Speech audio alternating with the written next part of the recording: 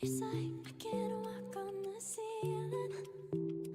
Oh yeah, got me dreaming, dreaming in colors I never dreamed. Oh yeah,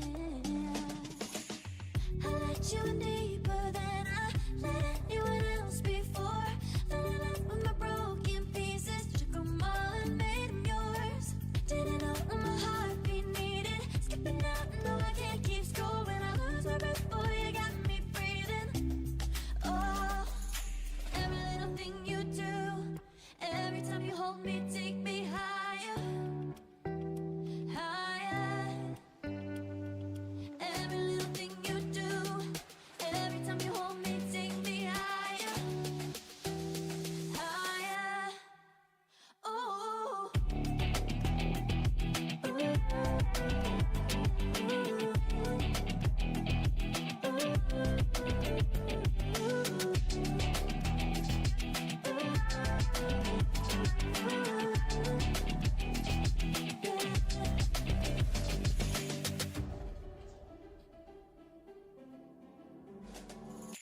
Magic.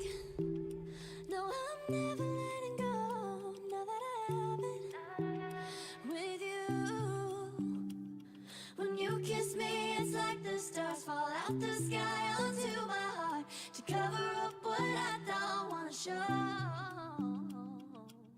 I let you in deeper than I let anyone else before. Fell in love with my broken pieces, took them all and made them yours.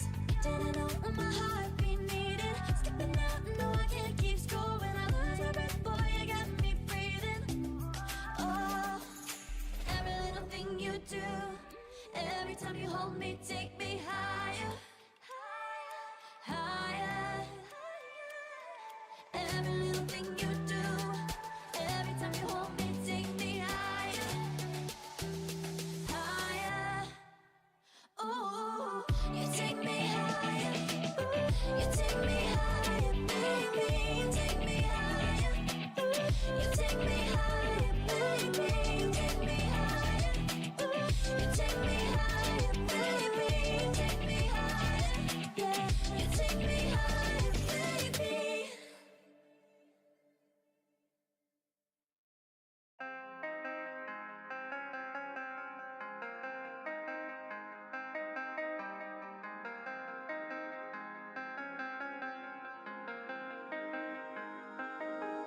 When I'm with you, I am able to keep pushing my limits, and all the drive that I have, well, I'm going the distance with you. I didn't know what I had till I knew what was missing, and everything that I dread, well, I built a resistance with you. Catch me when I fall, and I'll keep you on the ground. You were gone, I wish you'd stay. I could look at you for days. Time was well spent, that's when I knew that I need to spend my life here with you.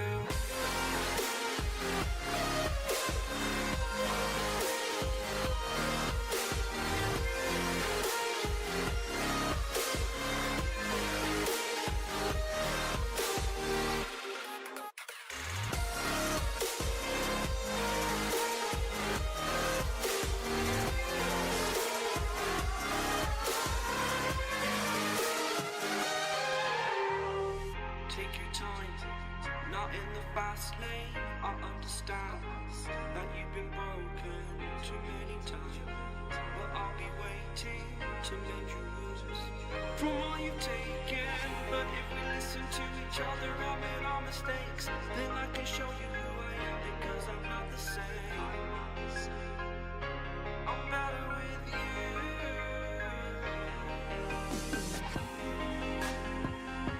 I'm better with you.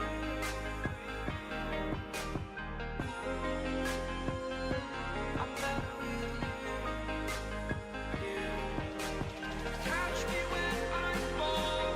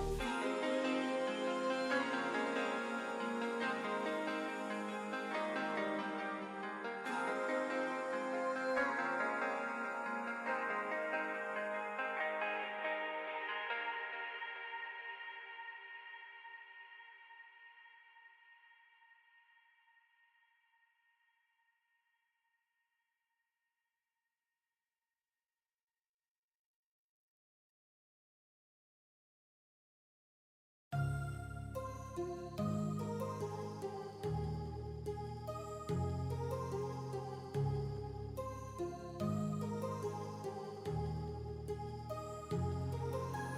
heart rages around like an ocean in my head because there are so many things that I left unsaid.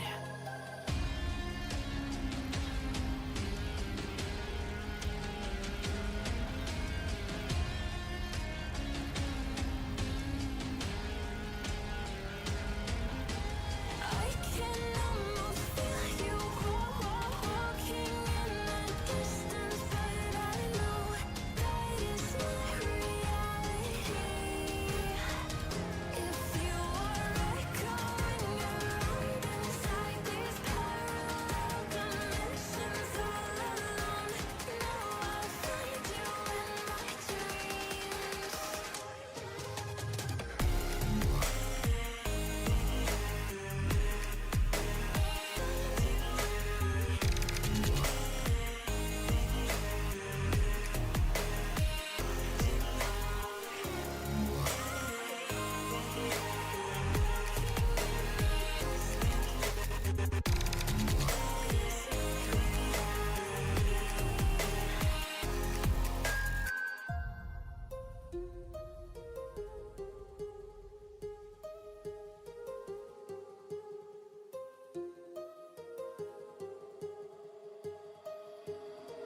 My heart rages around like an ocean in my head.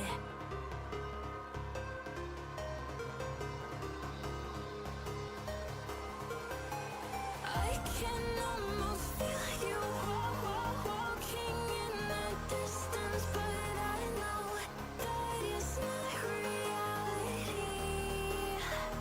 If you are echoing around inside these parallel dimensions all alone,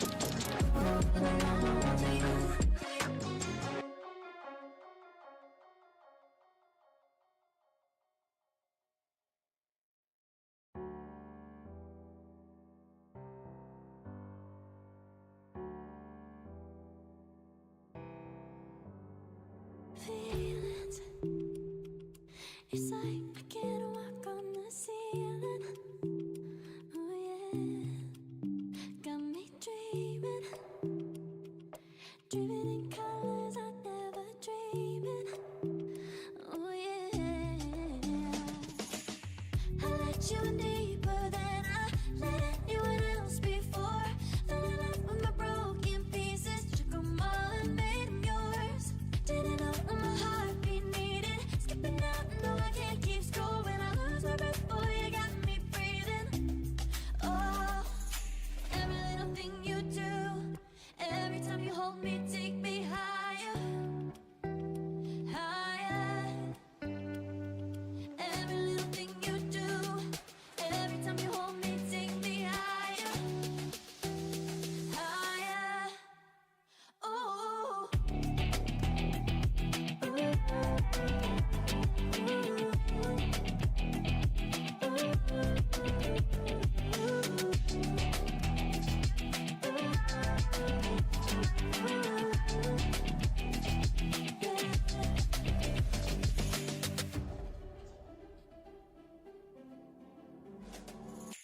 Magic. No, I'm never letting go. Now that I have it with you. When you kiss me, it's like the stars fall out the sky onto my heart to cover up what I don't wanna show. I let you in deeper than I let anyone else before. Fell in love with my broken pieces, took them all and made them yours. Didn't know what my heartbeat needed, skipping out, no I can't keep score. When I lose my breath, boy, you got me breathing. Oh, every little thing you do, every time you hold me, take me higher, higher. Every little thing you do, every time you hold me, take me higher, higher.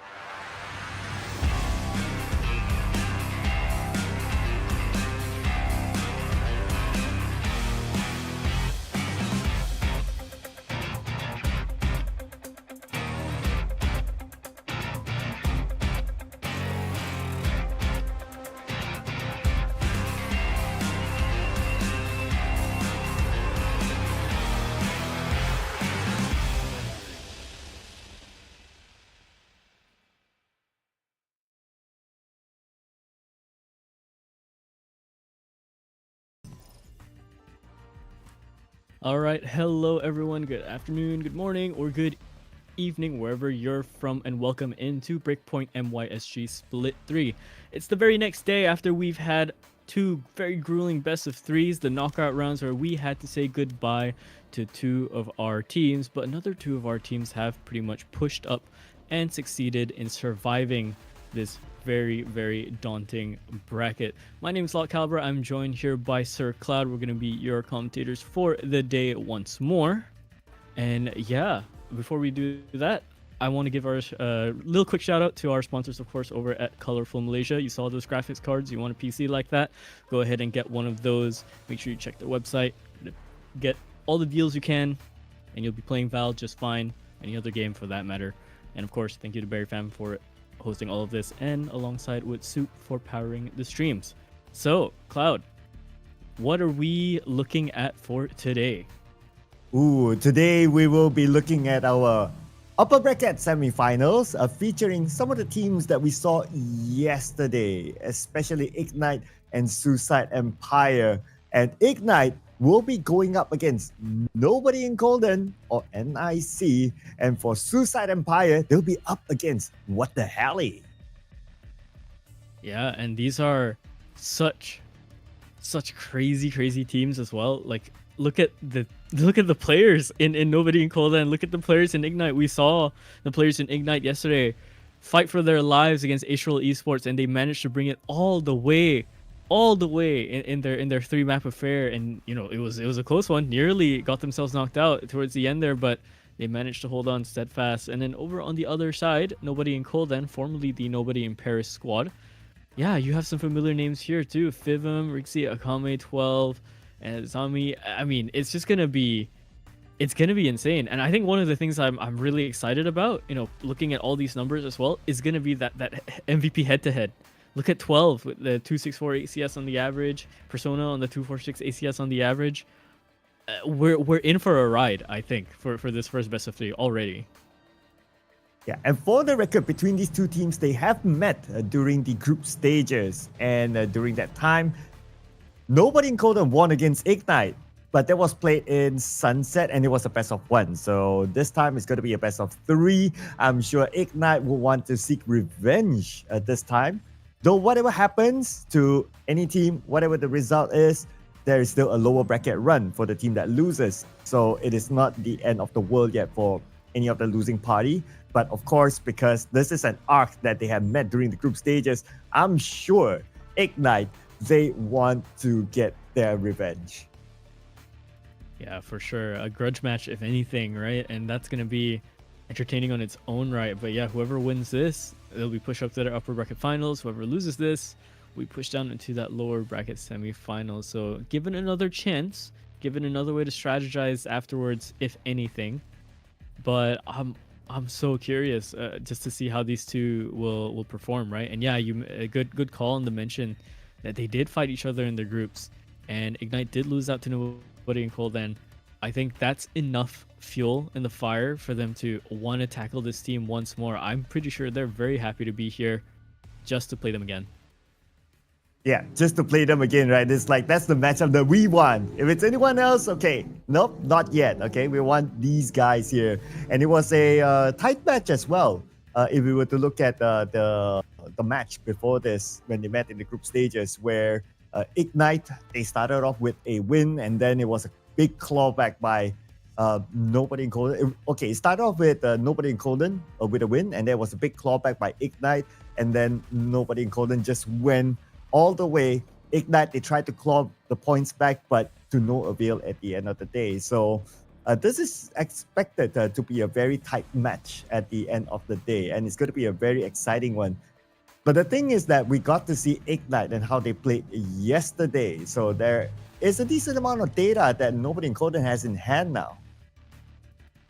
Yeah, and I think the certain way that I think Astral Esports yesterday caught Ignite off guard, especially on that Haven match, I think was enough to maybe rally certain strategies. Just assuming they've looked at every single detail and see the gaps, they're definitely going to use that for their own advantages, right? And then going on into that Ascent map, should we have that kind of same or similar map pool in general, or if we land on an Ascent, I mean, the retakes that Astrals was pulling off was immense. That was what, seven retakes in a row, right? And that they got their defuses. They just needed that one more to push themselves into overtime. So there's gaps in the post plant defense there as well. Although, one could argue as well that it might have been fatigue, right? Because it was already on the third map and it was already going the whole distance, nearly that overtime affair. But we're going to get into the map veto right now, and we're going to see what kind of maps are in store for us, especially when it comes to both of these teams.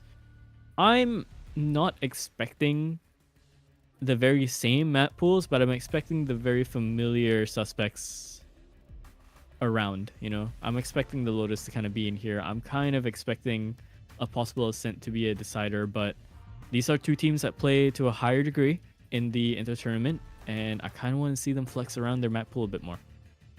But do you think that Sunset will be in the play?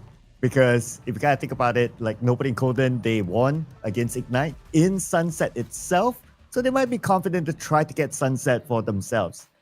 So it's not being banned out. The first two bans is going to be Bind and Haven. So there's still a chance that Sunset might make its showing here today. Yeah, and I think that alone tells you enough, right?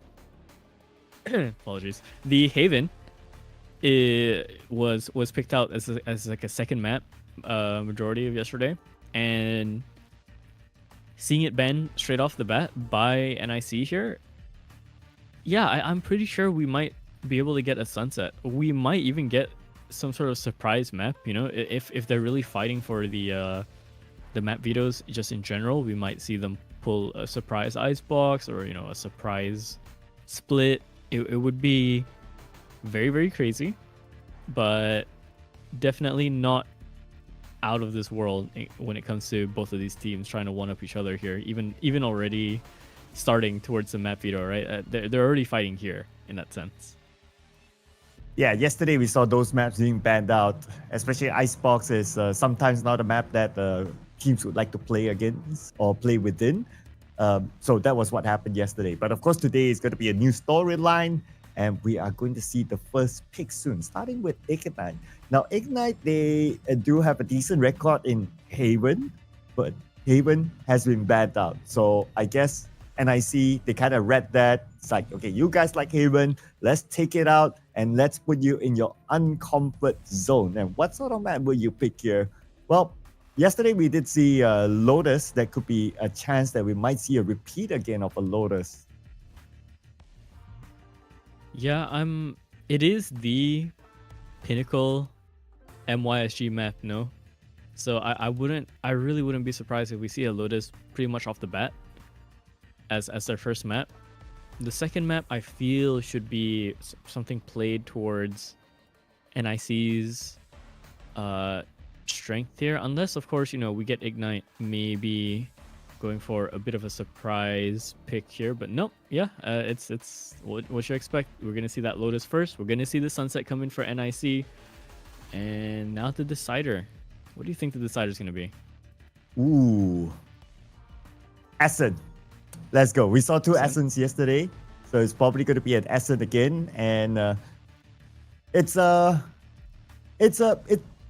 big map. I'm not really a fan of Essen personally, but you know, it seems to be quite a trend when it comes to competitive matches. So perhaps the decider map might be Essen. It's still in there. Icebox is still in their pool as well, so that could be a possibility. Though yesterday we did see Icebox being bad out. But if I were to put my finger onto one map, I'll probably put it onto Essen. That's definitely, I think, the median choice for both of these teams. If they really want to play this out, and I'm thinking about this, Ignite would rather play that Ascent, but I think Nobody and Coldline have a chance over on a split if they wanted to try that. But it really banks on Ignite banning the split first. If the split goes out first, then it's pretty much confirmed that we're going to get our Ascent match, I believe. But if they don't, then we might actually pivot over into a possible split decider. Yeah, they're really taking their time here on deciding which map. But of course, this is an important match because of the revenge arc. Not really so much about like, okay, who gets eliminated, but of course, ideally, nobody wants to play the lower bracket run. You would always want to win, get an easy run on top, goes all the way to the grand finals. Ideally, that's the case. But yesterday, we did talk about like teams might perform better if they have more games because they get warmed up more, they get into the groove more. So today, we could probably kind of prove our theory here, right? The fact that Ignite, they played yesterday and they played 3 whole matches yesterday.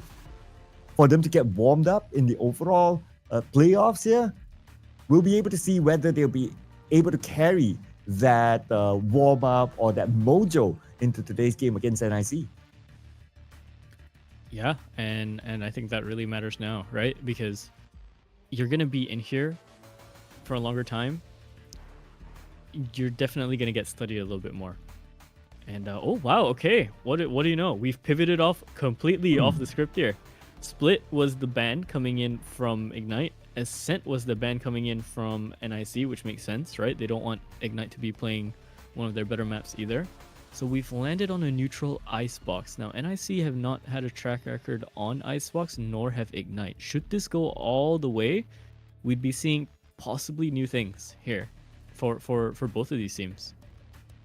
Yeah, and it's also the first time we're going to see Icebox in the playoffs as well, since we're only in the day 2 of the playoffs. But I'm excited to see Icebox. It's a smaller map than Ascent, so the game is going to be a lot more faster, and we can expect maybe some brawls here and there as well. So that's something that I'm excited to see if we do go to the decider map, that is.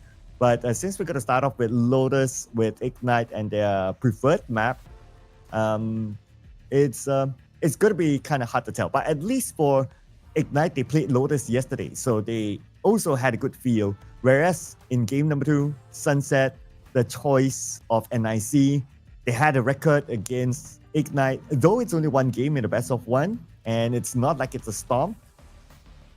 But then if you won against that map, against the same opponent, you'll be feeling good of playing game number 2, whatever it is. Yeah, I agree. The question I have in my head is that should they go into this, or rather when they go into this Lotus, what's the composition going to be like? Are they going to go something a little bit more default, or are Ignite going to pull out the ISO again, right? Because Ismonde has the ISO in his back pocket. That is one of his agents that he can play to a stunning degree at this level, right? And he can abuse the shields, he can abuse the double peaks and everything alongside with the vulnerables that he can throw out. It's definitely there as a statement, honestly. Sometimes you see the ISO come up and you don't really think about it as one of the more complex duelists that you could be running into the current meta, right? When you think complex, you're somehow thinking the standardized duelists, your Jets, your Razes, right? It's the playbook still being deepened off just that general composition. But the ISO is almost a challenge in a sense, right? He's meant to just be in every single fight. He's meant to be in the brawl every time. Shield up, shield down, doesn't even matter. He's going to be there, and Ismonde is a very aggressive player, so I'm kind of curious to see if he pulls that out again, or if they're going to run something a little bit more centered, because this is NIC we're talking about. And speaking of which, for both teams, defense side for NIC on that Lotus, defense side the other way going into that Sunset. And yeah, we're in for quite the show, I believe. Yep, we're definitely in for it, especially with the revenge arc for both sides here. Well, at least for one side, that is, and the other one to retain their clean record in this tournament. So coming up to this next match here, of course, our players are getting ready, and the agent's pick will be decided soon. ISO will be an interesting one. We did see one ISO yesterday in this same map as well, though it wasn't the best of results. But then again, it could be a possibility that these teams might want to go for that again, considering that it has a record in this map. Mm-hmm. And, you know, I did mention that what was it? Ismonde did pull out that ISO in a Haven a long time ago and went like near 50 with it. I mean, it's gonna be really hard to replicate that performance, right, against the current team that they're facing. But it's enough to tell you what he could do, you know? If you give him the gaps, if you let him into the game, if you're not very wary about how the character works or how the team can kind of follow around in terms of what you want to do or how you want to play the setup with your duelists, then it's going to be very, very troubling. I'm kind of already guessing that they might run into something more standardized just because they're fighting NIC. But then again, you know, if there's any time you want to pull a wild card, especially on Ignite's pick for the map, I mean this could be the one. You know, you could try and test the waters a little bit before you go on into your map 2. Map 2 is a Sunset, right? And Sunset is we haven't seen too much Sunset. I think NIC is pretty much one of the only teams left that runs the Sunset into their map pool. Everyone else runs the same, I think, Ascent, Haven, and Lotus. I think NIC have that Sunset to their strengths as well. Yeah, another agent that was pretty popular here in this map was Raze as well. So we can expect that to be one of the popular standard picks, perhaps. Of course, Omen, a key smoker, will be a key pick as well in this round. I think it's going to be a really tight one, considering that both sides, they have played each other, regardless of map, because they have played each other. And the last time they played, of course, was a best of one in the group stages in Sunset. And the scoreline was pretty tight as well. It wasn't a one-sided match. Now that we have the map that is picked by one side, right? So it could be that they could maybe be able to nick this one. And I don't know, man. I have kind of like a feeling that we are going to look at a game 3 again for today. I wouldn't be surprised, and I would actually be very, very surprised if we lock this down in 2, right? Because I mean, just seeing the names, I feel like this should be a brawl all the way into map 3. So anything less than a map 3 means that someone has read the other team way, way more, or they got through with a few lucky rounds here and there, which really, really breaks them, or the strategies that are being played are immensely good. And they've done the mid-rounding, they've done the early calls, they've done the late round calls as well to almost perfection, right? For them to be able to do that. But yeah, I think this should go 3 as well. I'm expecting 3. Yeah, we didn't expect, well, we might or might not have expected 3 yesterday. I mean, some of the rounds look like, oh, okay, this is going to go a 2 yesterday, but it all went to 3. So sometimes you have to expect the unexpected when it comes to these sort of matches. The level of preparation that they have, both sides have their own advantage and disadvantages, depending on how you want to look at things. Ignite played yesterday's games. They gave out 3 maps worth of stats to NIC. So that could be something that NIC can use to try to overcome them.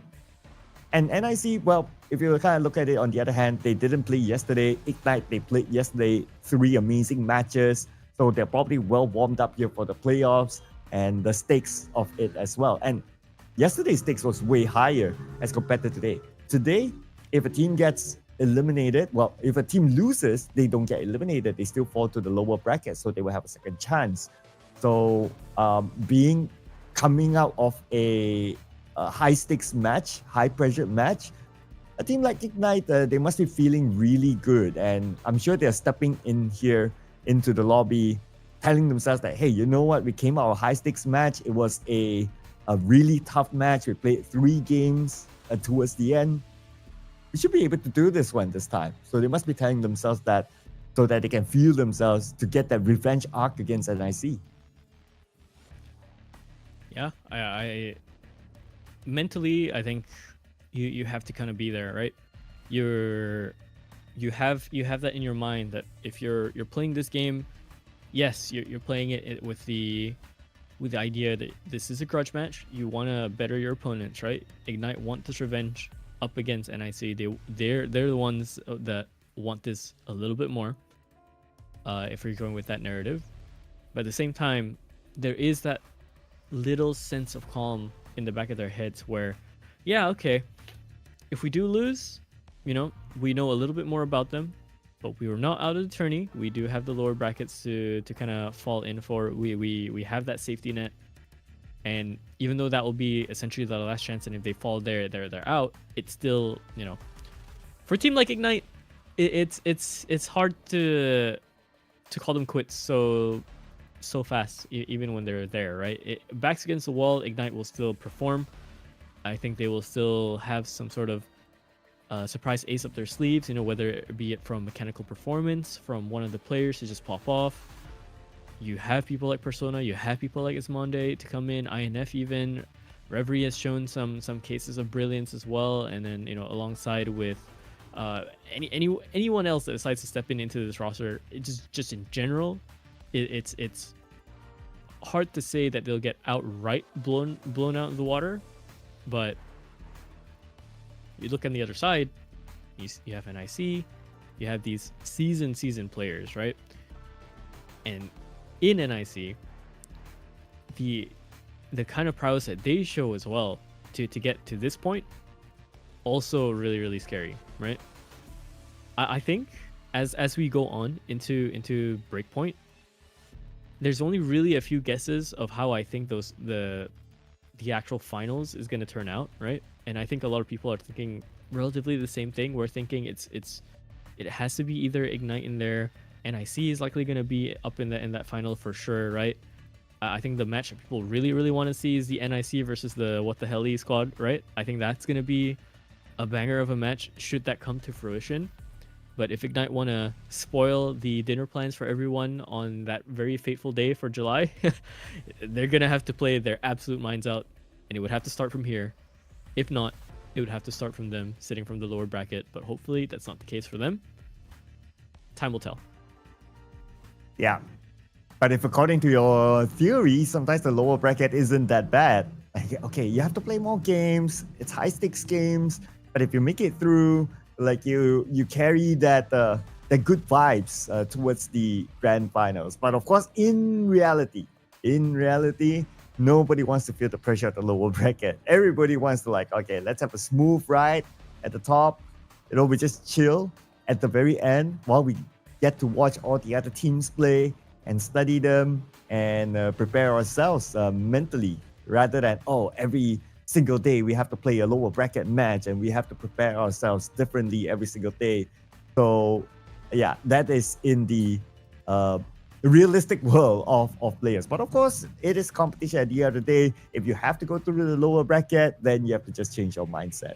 But speaking about what these players are going through, they'll be going through game number 1 today. We'll start off with the agent pick in a Lotus. All right. So, again, I don't think there should be any sort of surprising picks. I feel like any sort of hover, I'm gonna ignore any sort of hero hover here because, they're baiting me. They're baiting us. I see the waylay there. I'm not looking. Not looking? Okay. I'll tell you when it's locked. Yeah. Mm-hmm. But what we did expect, of course, the Omen is in. Probably we're going to see one raise. Yeah, we're going to see one raise this time.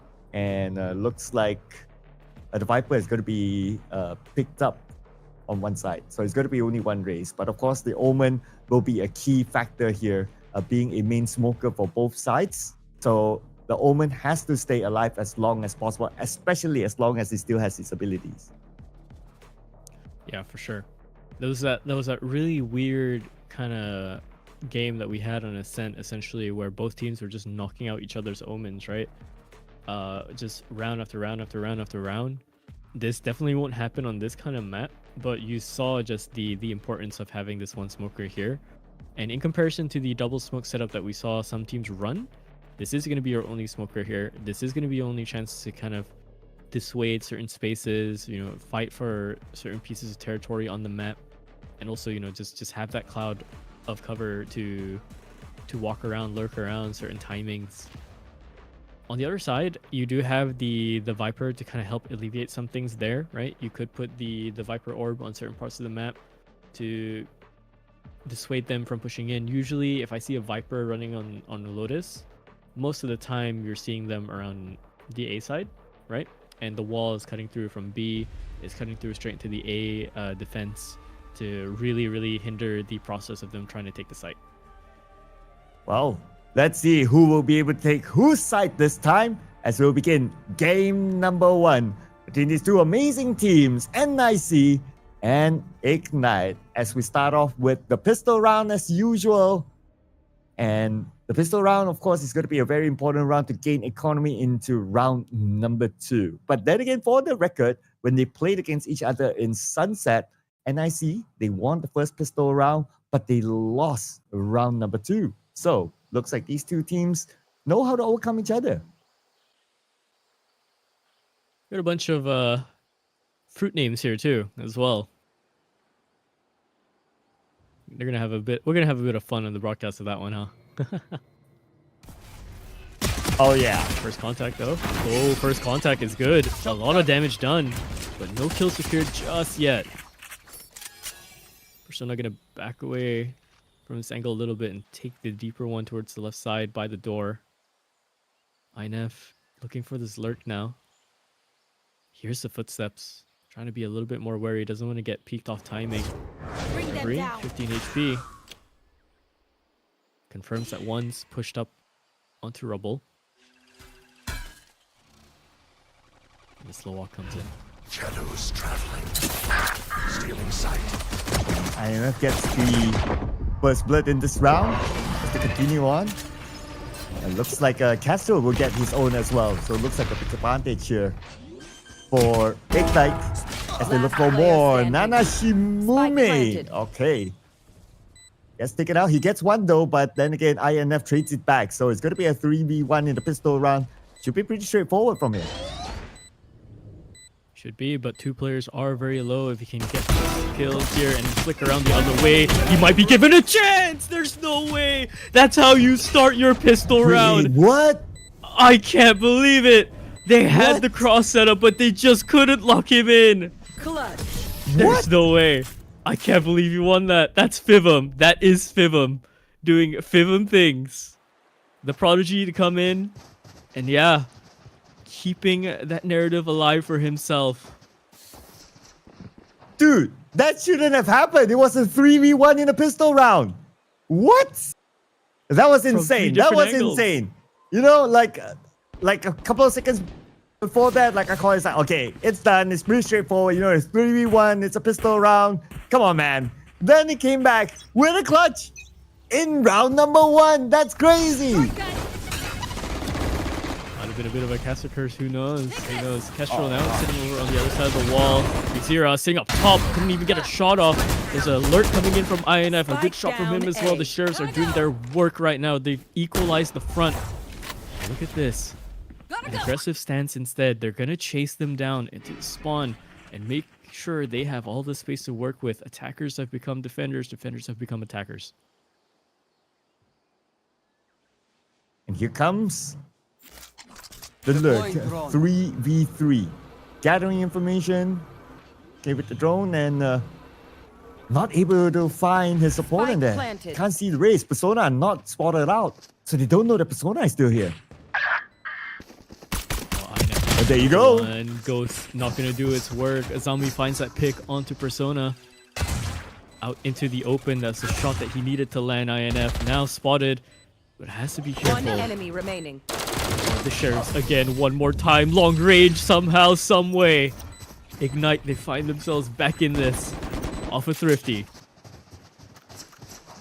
Well, this looks familiar. So even in the sunset round during the group stages, NIC won the first match and Ignite won the second. And then they had a 4-win streak from then on. But then again, this is only round number 2. Now coming to round number 3, when it comes to economy, both sides, not too far. Maybe NIC a little bit on the downside. But then again, this round is going to be a half buy here by NIC. So it's going to be quite a challenge for them to try to overcome for this round. Here comes Persona. Oh. Got tagged by the Sheriff still from long range. Outlaw definitely looked like would have won that fight. Not close enough. Every single one of these players on the other side does not have armor. And already they found one pick. This is looking egregiously well played from the side of from an IC.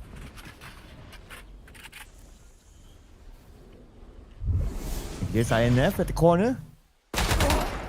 Okay, there you go. The split just in time. Notices his opponent. But then only with a classic. Oh, he managed to get it. Rigzera with a classic. 1 life and a dream.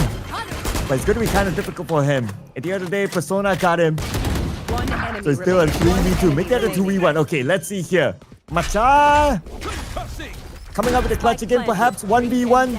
Reverie will be blinded for a moment.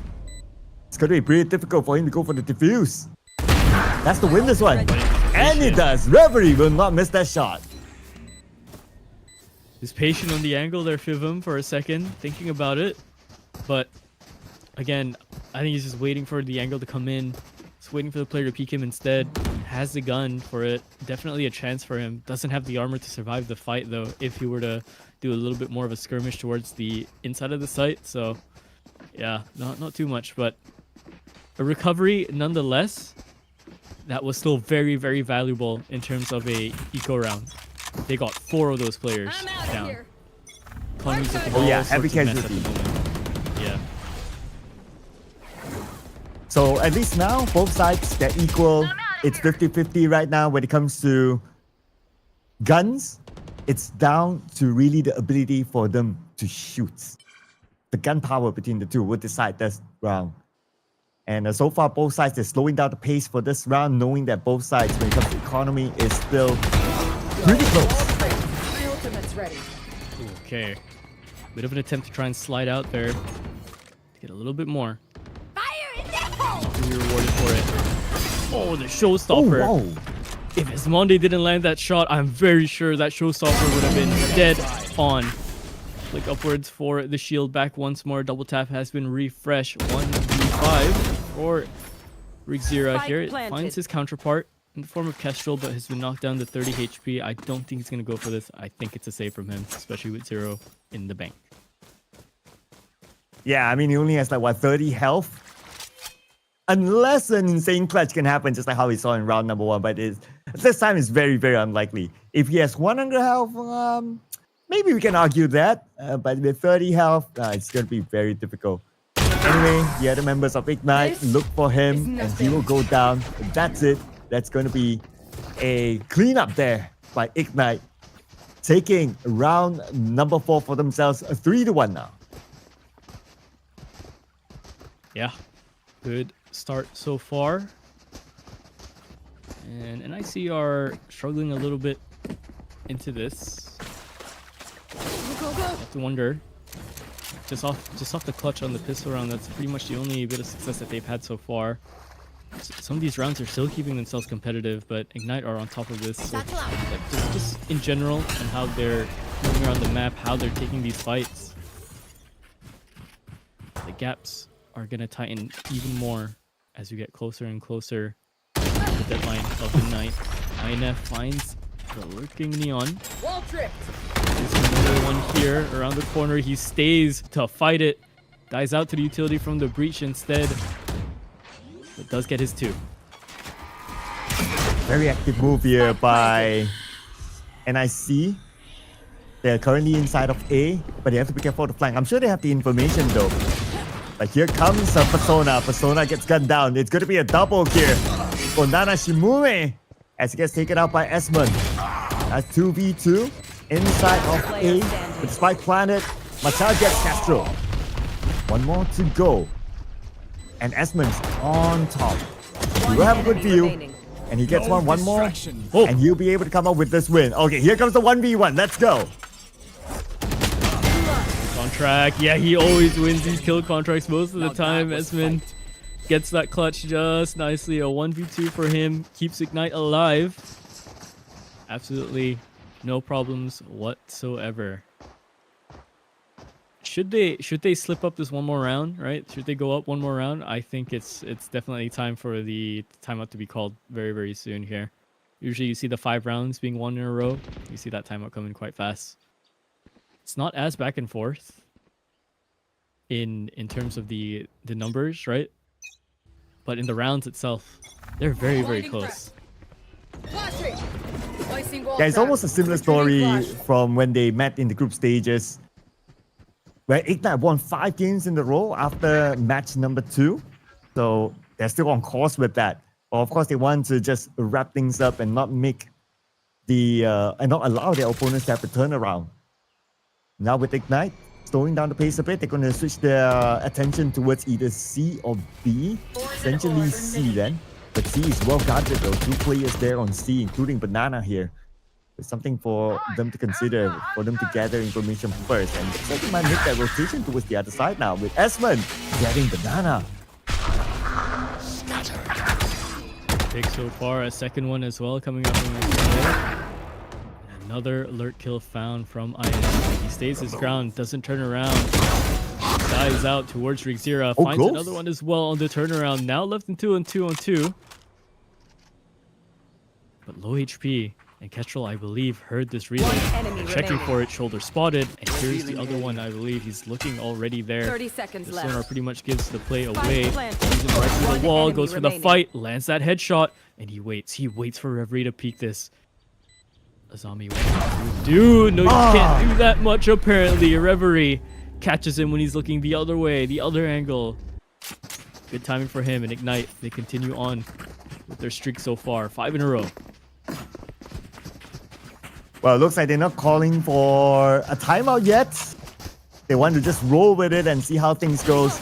But we were to look at the stats right now. Looks like Banana needs to step up the game a bit. I mean, 0 kills so far. 061 KDA. He definitely needs to get his groove on in this round. That is that's 12. See if he can get absolutely right into the skirmish. We're seeing Azami pick up 2 already. The Neon with the overdrive coming in for more. So far they've balanced out the fights. That's onto this 2-on-2. Minute 20 seconds left. It's all chaos between these two teams. Looks like the spike is getting closer and closer towards A though. But they have Last to deal player with one standing. player. That's going to be Mr. Machao on the other side getting INF. 1v2. Reverie has to pull off a clutch here. Making the rotation towards B, but then again B. It could be one player waiting there. It's going to be Banana. The moment he plants the spike, they'll definitely rush in here and it's not too far away. He has the time for this play. He has the spike in his hand. He's gonna look for it. He's gonna look for this play. Oh, but the timing is a little bit too rough for him. Could not find the Viper. Could not find 12 over on the other side. And with that, puts him 1 onto the board as well. Another round secured for the side of NIC. So some stability found. Very aggressive defense essentially coming in from them. And a bit of a tech pause as well as we get things settled into this first half. Yeah, and the good news is that the Banana actually added 1 kill to his books. Finally with this round. Got that 1 kill, getting the win, breaking the streak. So far so good, but okay. Both sides get to get a little bit of a breather right now. So if we were to look at like how the gameplay of Ignite, how they won those previous rounds, is that they played actively. They played aggressively and they made decisions a little bit faster. So maybe that's something that they want to fall back to. But I'm sure NIC would have read that as well and they would try to overcome it. And so far, the way that they do that is that they just wait for NIC to come towards them. And they seem to be better just playing patiently on the defensive side. And when Ignite comes in, they know what to do. Yeah, I think there's a case for defaulting here on this map, and there's a case for playing aggressive. You can tell who wants to play a little bit more aggressive, right? If you're running this Neon, then definitely you want the space. You definitely want to get way more angles than they can get just off timing alone, and try to work off that instead.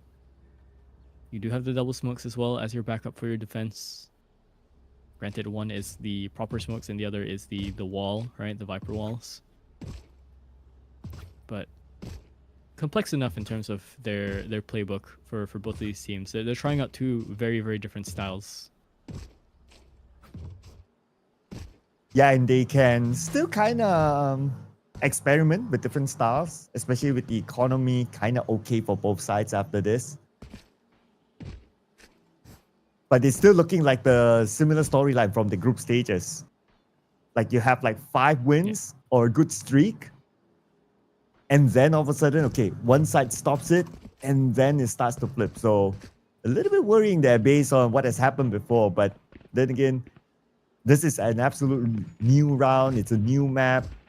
You know, that kind of record probably doesn't mean anything unless if it kind of like affects the psychology of the players. Then it will be a big problem. Hopefully it doesn't go to the point of like, oh man, it's going to happen again. Are they going to turn us again this time when we had a good streak? Gotta know how to reset every round and put the past aside. Yeah, for sure. You need to be always on your toes. You need to make sure your mental's in the game, right? Game isn't over until it's over. Then you can think about stuff. In the match though, when it's running down the clock, when it's taking these sites, you have to think about doing your job. You have to think about adapting. All sorts of shenanigans put out the window in the meantime. Like both sides are going to be ready here in a little bit. So we're already seeing this kind of fall towards the A side rubble. So we might see another skirmish here once again. And this is usually the case for teams in this region, right? You're always seeing this kind of fight happen here every time for A control. A lot of the other regions as well start to pick up on this. But Asia has their specific taste for doing this fight. It's always chaos every time. Speaking about chaos, we're going to see chaos right now. It's going to be a fast rush in here by Ignite. It started off well by Castro Reverie getting kills on the board. This is what they're looking for, bringing the momentum into this round for themselves. And so far so good. Looks like the aggressive push here by Ignite works well for them as they will claim this round 6-2. Alright, they can be happy with ending on 6 if they wanted to. But that would mean the other side would come in very, very equal. Economy put into the sidelines in the meantime now for NIC. And seeing the stingers, you're seeing... Oh, is that a hero rifle coming in? Need to move my wall. It's a hero guardian coming in, okay. Without any armor, alright. Let's see what Banana can do with that one. What 12 can do with that one. See if he can up the ante a little bit more. Rigzero does have that stinger, armor as well included, so he has a little bit more survivability. The rest running the classic, and the sheriff, of course, in the hands of Azami. Azami has been really good with this. Let's see if we can get a little bit more. INF finds his lurk coming in. And it goes down. Finds Rigzero as well. That's the stinger, that's the armor. And slowly, and surely, Ignite, finding their way around the map, finding the pieces that they need to. Every single time, Azami has a sheriff in their hands though. Always good for one. While triggered, should be expecting this. And yeah, good shot to clean that one out. Triple kill for INF. They continue their lead into number 7.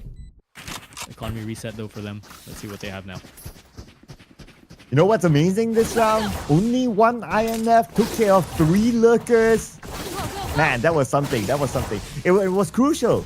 If he didn't deal with those lurkers, then his other teammates would have a big problem because they were already somewhere at A or somewhere in between and they were busy in front and those lurkers could do a lot of damage to them. So the fact that one person took care of 3, that is optimization for you. Yeah, for sure. And I think he just knows that timing really, really well, right? INF's a very smart player.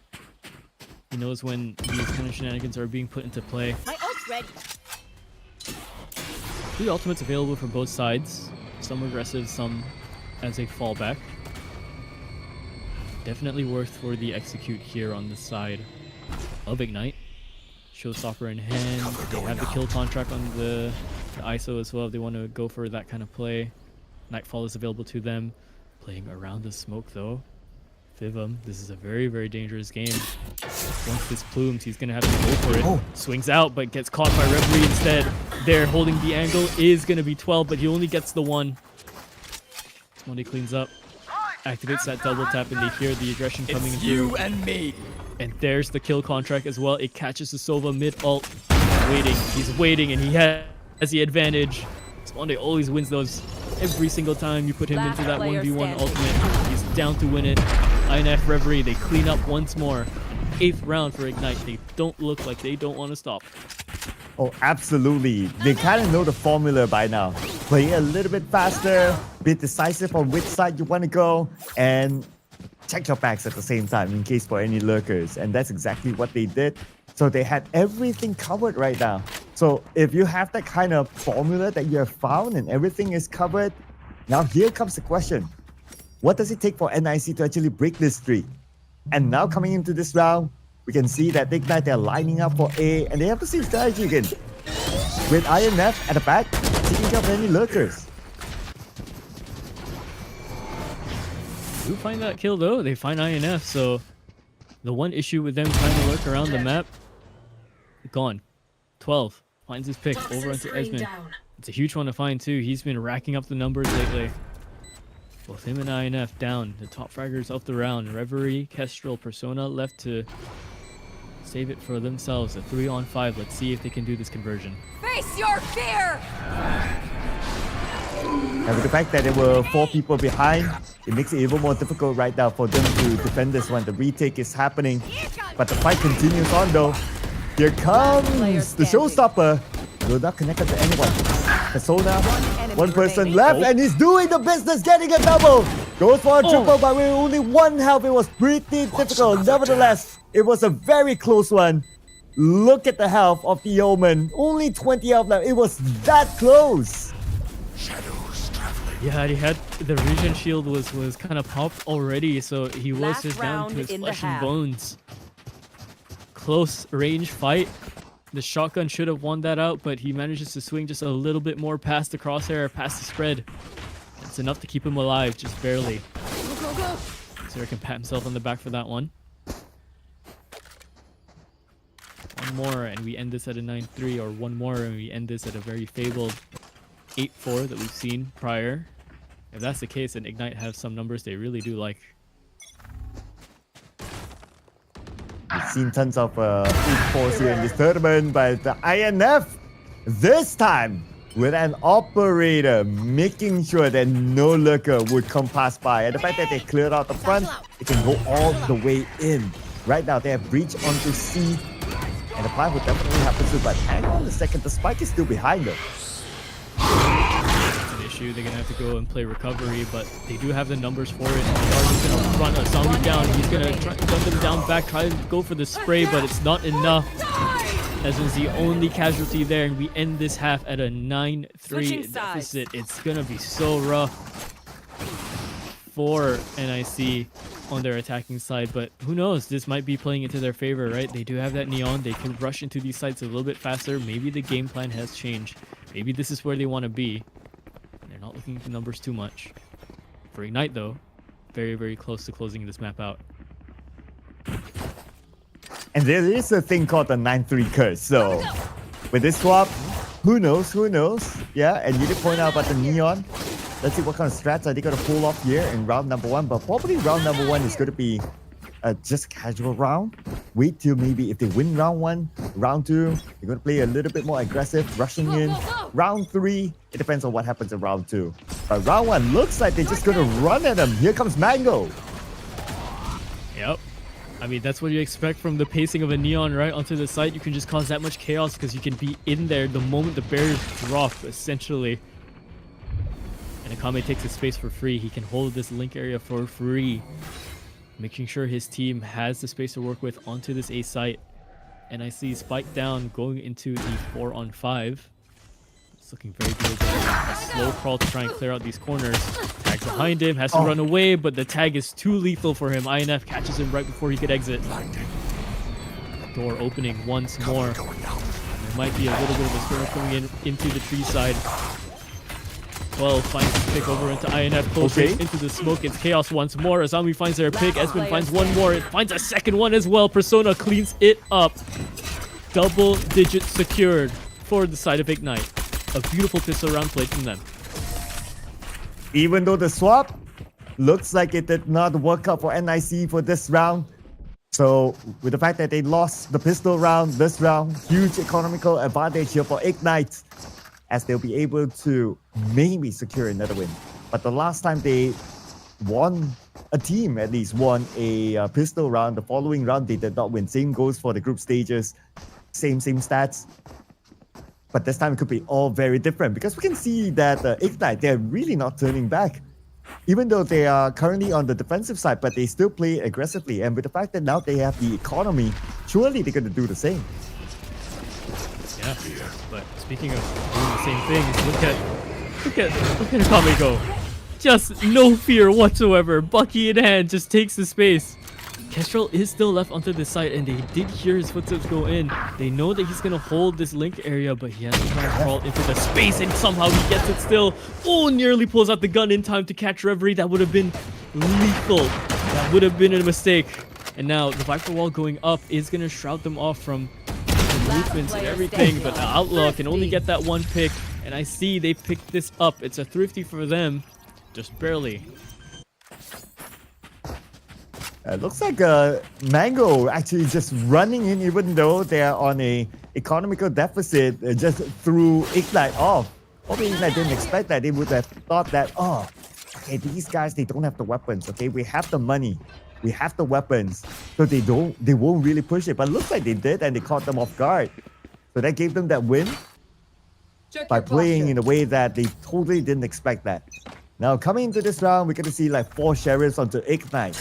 As we head onto it, let's go. Well, they did do a thrifty before with way lesser, I believe.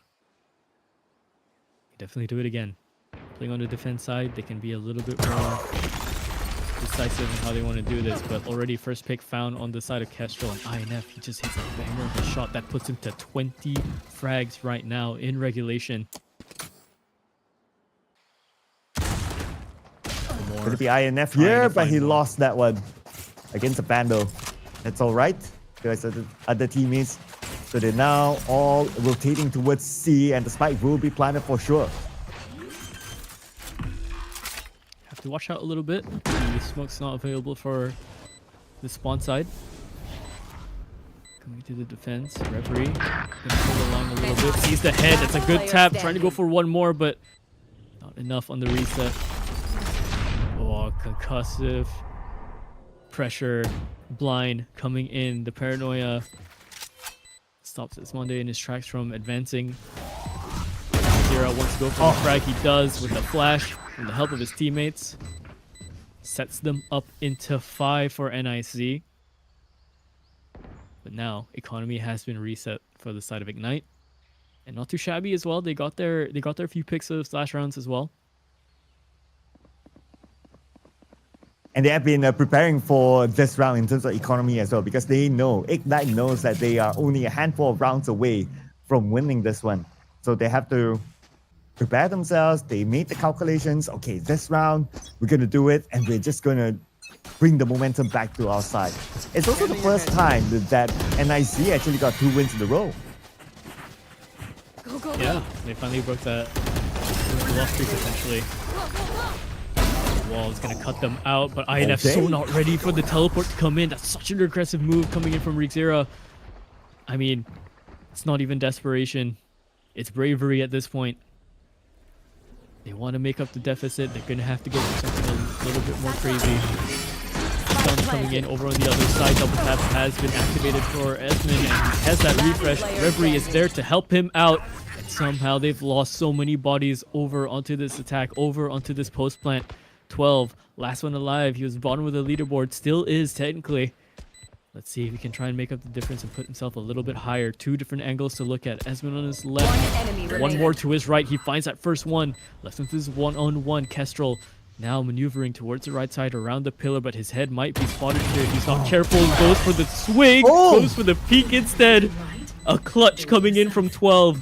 And yeah, no longer at the bottom of the leaderboard, matches up with his teammates. 4 9s over on the side of NIC, but a round closer to match up against Ignite. From Banana's angle, he'll be able to see the hit, but his opponent won't be able to see him. So that's the advantage that he got earlier on to land that final shot, to come out with a clutch here. 6-10, and then now in a 3-win streak. Right at this moment, Ignite, they're still finding it hard to get it back, and this round is not going to be any easier for them since it's going to be a safe round for them. Here we go with 4 Sheriffs in hand. Sando with some armor, regen shields, the 2 of them. A Stinger as well in play, so this is a little bit more lethal than usual. They can't be giving these fights away though. The last time they were waiting, they were being very patient against a round like this against Ignite, and they were able to get away with bloody murder for some of these. Give them an angle, you give them a way in, and it might be over. Kestrel, that's a good first pick. Found onto Fivum. There. A-side defense up next.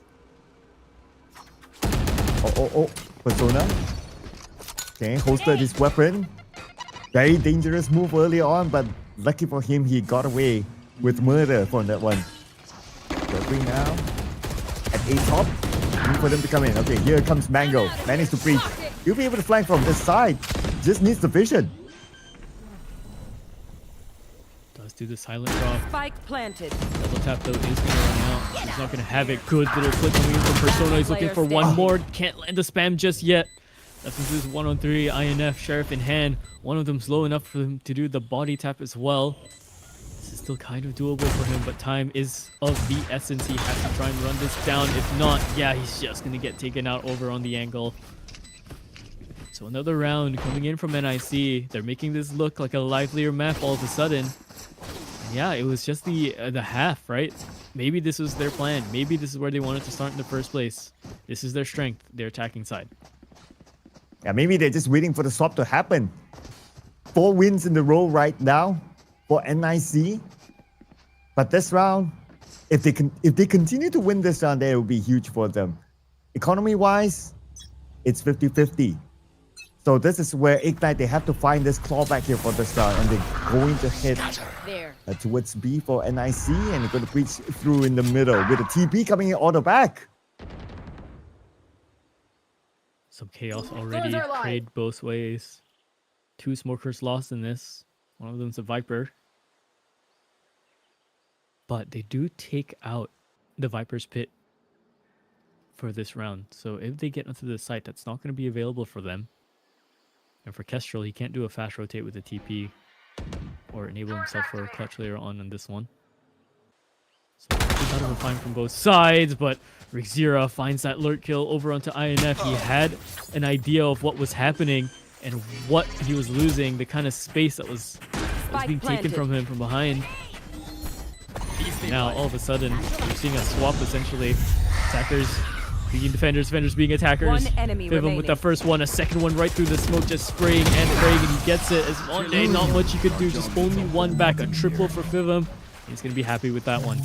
Closing the gap ever so closely now. 5 in a row is what we're seeing NIC pull off. Ooh, we're 8-10 right now. They're edging closer to the double digit. And towards the end, 3 players from Ignite heading towards C through C main. So it was like kind of obvious, like, okay, you have 3 players there. You just need to aim down C main and you'll be able to take them out all together. Just need to focus on that area. So they find it hard to kind of break the streak of NIC because of that formation. But it's not over yet though. Still have this round, but they're back to all 5 sheriffs. Ignite and Sheriffs. Lethal still. They're going to play a little bit more patient like usual, right? They know the economy is on the back foot for them. They know Ignite love to go for a play where they slowly filter out into the map to try and look for a pick, right? And make it their advantage. Patient, going for the spam, up close the shoulder spotted. And he stays for this fight, Rigzera. He wants a little bit more, but his team is calling him to go because he does have backup in the form of a zombie, but he goes down as well. That's a rifle available for them for the pickup. Here it is inside of A sites with the spike there. Machado plant, but they do have one lurker though. Persona is going to be the one to lurk. Gotta be extra careful because Rigzera is there waiting in case of anyone's gonna just backstab them from there. So he will be the guardian for the team. It's gonna be a different strategy as compared to before. The fact that they still need to retake this one. Persona spots one now. Rigzera on the other side takes a bit of damage, but Persona is kind of low as well with a headshot by Rigzera. Takes down Persona. 2 left for Ignite. Triple kill for Rigzera so far. He's been the hero for this round. Making sure these lurks are not able to get their picks. So careful, but a slide and a tap is what you need. Stylish as you are, Neon. And ooh, nice little double kill to go off on the ending there for Esmond. So not too bad. They find 3 in the round. Have to let them invest a little bit more into this one. And yeah, a timeout going to be called as well for the side of Ignite. They don't want to lose their lead here, and they've lost so many rounds in a row. They can't find their answers just yet. Yeah, the storyline is almost the same like how the group stages was. It kind of looked good for Ignite at the beginning, and then all of a sudden NIC just take it back one by one. They are 9-10 now. They're edging closer to drawing it out in the next round and then potentially overtaking them. So this is definitely a timeout that is very important for Ignite to reset themselves, because it's like, what, 6 rounds in a row right now that they were not able to overtake or just break NIC apart. So the conversations here must be just focus, guys. Just come back, play our game. We know how to spread out. We know how to overtake this one. Just need to find our groove again. So let's see if it actually works out for them now that we're going to restart the game in 3 more seconds. Their aggression was working out earlier for Ignite, right? You see them take up the space a little bit more. It catches NIC a little bit off guard. The slow play has been killing them ever so slightly more, right? Because they're all of a sudden very surprised by rigzero being in positions that they just were not aware of. Or their INF is aware, it's just that rigzero just wins those out, right? So hitting their shots that they need to. Paranoia coming right through, and Esmond, yeah, there we go. There's the aggressive play that I was talking about. You cannot let them have the upper hand in just getting the space that you want, but now flipped over into the other side. Are they watching for this kill contract over inside? Does he win this out against Vivum? Yes, he does. Reverie finds that pick over onto Mango as well. But triple kill for rigzero all of a sudden brings this into a weirder conversation. A 1-on-1. INF versus rigzero. What do we have here? With the spike at C main. Okay, a bit of a TP there. He took the spike and now he's going to plant it at A. Very, very smart move. He was definitely prepared for that one. Now with the spike planted, the pressure is going to be on IMF instead. And it doesn't seem that he knows that INF is actually lurking behind. So INF is getting closer and closer. And let's open the door still. Not ready yet. Good hit. Flash. And the ult as well. Steel Garden does miss, though he manages to TP the other way. Oh, but doesn't peek out the right side of the smoke. He thinks he's still in tree. Having repositioned rigzero. What a clutch from him. Managed to bring his team back from the brink, and all of a sudden we're tied up. Both teams playing the streaks in terms of round wins. There's nothing back-to-back about this. It's only just endurance for the long run. Ooh, it's only just endurance. It's only just focus right now. Looks like the timeout did not really bring them back into the game. It's 10 for 10. Shadows. What sort of strategies can they play now? It's going to be a difficult call, but it looks like it's going to be a straightforward call for NIC as they will all in focus onto A by getting the first blood onto Esmond. But they have to be careful of one lurker INF behind. Here's the jump. He's kind of tempted to go for it as well. This is just 12 looking for Killer coming from C, but he's much, much closer INF. So you could get a bit of a surprise round in here. Cover going out. They're holding so far, right? It's a good idea for NIC. They got their first pick. There has to be a response coming in from Ignite. Off your feet! Over onto the other side, the Rolling Thunder comes in, has to try and block himself out from this fight as well. Nades, everything, satcheling away, still stunned, somehow manages to get that pick against Mango. And the rest of NIC filter into the site. A flank coming in, but only just the one. 1-on-3 into the Viper's pit. Gonna be shut down as well. All of a sudden, NIC, they take the lead. And this is the first lead for NIC in this round or in this match. Okay, there are 11 right now, and we did talk about the theory of like, okay, if you're at match point, the pressure is definitely on, and if they do make match point after this and it becomes 12 to 10, the gap is not that far. The gap is very, very close. So the cushion to fall is very thin as well. They cannot make mistakes. They have to ideally get a streak from here. Yeah, and we'll have to see how that goes out, right? Because if Ignite loses this round, their economy's broken again. Oh, but that's a good first pick. The Paranoia coming in as well. They saw one blinded for Reverie and only pick up the other one towards the back. That's Fivum going down. Overdrive has to be used here and only gets the one. Kestrel coming right into the smoke. picking out 2. They're losing numbers still. Azami finds one more headshot into Kestrel's head. A good trade for his teammates that he just lost. But set into a 1-on-2. Ignite. This is the closest that they can get to tying this up once more. Let's see what Azami has in the tank for a clutch round. A whole minute to work with on the clock. If he decides to rotate into B and or C, he has an opening. And he still has the time to do that. Probably going to make that decision. He's heading towards that side. Still has time for C even though. 40 seconds on the clock. Looks like INF and Asmund is not really moving. So if he has that information, he'll be able to plant that spike and just delay and buy left. enough time. They might want to consider a rotation later on because it's just too quiet. Okay, he's going to go for B instead. It's the spike. Forces him to move in. Shield up, and yeah, the shield just saves his life. That would have been dead on for a zombie, and I think he would have been up for the clutch, but yeah, what can you do when you have a whole shield that can tank that headshot bullet, right? Just want a good pick on the ISO, and we're seeing him pop off now, leading the charge 24 and 15 on the side of Ignite. Good stuff for him. Good awareness as well, to think that he's gone for the tap. Knows that he has the time. Knows that he's holding that angle. So we're back to a draw right now, 11-11. Whoever wins this one will be at match point, but this will be the closest match point that we've got so far in the playoffs. So this will be very interesting to see if it's going to be potential overtime. But focusing on the C right now. We see the movement here by NIC. Have a lot of interest there. But at the same time, be careful of a lurker behind coming from Rexera. Dealt with, but the Neon manages to run and dissuade the crosshair from landing anymore.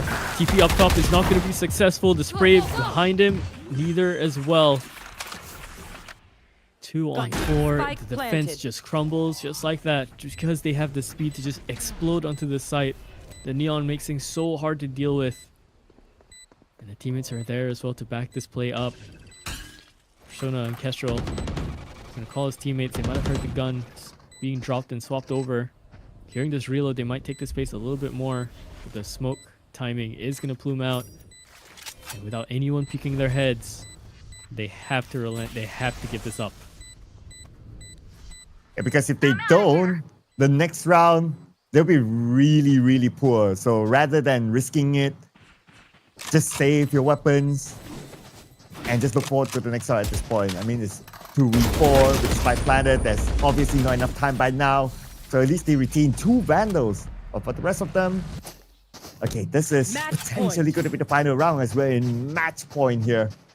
Match point for NIC as they claw back lots and lots of rounds to be at the stage. They do have the Nightfall available to them. They wanted to go for a little bit of a aggressive kind of play, right? If they wanted to really steal a play out of a playbook, like something we saw with what Edward did, it would be Reverie pushing the Nightfall, Kestrel kind of TPing behind them. But again, this is a much smarter team. They might be more aware of that play being a possibility. Slow walk up into A so far. Door is going to be cracked open. That might call the team to just push up and take the space right now because they do not have the time. They do not have the space to lose. They want to catch every single advantage possible. So far, flank is not being actively watched, but it is being noted of, I'm very sure, in the team comms. They're going to hold a little bit more and not push into this A site. They're hearing and seeing all device utility around the corner. It's going to be activated. The drone's going to go in first, but it's not going to pick up anyone just yet. 12 looking into the flank. Anyone just there doesn't know that just yet. A TP coming in to just try and confirm a little bit more information for Kestrel. For his team to push up here. INF sitting in the smoke. Nightfall coming in. They're now deaf. They do not know where some of these footsteps are going to come from, where these fights are going to be. And look at the chaos that's coming in. A slide coming in from Mango. Make that another one. Nice. NIC are making this look so doable. Left into the 2-on-2. This is where everything holds its line. Azami left onto drop. Kestrel a little bit more aware of it. Taps the spike. Does he go for the swing? He does, but no. A swing from both sides. NIC. They do it in a shriek on their attacking side. And they make the comeback that was a 9-3 curse. Whoa, that was a 9-3 curse. You're right. That was insane. That was a big comeback then. Not gonna lie. Wow. At first I thought that, okay, they're just gonna go all the way. And then the moment the swap happened, it's like, oh, okay, they seem to be a lot more comfortable on the other side. And that's where the 9-3 curse happened, ladies and gentlemen. Let's check out some of the stats here from this round. And looking at the stats, well, Ignite, they actually did very well. If you were to look at the stats here, Esmond, top of the charge, KDA 24, 17, 7 with 2 first splits. But NIC, they had 2 players on top of here with 3 first splits for 2 players. So that's also a testament to how hard this round is for NIC. Yeah, I mean, Ignite put up such a good fight on their defense, and then swapping over, they're just crumbling, right? They just couldn't deal with the pressure that NIC were putting up. It was just so much coming in from the Neon, the double initiators as well. I mean, it's such a thing where you think about having 2 initiators, right? But when you have that pressure, you have the recon coming in, then you have the flash coming in from Fivum as well. It's just so much to deal with, and the shots that were being hit by everyone is online today. Every single one of these players on both sides are actively playing to their best that they can for this map. Lotus is always very entertaining, and yeah, I'm not disappointed with that whatsoever. I just like to note that was 8 in a row once they swapped the other side. 8 in a row. 8 in a row. But can they carry on the row onto the next round? Before we find that out, we're going to take a short break, ladies and gentlemen. So do not go anywhere. We'll see you guys after this break.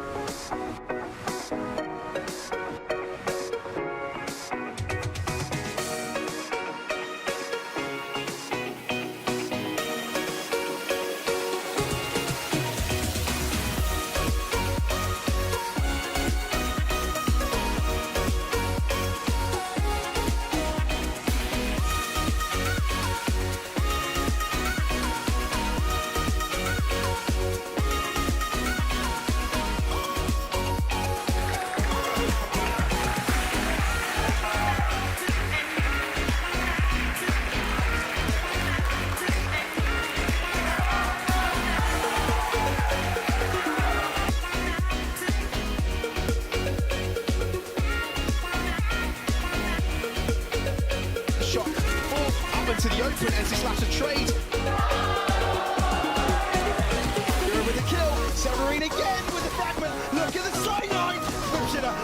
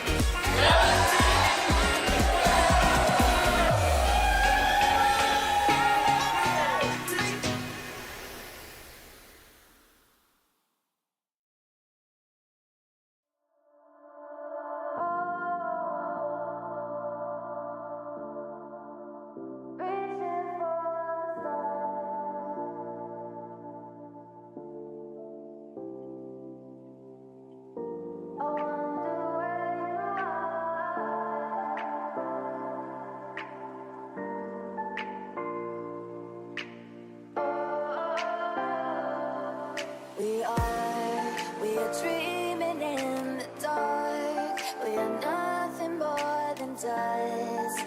Search but you stay lost.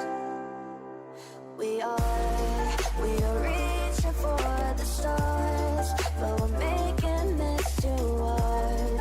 And I wonder where you are. Mysterious, that's the part you always show. 'Cause you're too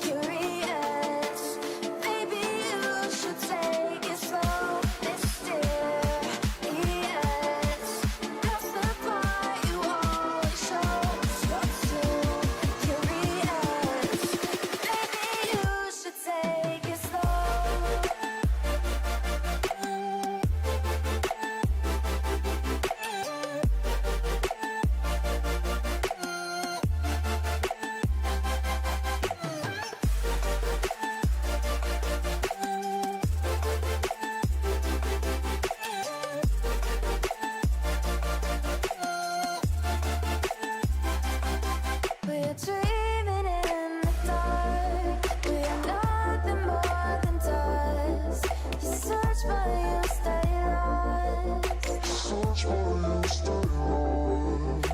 reaching for the stars. We're making this too hard. And I wonder where you are. Mysterious.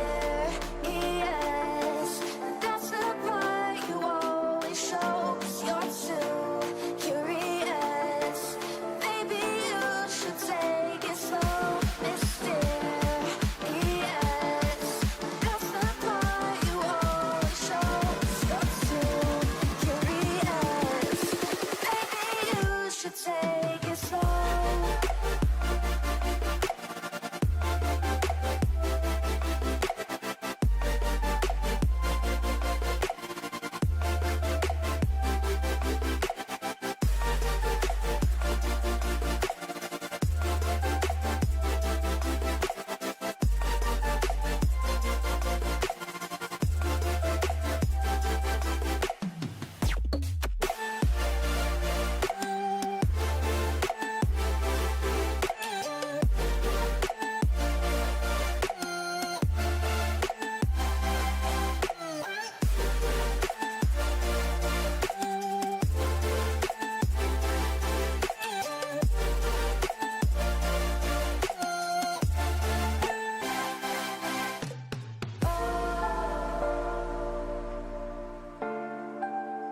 Reaching for stars.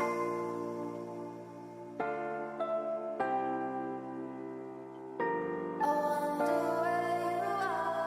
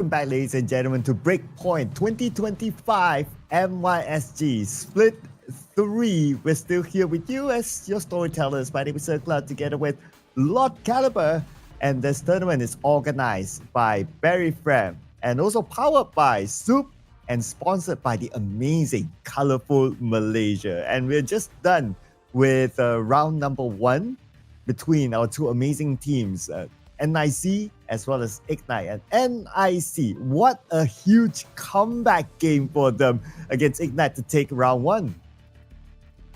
Yeah, that was what, 8 in a row once they swapped halves, and then they just pretty much just took it from there. Ignite tried to really cement themselves into the defense, and I think they had a few answers going for them, but the aggression that NIC were putting out just a little bit too much, and I think by then Ignite had already kind of lost the plot. So that's kind of rough for Ignite too. That's their map pick. You know, the Lotus is one of their strongest maps, and we've seen that time and time again over this entire tournament. We're now heading into NIC's map pick, a Sunset.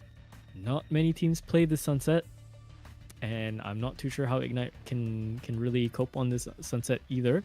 I'm sure they have some fallback in terms of certain strategies, but it's very, very worrying when you run into a team that has a distinct map in mind that they can always play, and you might not have answers for it.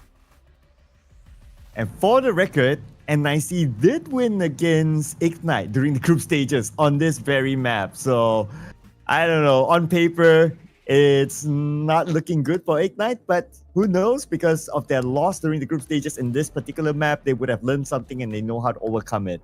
Now, coming into the picks here for the agents for Sunset. If we were to revisit during the group stages when they met, so The key picks were that time the Omen, of course. We did see 2 Omens. We see 2 Sovas. We even see 2 Neons. So those are the key picks. And other than that, it's just really up to their strat. So we can expect the same key picks to happen this time. Yeah, and looking over into what they're already picking here as well, we're gonna see a little bit of the same composition setup for the side of nearly called them Elevate because you know the name tag, but over on the side of NIC, and the Neon was working really well. However, on the other side, we're also gonna see another Neon on the side of Persona, and I think that's a good idea. Persona's been known to be quite an aggressive duelist as well.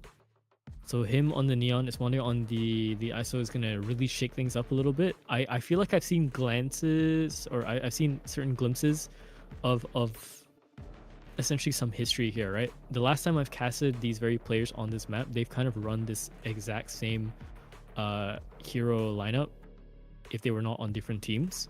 But you know, I've seen the ISO being played here. I've seen the Neon being played here.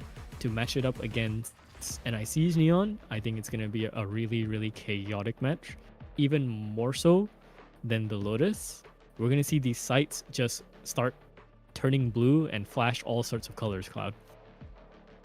That means that it could potentially be a brawl match here for this round. Yeah, and it's also a very important round, obviously, for Ignite, especially since they lost round number 1. So this has to be a win for them.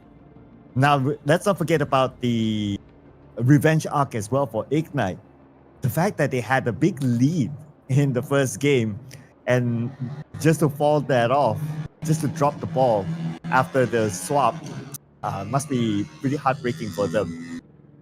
And I still wonder whether they can fulfill their wish of seeing the revenge arc for themselves, because this map historically does not favor them. Yeah, it really doesn't. So we're gonna have to see some adaptations on the fly, I think. So into the bustling and busy streets of LA we go, into the sunset. And already Fibble's taken a lot of space towards mid to try and set his team up with the concussion. He doesn't only just get away with the util, he gets away with one. Esmonde is there to trade him out. And Persona is there Spike down A. one too. Well, okay.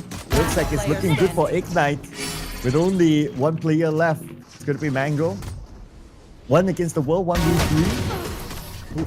And it looks like the pistol round won by Ignite. Okay, a good start for them. A good start. But the last time we saw a team that won the pistol round, they didn't win the next round. So hopefully there's not going to be the case for Ignite. I feel like, you know, the 3 teams that we have, as we slowly start to funnel the brackets in, right? Ignite, What the Hell, and of course NIC, right? They're gonna be the teams that pretty much throw that narrative away. I remember yesterday you mentioned a lot of the times we see that first round go to whoever wins it. The second round, most of the time they're gonna win it just off based off gun advantage alone. But these 3 teams are so strong with their shares, so strong with their defaulting and their 50 rounds that they will make magic out of these rounds. All right, let's see what sort of magic they can pull off this time. Now that they are looking at each other, okay, we're going to see the first blood here. Persona gets Right 1 out of Mango. So looking good with gun advantage. Now you see him. Now you very much know. Shotgun has been swapped over instead for Fivim to try and maybe do something here. 2 more shadows left for the attacking side. And look at how this has slowed down already. They had the first pick. They don't want to advance anymore in fear of maybe they might just be sitting around the corners, you know, going for those multiplayer swings. 12. Gonna look for a bit of an opening here towards mid. Kestrel's aware of this. Has to be very cautious down by the stairs, and the timing likes to hold the angle a little bit wider here. Has backup in the form of his ISO. Right behind him. Concussion. Not gonna land just yet. And doesn't even land. The spray with the Vandal. Somehow, somewhere, Rixera finds that pick with a classic out of all things. An Omen entry. With a classic, and I believe, no armor. Destabilizing. Fortunately, blinded with the smoke. Castro gets player Matcha. standing. Oh, he gets a double. Okay, it's only Banana left. 1 against the world. Not much time left for the clock anyway, and Castro will finish him off before he's able to do any further damage. And looks like it's a 2-win in a row here for Ignite. They are igniting in this round. And finally, you break a little bit of that momentum, right? You saw the hesitancy that NIC were having into that round. You know, they were just waiting. They really wanted to force a mistake from the side of Ignite. I'll show them. They had their pauses. They paused a little bit too long, and they could not get the trades. They did not have the weapons for it to this last bit of the round. So Stunt gonna come out for the Neons. The Neons are sliding up against each other, essentially. Zero finds the first big husband with the other trades. So with both Neons out of the round, done and dusted. Sprays coming through right past the smoke line. A shock dart to boot. Castro at B main, just waiting. The moment the smoke subsides, he could see his target. Okay, he has a hunch there. It's not showing himself. Okay, gonna play this a little bit more safer. Gonna back out a little bit. Gonna draw them in. Gonna funnel them in. Because right now they all know. Look at this. Ignite. All of them heading towards B. So dangerous. Shoulder spotted. His arm was spotted actually. Kestrel. If he was any lower, that might have been an opening for them. Sonar is going to come out over onto the other side of the smoke. It's going to be a short one instead. Oh, good little pick coming in from Esmond. One more has the TP, and yeah, TP straight into his death. A triple for him, and Kestrel is there to wrap things up. Ignite are leading this so far, a 3-0, and they have their gun upgrades without a worry in the world. They can swap over. To a certain extent, that looks like a desperate TP. Just blind TP in front. If it works sort of situation. But too bad. It obviously did not. So 3-0 right now.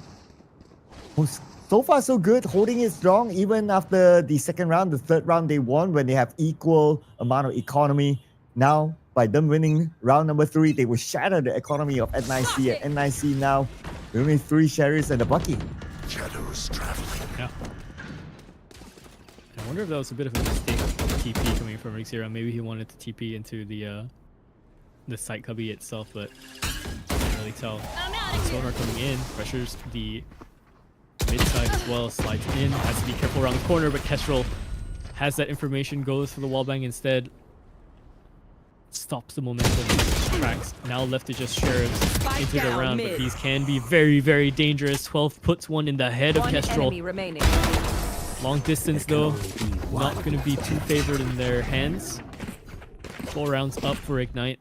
Looking good once more, but harder to say if this will survive. We saw what happened last time. We saw that last map. A lead doesn't mean nothing until the game is over, especially for both of these teams when they're in contention with each other. Yeah, especially when we saw that 9-3 curse turn around, right? So at this point, everyone's like, okay, let's just chill, guys. I know we have a straight win. It's 4 straight wins in a row. But we've learned our lesson from the previous round, so let's calm down this time and stay focused towards the end. Go. But the end is still far though. From the middle, mid-tiles here, we have Mango at the front, trying to gather that information, but nobody's around the area. Just a hold so far. Nothing too much, just, you know, forcing someone to make a bit of a play here. Camera, close range. Has to smile for it. Definitely has to smile for it. Make that a funeral picture. Why don't you, Esmonde? Lost 2 of his other teammates as well. The rest of NIC are going to flood into this A site. No problem whatsoever. They're looking for a little bit of dangerous pushes for the defense, making sure that no one else tries to overstep. Try to get out with the rifles. Kestrel gonna look for this fight over the mid, but the shoulder is spotted. Only the tag. That's a phantom moment. He did 140 across the board. Might have to try and live. Does find his exit out. Has to be careful because now he's being actively hunted from 2 sides. They're not going to come in all together. They're going to wait for him instead. It's going to be Matcha. Was the one closest to waiting him to show himself. INF gets taken out. Go. So 1 round pulled back here by NIC. But that means that the economy of Ignite is not shattered yet. unless they win the next 2 rounds, then Ignite will be shattered. But so far, not yet. Ignite will still be able to go for a full buy. Now it's time for Ignite to reset themselves because they have felt whatever happened in the previous round of losing a big streak. 4 wins in a row, stopped by NIC now as we head on to the next round, round 6. Very curious to see if there's ever going to be an operator being played, considering how both of these teams are functioning and the way they're kind of taking space, right? It doesn't seem like an operator would work to that degree because of the way they're moving around, because of the space. They're not really holding a lane, so to speak, right? They're just here trying to push and prod, and then they're leaving, maybe going for a fight once or twice. It'll be a weird question to see how that develops later on once they do have the money for it, assuming they do get to that point. INF though, up for the site defense. Tripwire is cage triggered. Oh, INF waited for the right moment, getting Mango. Okay, so that's going to be a good start, but still, B-side's being breached in, and the plant will happen. That's going to be a post-plant time. Nowhere to run. And here comes, waiting for the members of Ignite to come in. Oh, Hunter's Fury does come in. He tried to grab the Sova, but because he strafed straight into it, the shield was gone, and now all of a sudden Persona is trying to take things into his own hands. His own hands, though, blistering with lightning. One more into the smoke. He's already found 3, looking for their 4th. Diffuse is coming through. There's nothing 12 can do on this side of the smoke. Gonna get hunted down. Only gonna get the 1. A quad kill for Persona. That's what you like to see. Go, go, go! And also, that was the first kill contract lost. In the previous round, we saw all the kill contracts perfectly executed. But this round, Asmund lost that one. But nevertheless, it's okay still. They still win it as a team, so that's fine. And that's what matters at the end of the day. 5-1 right now. Now, winning this one by a retake, it's definitely good for their morale. Off your feet. So their opponents now, they're going to switch sides. NIC, they're going to focus on to A instead. Let's be careful. Have to be so careful because this is being held by Rigzera. I was watching that on the minimap. They're pinging him out. They're making sure that this danger is dealt with, but not anymore. Spike He's going to be able planted. to slip back to where his team is. Double duelists on the other side. Drone is going to come out. Is going to spot both of them here, I believe. Or at least they're going to have the idea that this is happening. Shock dart coming through. No damage landed. Zami has to be very careful. INF finds Rigzera. Has to flick around the other way. Not going to find that other pick. Left to INF, a 1-on-3 angle being held, and he somehow lands a banger of a peek. But there comes in from the flank, Mango. And it all started with the TP all the way to the back by Rigzera, getting 2 kills, and it opened up a lot of space. Obviously, they will have the man advantage from there. It became a 5v3 after that first 2 kills with TP from Rigzera. Very well executed, but you can only use that once in a while, and definitely not in this round, so they have to change the way they play. And from changing from A, they're going to wait around mid, probably going to look at B straight, or they're going to take their time, but they're going to play this aggressively, sending a knee on it. It's a bit of a rough fight. Good little flick coming in from Esmond early. I think Kame was low there. Zer's taking a lot of space, a lot of space. Goes for the paranoia, but gets instantly domed upon by Persona. The slide in was beautiful from him. Still all 5 members alive for this One enemy defense. remaining. Looking like absolutely no problem for them. The only casualty was Kestrel there. Esmond cleans it up 6-2. Ignite once again leading. So how long? Okay, 6-2. Okay, they got it back. They're edging closer and closer to the swap. So this is where we start to wonder, right? Is NIC waiting for that swap to happen? Because we have seen a big comeback after the swap. So for Ignite, they have to stay focused this round. And good defense. So now with NIC without that huge TP that got them that win in the previous round, so they have to come back to the basics of how they're going to play this game. So A is going to be their next aim.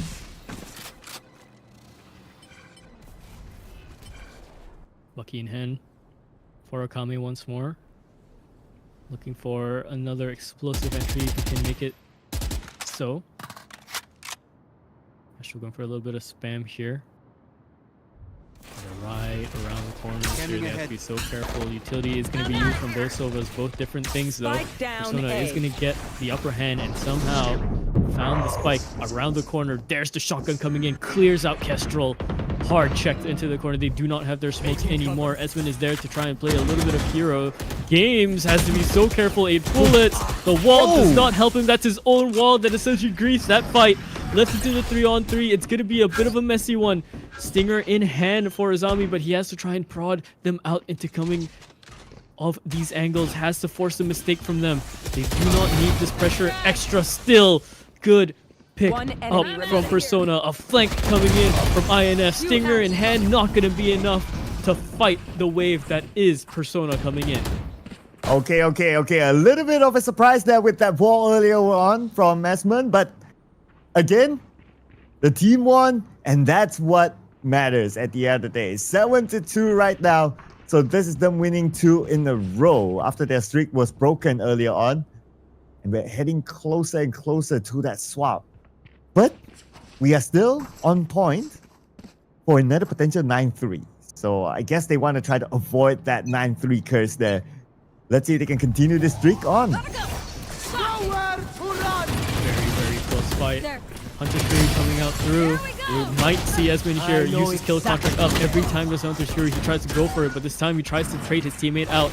Not going to be successful in that endeavor. However, look at Akame go. Just rounds around the corner, takes out the smokers. Not an issue in the world. Flick coming in for Reverie. That's a good attempt. He finds 2.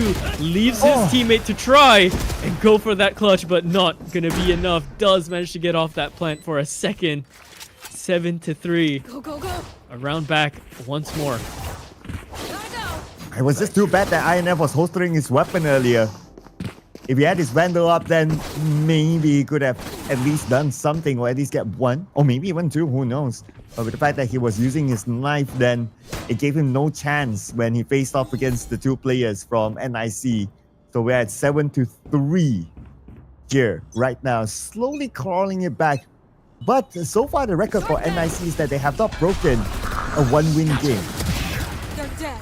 Just blind, completely blind. Kestrel could not see a thing there. Allows Furkami to just go for that incredible fast play. But again, Esmond is going to be this brick wall that just keeps on fighting you. 3-on-3 into the other side we go. They have rotated for this. And yeah, there's a rifle in the back corner. It's INF. He places defense beautifully. A quad kill for him. No one is entering his sight. Last Not round on his before the terms. switch. Man, that was crazy. He missed the first few shots, and I was like, okay, position compromise. They can focus on him, and they can take him out. But no, he peeked out back again, gets another kill. Another peek, another kill. Third peek, a kill. Wow, that was really fast reaction. But it was also a missed opportunity by his opponent, frankly speaking. It was a 3v1. Yeah, I mean, it's so hard to kind of pierce in that angle multiple times, right? They have to be so careful with the other ones. They're just checking. There's too many things to think about when you're just in there already and the time has been crunched. And you know you have that advantage. INF is just playing around the corner to his best that he can. Being calm, cool, collected. Tapping the rifle away, and he gets those 3. So now, slowing things down, even though there's aggressive weaponry on the side of NIC. And into mid pushes they go, into the tiles as they go.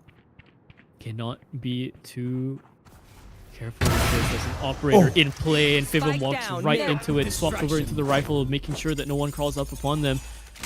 Kill contract activated. Mango has to close in the distance. He only has a judge in his hands. But Esmond backs away, plays it a little bit safer in the 1v1. He wins that one out. And that's a kill contract win. Lost the earlier one, but that's a good one. Much necessary win for him, as he wants to also break the streak of his opponents. A 5v2. INF at the corner. Gets one more to go. All they need to do is just to finish it, but Banana will not go down without a fight. No, he will not. This is 12. Light shield, full armor. Why destroyed? The one that's flanking him is low HP, has 14 seconds to work this out.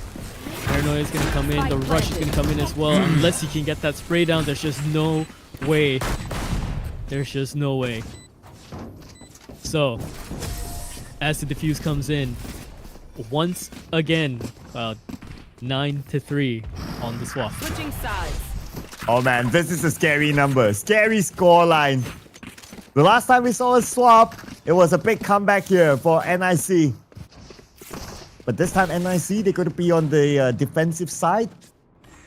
The last time we had the swap, they were on the attacking side. So let's see if this will change any of their fate. But so far from game number 1, or at least the first half, you can see a lot of good plays there by Persona, by INF especially. They were consistent actually. Since yesterday, these two players have been the key players for Ignite. And they're still bringing on the A game here for today. Yeah, I mean, that's what you want to, that's really what you want to see, right? INF has been so consistent in every single game he's played. Hard to catch him slacking sometimes. Let's see if this can continue. Because they did let them in. That's a good first pick. Reverie's there for the second as well. That's your usual site defenders, the Cypher and the Omen. So you're going to have to work off playing a little bit more aggressive, take more angles with the double initiator setup and the duelist. Kami has to make something work. Fivum has to just play this patiently over on this side of the smoke. He has to be really, really worried that his classic isn't peeking through the other side of it, because he might get picked out there if they decide to push up. Esmond, though, coming around on the other side. 20 HP, just needs that one bullet. He's playing a spy thriller, coming once more again, but a bit more wary of this one. Too many targets in front of him. A little bit too calm on the shots as well. Double digits secured for Ignite. Get ready. And again, similar story in terms of the numbers, different map, but how much do you want to believe that history can repeat itself? I believe in lessons learned. So I'm pretty sure they have the same thought as well. So it's like, okay guys, we felt it before. We learned our lesson. Let's not drop the ball. Yes, we won the pistol round. Now we have the economy. But let's not let this one go and keep the streak going. So now they have the economy. It's time for them to go a little bit more aggressive, and they could start off in the mid. Blinded like a bat. Still has the time to go for that pick. Rizira tries to get just one back. The Classics are actually still fighting this. Shot right through the side wall. Too much damage. And just like that, Ignite continue on into 11. This is looking a little bit better. So yeah, lessons learned, most definitely. They got this much closer this time, but don't really want to repeat a lot of their mistakes. And this is actually really impressive coming in from Ignite too. Again, they did lose their map pick on that first one. This might just be a case of the team studying each other very, very well on their maps, right? So now we're seeing the work coming in from Ignite, knowing NIC's tricks for a lot of these. Yeah, the two lessons learned for Ignite, right? Number 1, lost in Sunset against this team. Number 2, the 9-3 curse thingy. So far, so good for them. Not gonna jinx it, because the job is not over yet. It ain't over till they hit 13. And they're gonna switch up their strategy this time. Knowing the other side has enough weapons, and Rexera is there prepared to take down Ignite. Not enough. My ult is ready. Only just, though. I think he was looking at his minimap. He allowed quite the distance, a full 2 steps, I believe, for that Cypher to come in, and only just he had to flick his eyes down back. So could have been caught looking somewhere else. Fivum on the other side is going to get cleared out by Esmond. Good stuff from him. Good awareness, fear, and on the rotation in as well. He's going to activate his kill contract. Lessons is 1-on-1. Kami wins it out. So Esmond all of a sudden losing his streaks, losing his 1-on-1s in this kill contract.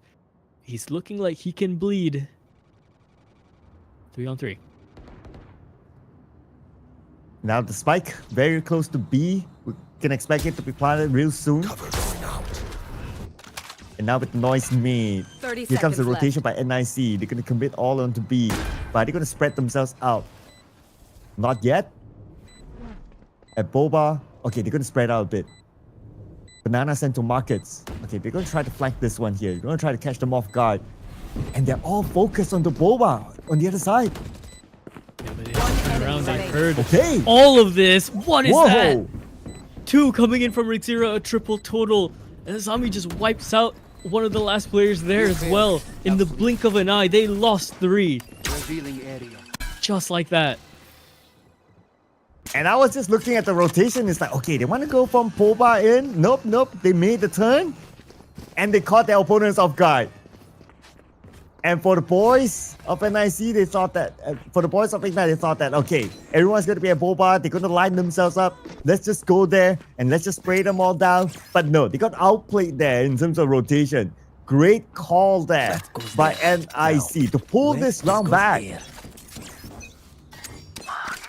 All right. It's a good start as well.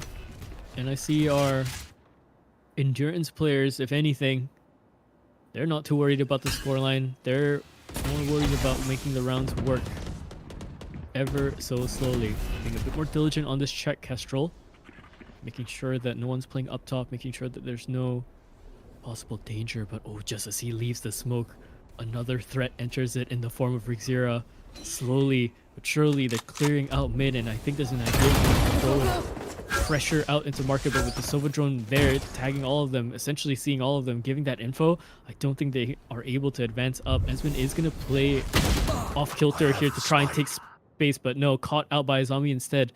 Kestrel does have this spike along with his team. Camera is set up from 12 over onto the backside. He has this idea on seeing them, activates the one-way, gets that headshot in as well, jumping over the trip, and now confirmed that he's on the site, confirming going into market as well. Goes for this swing again, but Kestrel wins it out just barely. 1 HP to his name. Now left into this 4-on-3. It's going to be a little bit awkward. Health values chipping away. A double swing coming in, but somehow Zoe cannot control the Phantom. Rigzira tries his best.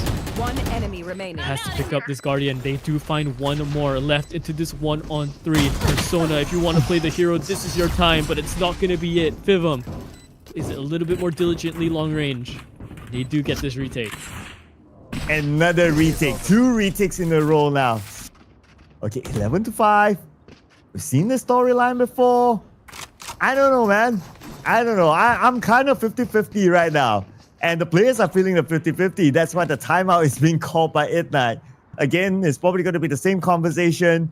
Guys, you know what happened in the previous match? This time, let's not repeat that again. Let's play our game. We know how to win this round. They won 2 games in a row after the swap, just to drop another 2 games. So they know how to do this one. So they have to refocus back on how did they get back on their winning ways. They're only 2 points away from clawing back a win. Yeah, and you can only imagine the discussions here, right? It's like, okay, guys, we have to calm down a bit. We have the lead this time. We don't want to throw this away, like you mentioned. And NIC are very fast to adapt, right? There are certain ways you can play this out. You're going to have to essentially play to their adaptations. The slow walks aren't working as much anymore, right? They're very privy to their tricks now, NIC. And the retakes, they're having a little bit of trouble. We saw Ignite struggle against teams that could pull off retakes really, really well, right? There's something in their post plant that just doesn't work out as well as they think it does.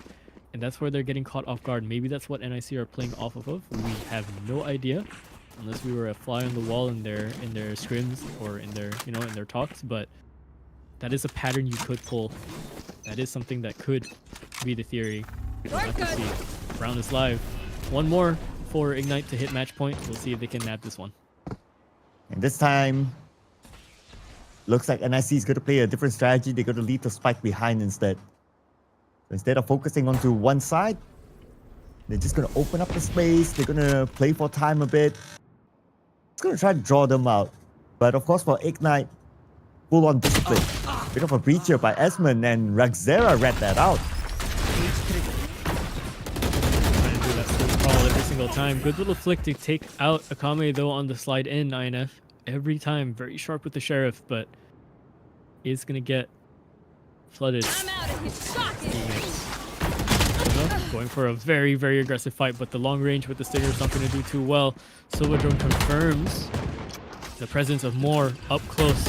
Going for this fight as well, getting caught, trying to smoke it out. Shock Dart at his feet, 9 HP. He can get wallbanged here, but he has backup. A collateral coming in from Kestrel. That looks so messy. But recovered for NIC. Okay, that was a crazy shot dart there. I think it was out of bullets, like he needed to reload instead of like, okay, I need to reload, guys. Instead, let me just throw a shock dart, try to take as much health out of the opponents, and then you guys finish it up. And for him to trust his teammates, that was the right call there. 3 wins in a row now. Again, setting a new record in this round for NIC. And it's looking to be like the same storyline, but it's still early to tell. Still early to tell, right? That was a round. That's an eco round for them. Now they have the guns. We'll see what kind of strategy they're gonna pull off. Again, they're going for this very slow lurk, but I say slow. INF is already so early on into the game. 1:24, and they're in the site. They have a problem. There's a critical anomaly in this lurk here, but it's not a lurk. It is, in fact, the whole team. It's the whole shebang over on the other side. Concussive utility being put out. Scans are there as well. Hunter's Fury is going to try and confirm the kill over onto Persona, but he does manage to slide away and get away with 66 HP to his name, so he's still very lethal, albeit a little bit low. 5-on-5 retake still on Rigzera. Now trying to clear the corners. There comes the Neon right around there, and INF finds that first pick. Headshot coming through, pushes the shield. Doesn't even matter. Spray transfer confirmed for 12. Overdrive set for these last two. They have to get it, and they do. The crossfire is so good. Azami left with his 1-on-2. Time ticking, and they're playing from 2 different angles. Headshot landed for Reverie onto his counterpart. They do secure match point. Ignite. Match point. Okay, this is going to be the sweatiest round for them. Match point. Lots of pressure to wrap it up. Just 1 more point to go. And they know how to do it, especially when it's a full buy round for them. With equal economy, they match up to their opponents. Just 1 more point for them to bring it to game number 3. Into the unknown. Icebox will be waiting, but they have to do the business. Shadows traveling. 1 more round. And this will be carried over into Icebox, like you said. Before we get into the winters there, the sun has to set here. INF, similar play, 1:24, same position into the site. And 12 this time, not gonna be here for his team. Caught out by the smoke. INF has read that so perfectly. Positions compromised though by the neural theft, and they're gonna try and push for it. It's a good pick coming in from INF once more. He's trying to play the hero, and somehow, even though he's stunned by the rolling thunder, he still gets 1 more. I swear he was mid-air. Crouching on the other side is gonna be Azami, taken down by Esmond. Left to Akame to try and play hero, but it's not gonna be it. Esmond shuts this down. 13-6. Ignite wins NIC's map pick. We are going to Icebox. Looks like they've broken the curse. They've broken the record, winning against NIC in Sunset. Wow, what a round this was. But because of what we saw in game number 1, it was like, whew, okay, could this be a big U-turn around? But no, it did not happen. Let's check out some of the stats here from this round. Ladies and gentlemen, with INF at the top of his game, 4 first bloods with a KD of 19, 10, 5. And let's not forget about Esmond, Persona up there as well. 3 top performing players for Ignite that brings them the win in Sunset. Yeah, that's a massive performance coming out of INF. We know he's that lethal in these games, right? 4 first bloods as well out of the Cypher. It's not something you'd see commonly, but he's doing his job. Esmond as well, right behind him, being the top fragger technically, right? Just by 1. Performance just a little bit under, but I mean, he's putting up the same kind of performance that he could into the last game. So he's being very consistent. Persona definitely woken up a little bit more. Kestrel playing in the middle. Man, Reverie is there for his team when they need it. Very good players. Very good plays for Ignite. For the side of NIC though, a little bit of a head scratcher for them. This was their map pick, and they looked like they got outplanned, outgunned, outmanned, outrouted in terms of everything that they wanted to do. A valiant attempt for the comeback, but only the 1 comeback onto the Lotus, and I think they didn't have the steam for it this time. And looks like the revenge arc is still on the way, but 1 more game. The decider match will be played inside of Icebox. But before we head on to that, as usual, we'll take a breather, ladies and gentlemen. So do not go anywhere. We'll see you guys after this for Icebox.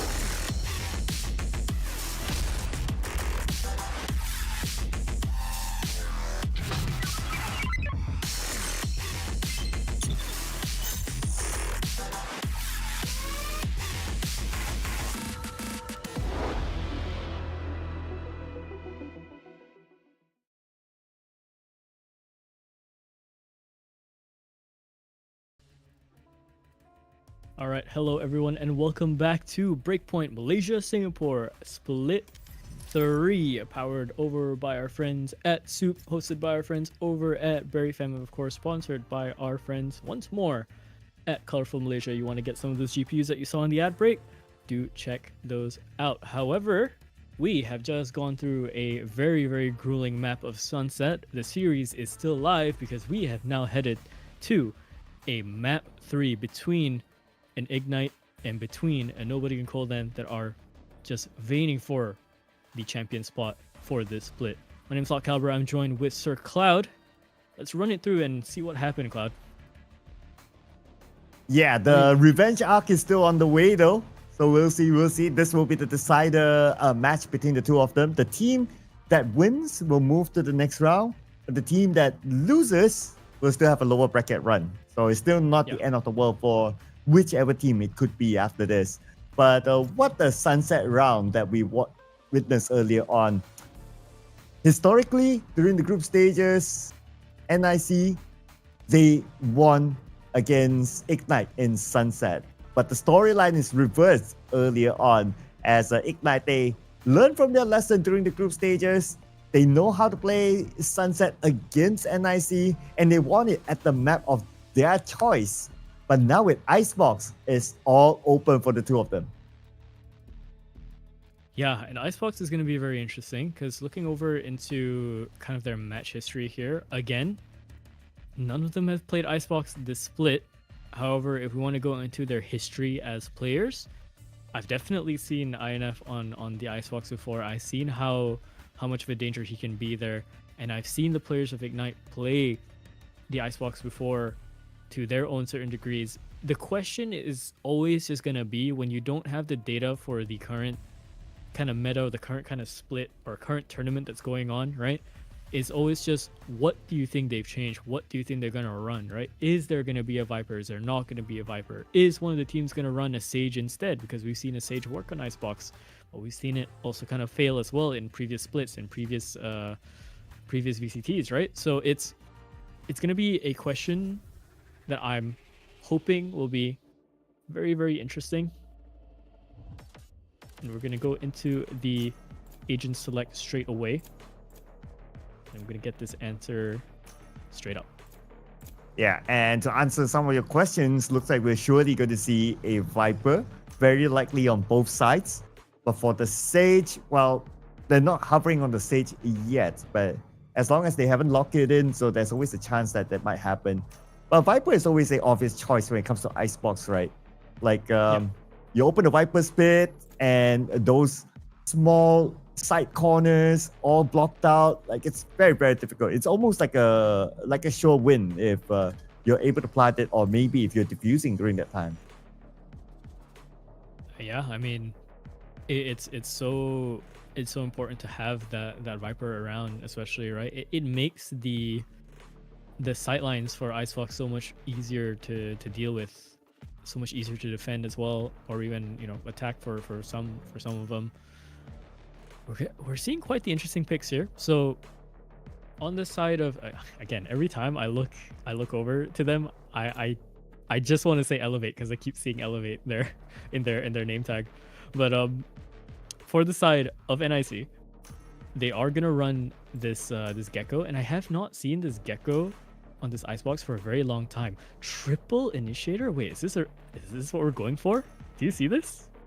Wow. Okay.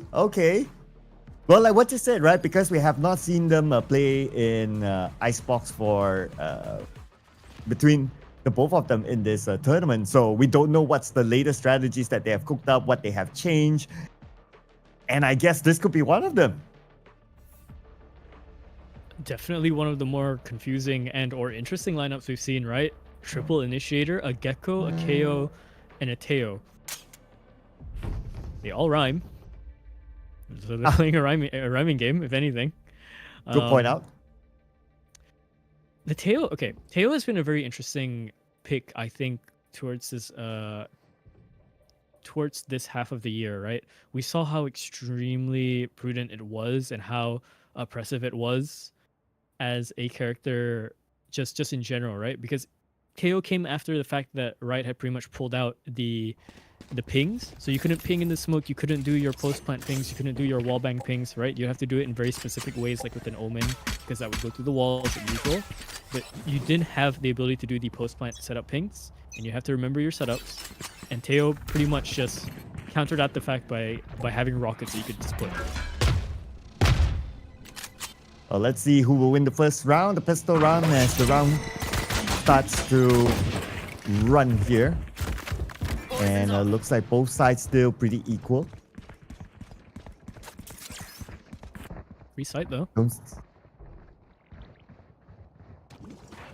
In the meantime, INF is the only one here that's hearing every Spike single bit planted. of this commotion, so we've gotten into a very, very weird pistol round now. All of a sudden, Ignite has to play attack. We have to play this defense. First contact bitten away, chewed away at the HP of Persona, but a banger of a shot landed from INF. He always lands shots like this. He's so fast on these clears. He's so good with the Sheriff, but the remainder of NIC don't want him in the round. They're going to try and fight for it. He finds two other teammates around on the backside. 1 HP left for 12.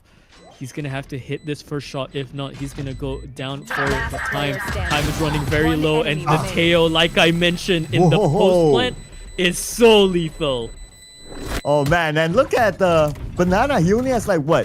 One last 1 tick of health HP. left? Yeah, just 1 HP. That was crazy. That was crazy. That was so close there. But it's NIC, of course, taking round number 1. And now they have the economical advantage. But that was so close. It could have gone either way. This is so... We're in for a very interesting game. If anything, right, I'm already happy with the map pool that we've gotten just because it's more exciting than what we got yesterday. But this alone is fascinating to watch between the two teams. Okay, we might see something fascinating here. Mango in front of him, but Banana took care of INF. So now that will be an opening for them to rush to B. Just waiting for the right timing. Not making the big moves yet. Even though they have the weapons and they have the numbers now. He didn't really move from that position, so he was maybe hoping that they would try and spam him as he was possibly trying to leave, but definitely not the case. So now down 2, Reverie has lost his life as well. Desmond playing towards the back here. Classic in hand, and again, the only real lethal player we have right now is Persona. Good little dink coming in onto Fivum, but quicker on the draw.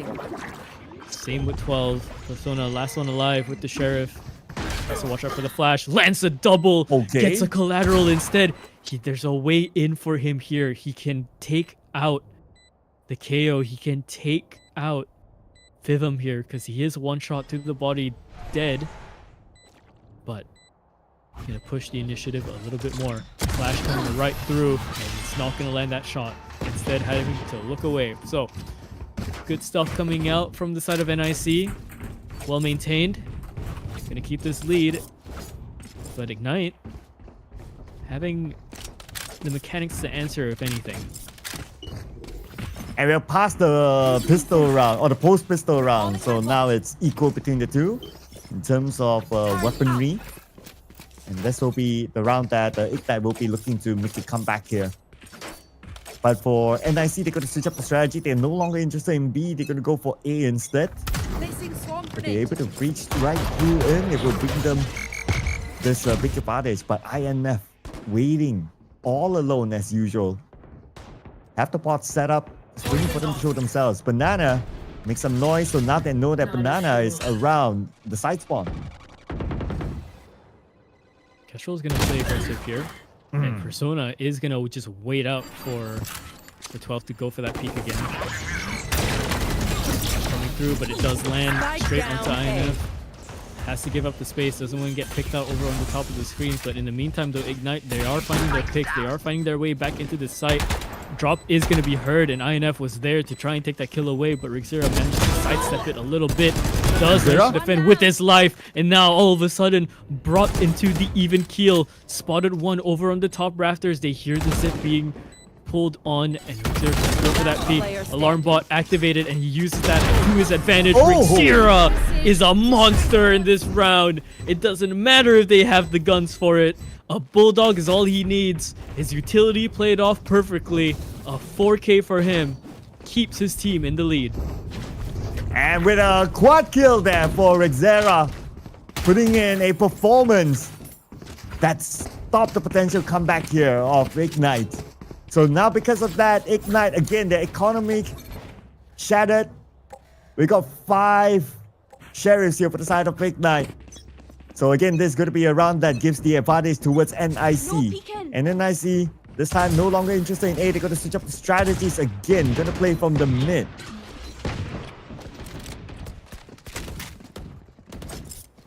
So far, still crawl over towards the A side rafters here and onto Belt. Yeah, they don't know about it just yet. Look at all the crossfires coming in.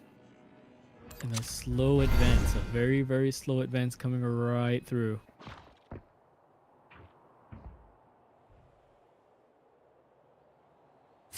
Very slow advance towards A, but they have to be careful of the flank. A 4-man flank behind. They're slightly aware though.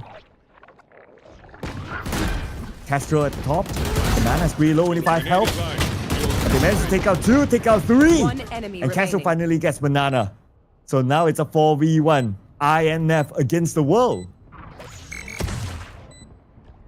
Flick up onto the Gecko, but that does confirm his position here. 1-on-4. So much to deal with. Needed to land that shot to try and alleviate the pressure a little bit more. But now we're going to try and swing him all together. A little bit too much. Ooh, and I see now. From the mid, rotated towards A. They dealt with the 4 lurkers behind.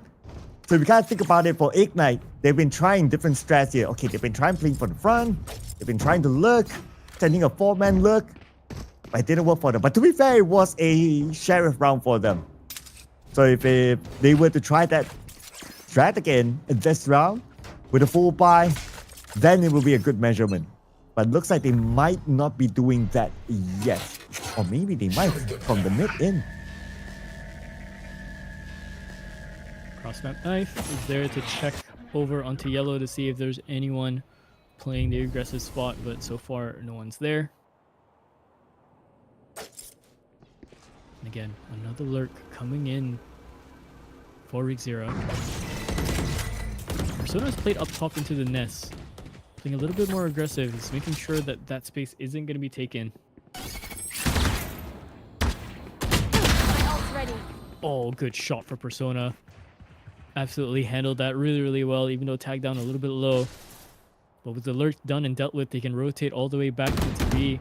Maybe take some of the space if they wanted to. The Teo is watching for it, and INF is going to continue. A little bit of their hot streak there. Reverie pick up after his teammate. And then going to go for the plant, and it is going to be spammed out, Spike but down B. Phantom coming right through the Standing smoke. They know that that's the play that they're going to go for. Picked away once more, left onto this 3-on-2. And he gets to the plan. 30 seconds But the left. spike is not planted yet. Wingman's gonna plant spike. 3v2. And there you go, with the Spike Gecko planting planted. it. Spike planted 3v2. Now the retake has to happen. They do have the numbers though. And they do have 1 Blade Storm. Here comes the Hunter's Fury. Just to try to scout out where exactly they are. And here comes Mango. Okay, he's still in here. Persona is the one that went down. And the spike is still beeping. Will they have enough time? This is going to be the problem here. Time is One running enemy out. remaining. Okay, the defuse is happening, but it got cancelled out. As Mango got taken out, Asman down as well. And looks like the defuse might happen in time. Yeah, I believe he has all the time for it as well. Reverie. Good clutch out of him. A bit of an overstep coming in from Azami. I believe that was the last one alive there. Tried to play the timing a little bit more, but he committed to the fight. He crouched down, thinking that maybe he was a little bit lower on the HP, thinking he had the shot, but no, Reverie stands his ground. So 1 round for the side of Ignite. A little bit of breathing room for them. They're not going to let NIC get this 5-round lead. And that was a hard-fought retake there. Not gonna lie, they really worked their socks off to get back that spike. But okay, now both sides in the next round. And Reverie will start off by taking out Matcha. INF is the one to fall. Losing INF is huge. It's a big blow to them.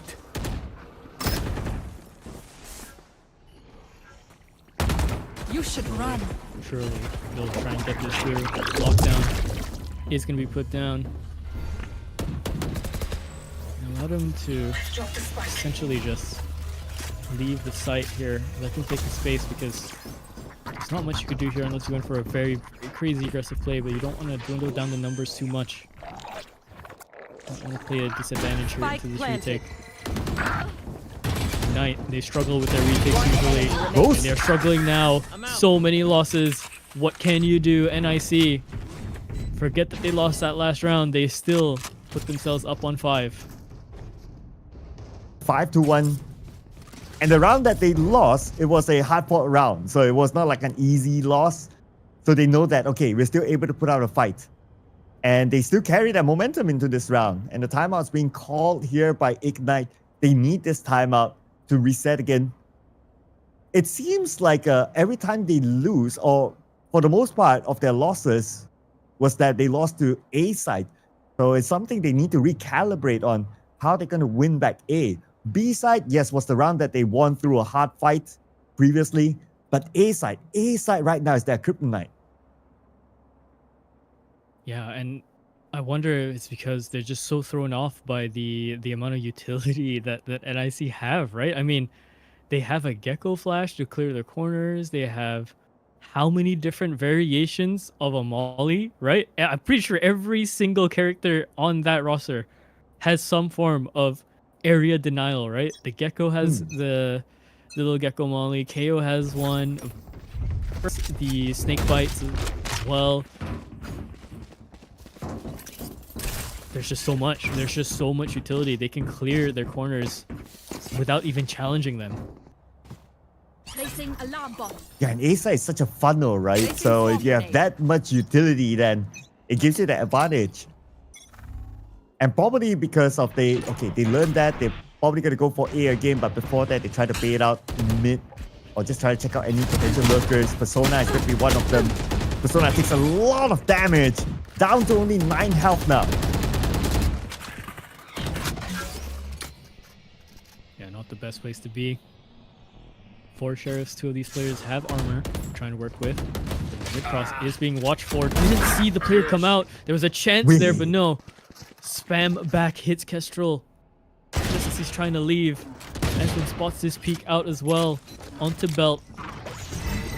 Comes up, and again, every single time they have to deal with so much utility coming in. You see the amount of space that they have just from utility alone.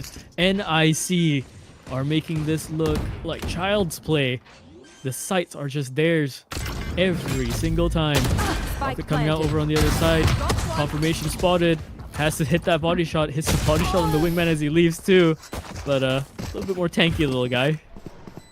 And that was also to draw out that next shot, right? And then he was forced to reload.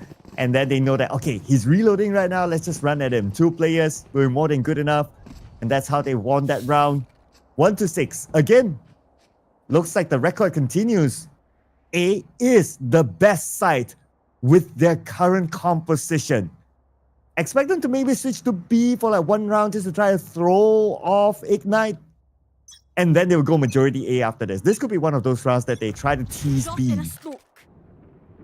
They might even just do it straight on, because they do have this Viper's Pit to work off of, right? So if they get into this site, they activate this Viper's Pit, and then it just becomes a massive, massive problem for them. There's just so much you can do when that Viper's Pit is there. Yes, they have Reverie. Yes, they have INF's ult as well.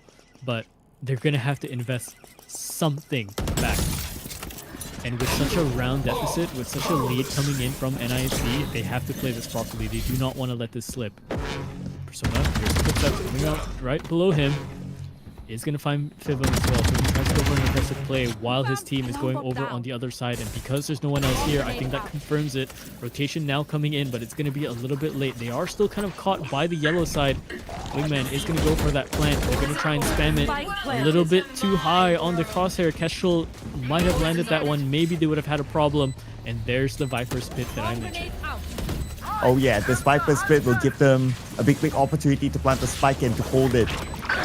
But then again, you're going up against 4. Oh! Wait. Okay. Hunter's Fury from the other side.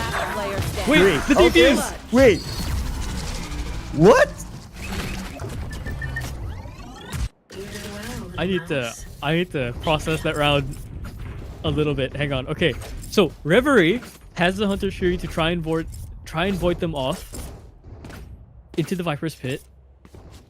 The spike is planted so up front, past the Viper's Pit sights, the limit.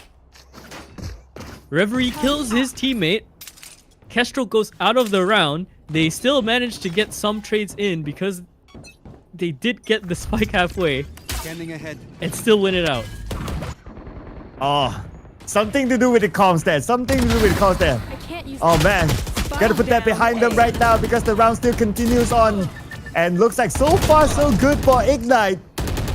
Putting it back behind them.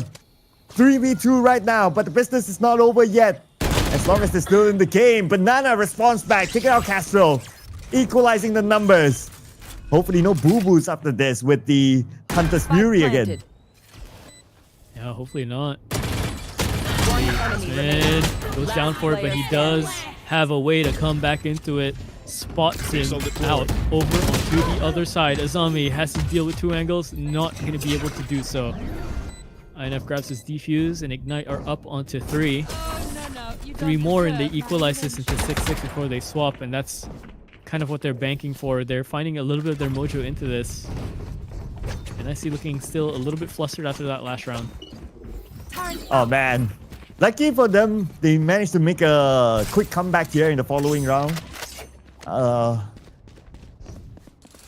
yeah, it was a bit unfortunate for that round. But anyway, that's now behind us. 3-6 now. So NIC. They wanted to go for A earlier on. It gives them the best stats, the best wins. But it didn't work out for them, but that's okay. They're still equal in terms of economy. Now they're going to switch their focus onto B without Vipers to the side.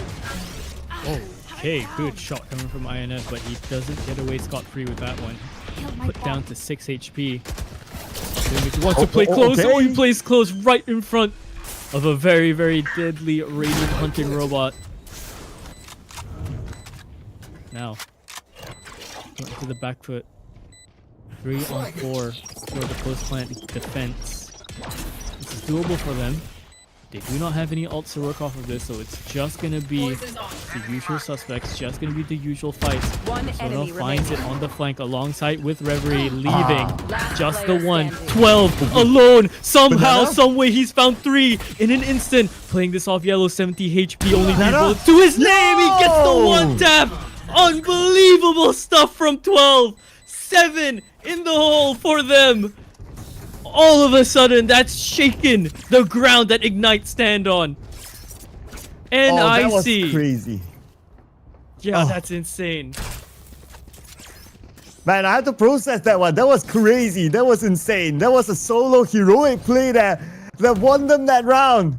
Oh, at some point I thought that, okay, he was surrounded, he was flanked, numbers didn't favor him, but he came up with a brilliant play there. Every shot hit, and they won that round. 7-3 now. How can you just expect that? Persona now trying to up the ante, going for more. Hits 2 headshots as well, alongside with Esmin. They're fighting this back way harder after losing that one. A bit of anger, you can feel it. But 12 still says no.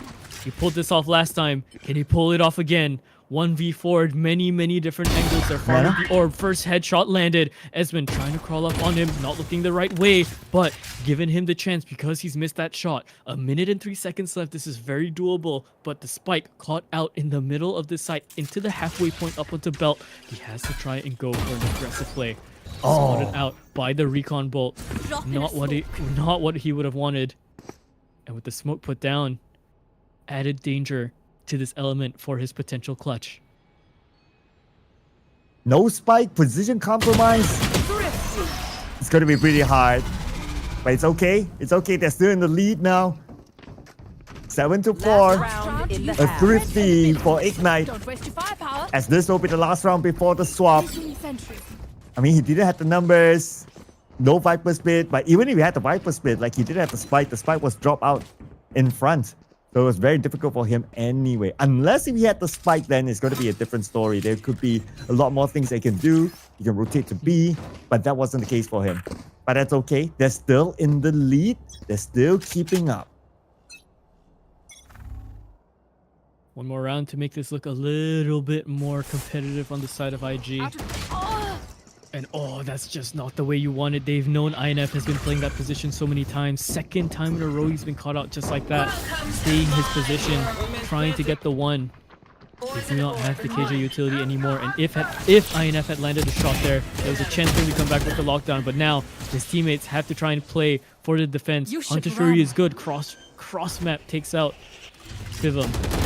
Left for the post plant now.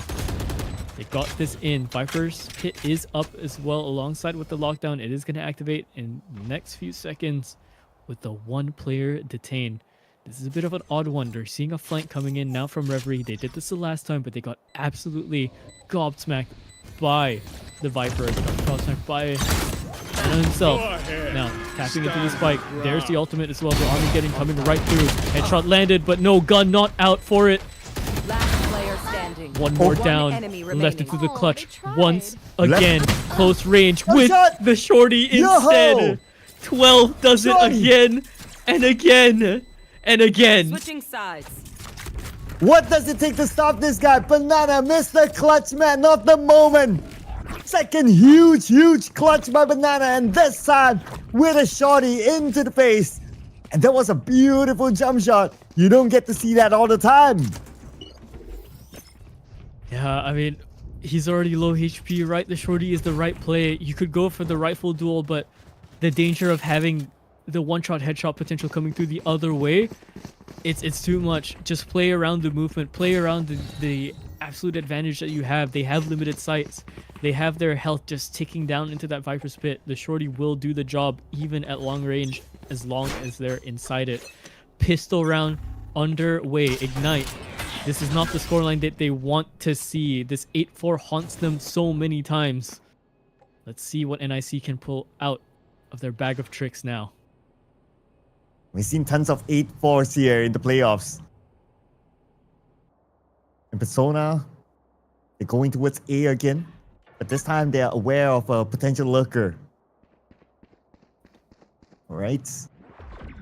And INF approaching Banana, Mr. Clutchman, and INF will take out the Clutchman himself, opening up the opportunity for B, or maybe the opportunity for A. A is now clear. Yeah, because they've just given off so much of the space. They know INF is such a threat, right? They know he's such a sharpshooter, but he's gonna be the lurk player this time, proper. Not gonna be the first contact. Player right above onto the rafters. They can try and catch him out, but he's gonna be able to fall back into the smoke for his own defense, for his own safety. But now look at where every single player is positioned up front. Persona gets to before going down to Fivum, and the classics come in. Reverie and Esmonde clean it up. Ignite. Some breathing room, some life in them. Okay, 5-8 now. I mean, we've seen the scoreline of 4-8 many times. And we've seen a reverse from that before. So who knows this could happen here. But it's not over till it's over yet. It's only one round after the swap. Out of charges. And now with the economy onto Ignite, they might play this aggressively. Maybe just rushing onto A. But on the other side, NIC, we can see them prepared for them. They're ready inside of A itself.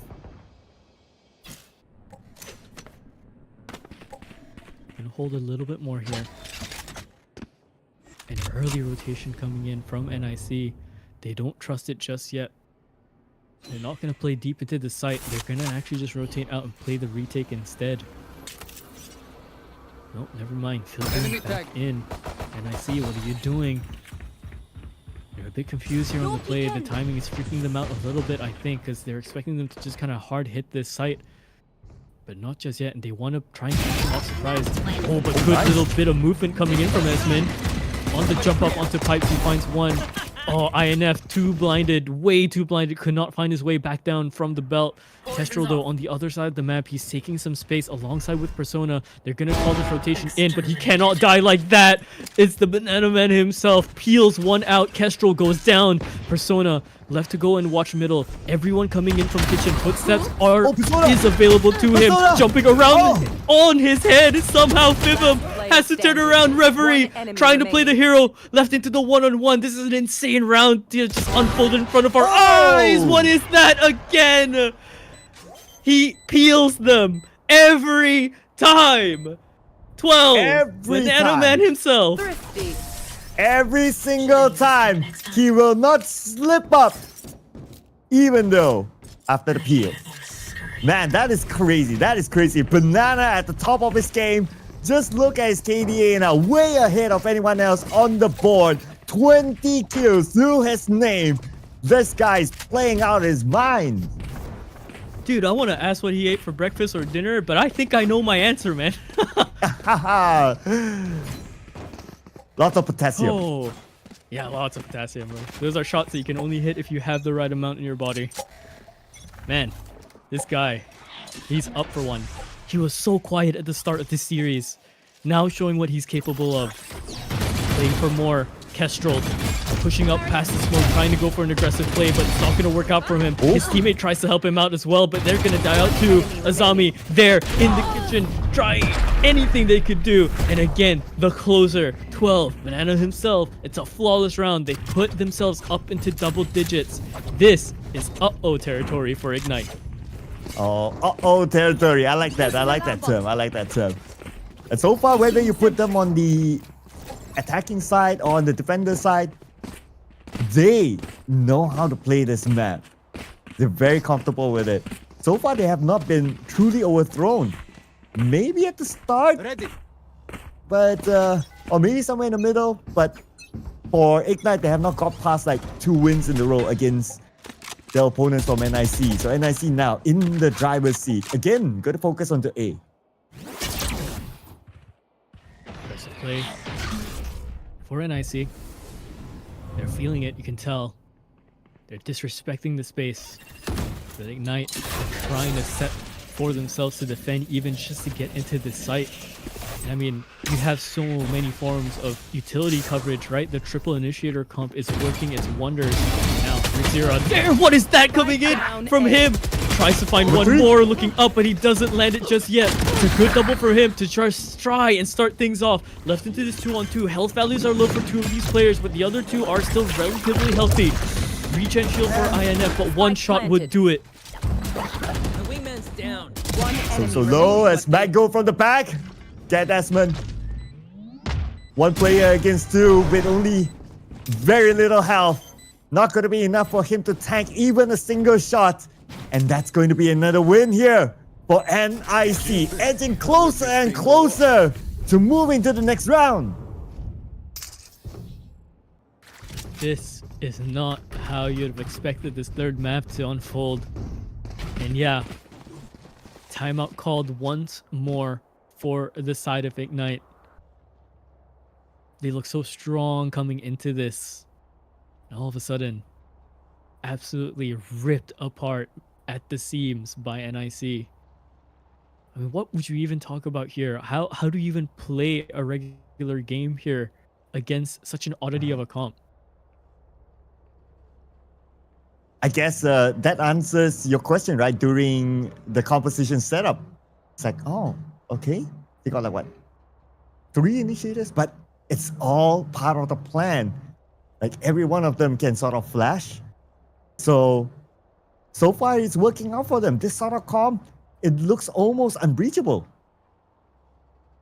Yeah, I mean, it's so hard to figure out what they want to do, right? Because every time you go around a corner on the side for this attack, right, you just have to assume that they're gonna go for a flash play. That's one thing they could do in their pocket. Every single one of these characters, like I mentioned, has some form of area denial molly type equipment on them, right? Snake bite, nano swarm, gecko molly, tail rockets, KO molly. It's insane. They had this round planned out. But let's see here. There's going to be another round. And it's going to be both sides, neck to neck. Oh. Okay, but NIC now 2 players left, but we have seen it before. We have seen clutches before here. Castro not able to let the shots at all. Oh, that was close. Finally, he got it. Planted. That's a Valorant moment right there. In the Vandal, someone's moving right across you when they're not looking at you. Good shot. 412. Not again. Surely not. You wouldn't do this. Yeah, thought so. Esmond playing spoiler a little bit more. 6-11. They can close this gap a little bit more.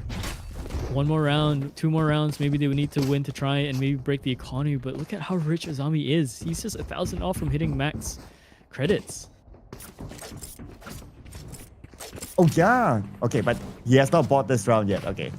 So calm down. Okay. Now he went for the full buy. He's okay. But both sides equal.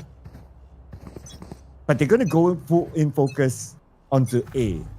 But they don't have the amount of utility that NIC has.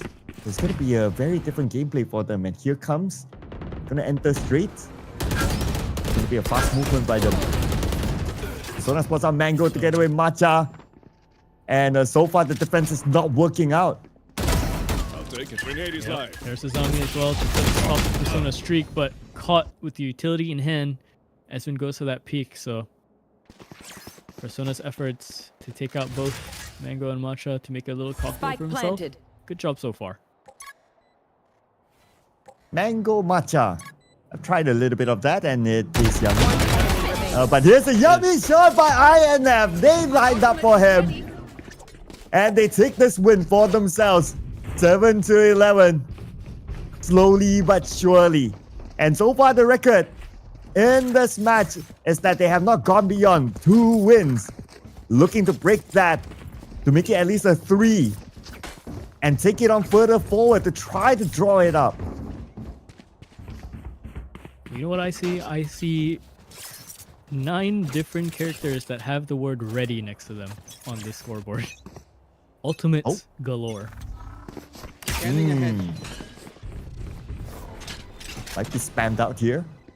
But since both sides have it ready, then it's gonna be a different case here. Speaking about case or Castro gets taken out first. Saying right in front of him is gonna be Persona, but he lets the shot before being taken out by referee. It's not even an attempt to use the ult here for the defense just yet. It's just raw fights coming in. Look at the utility that they have to clear a corner. Stealth drone alongside with the wingman. So many things on legs right now on the other side. INF up top, a double for him, or rather just getting that one onto the KO. And somehow Reverie fights his way out of this. And still able to get the plant in time, so that's extra credits for him and his team. 8-11. Oh man, we're not even at match point yet, but it feels like one of those match point rounds that it's just so hard to get that one next point. I mean, that's the folly of adaptation, right? Both of these teams have very, very polished chess pieces in their rosters. They know how to work out some of these issues. Two of the top teams in Breakpoint at the moment. Couldn't ask for a better first match for the night. Well, nobody asked for an operator, but it looks like we get to see the debut of the operator in Icebox. It's both sides slowing things down this time. Especially for N9C because they lost 3 rounds in a row. So they have to slow things down. But Castro not truly slowing down. Now they know the presence of the operator. Get out of my way. Good pick as well. They find Mango. Blocking sight. So he's not going You to have should the run. Gecko ultimate available for him. Knife is going to tag his leg Spike on the way out planted. there. Raider is going to be still very, very lethal. Has to be so careful not to overstay his welcome, though. Doesn't want to get picked out. This is their chance in. And with the lockdown expiring, they have the space to kind of work with, but they have to take it back forcefully from them. Drop is going to come down from Persona. It's not going to make too much noise of it. He's just going to glide a little bit down there towards the end. There's a flank coming in from Espen, and this could be huge. They find one of his teammates, so INF goes down. So he has to strike. He has to strike very, very soon. And again, there I say it, the mollies every single time. Area of denial in terms of the Last utility. player Footsteps being standing. heard on the steps up. Is going to be found by 12. Not going to be able to get anything on the Hunter's Fury. All of a sudden, NIC lock themselves into match point. Trouble Match point. upon trouble for Ignite now. Whew. They breathe a sigh of relief that the streak of Ignite doesn't continue on. And now they're at match point. One more point to secure the win and deny away the revenge arc of Ignite. NIC, they win this, they move on to the next round, sending Ignite down to the lower bracket. Is it going to be A still? Or are they going to shift their focus here? Guess they're going to decide later on after they gather information from mid. Some spam into mid, and Kestrel's the first one to go down. Not looking too good. Has to try and equalize the numbers here, INF, but dies out as well. Up top 1-2. Fivum finds the pick onto Esmond. Just left into Reverie and Persona. Top of the leaderboard, a dynamic duo in their own right, but this is looking not too impossible, but a very, very hard ask. They're going to go into the site where the KJs set up the nest, essentially. And Rixira has been playing a very, very good game. Found them. You still have the spike though. But they can still plant it and anything can happen as long as you still have the spike. Oh, they know very good where he's at. And Persona gets him. And now it's open. Plant the spike anytime soon? Right now. Oh, but not yet, not yet. No space for them. Here comes Matcha from the lower ground. Oh, flick. He gets Reverie Oh. against Persona. And looks like there will not be any revenge arc, ladies and gentlemen. As it will be denied away by NIC to take home the win in Nicebox, and they will move on to the next round. What did I just watch? What was this?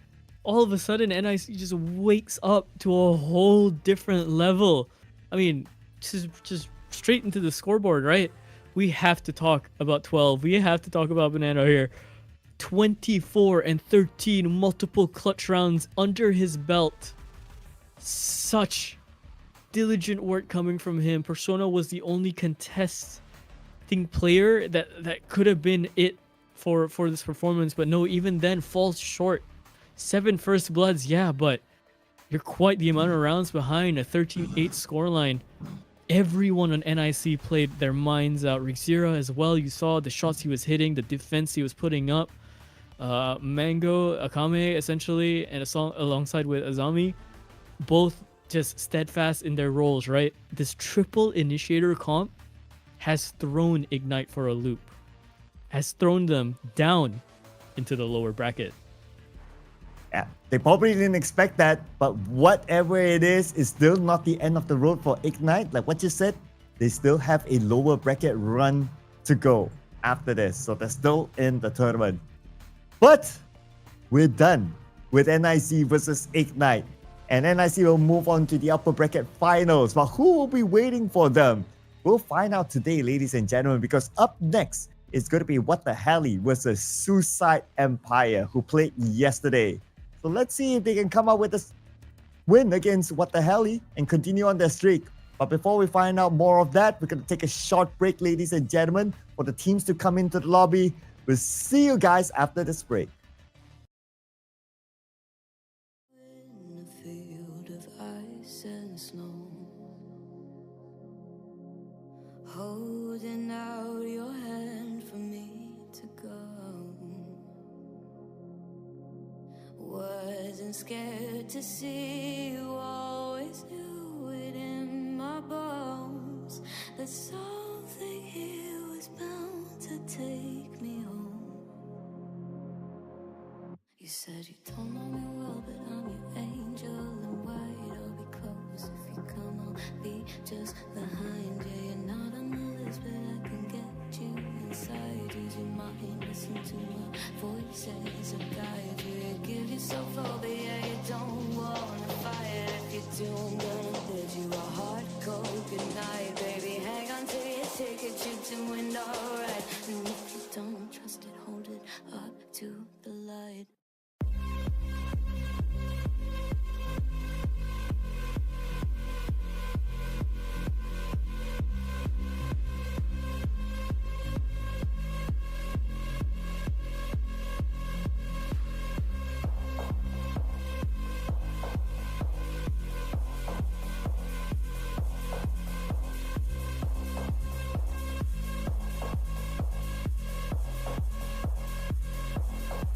Connecting the dots, black spots in my vision. I'll be blaming it on divine intuition. I'll be praying for a divine intervention or anything else that gets my attention. And I'm falling for you. You're a fine invention, the sort of poison to me, but I keep forgetting. And now I'm halfway in and I'm half alive. You take my face and you hold it up to the light. Something here was bound to take me home. If not you, not you, then I don't know. As above is ever so below. Something here was bound to take me home.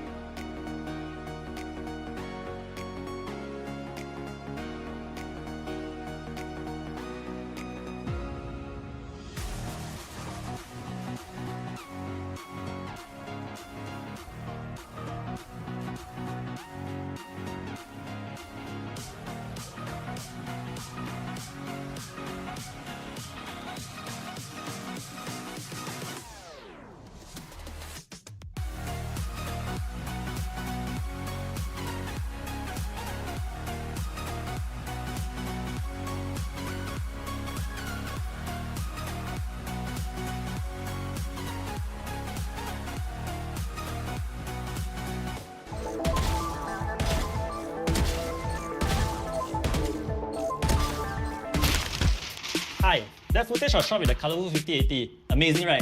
You're probably wondering how good is a Calliber 5080 and should you get one for yourself? Huh? Now, the Calliber 5080 is so good, it will make your enemies rage quit before you even load into the game. Huh? Is this player again? You don't want to play with this fella lah. He's too good lah. He's like he's hacking, man. Aiya.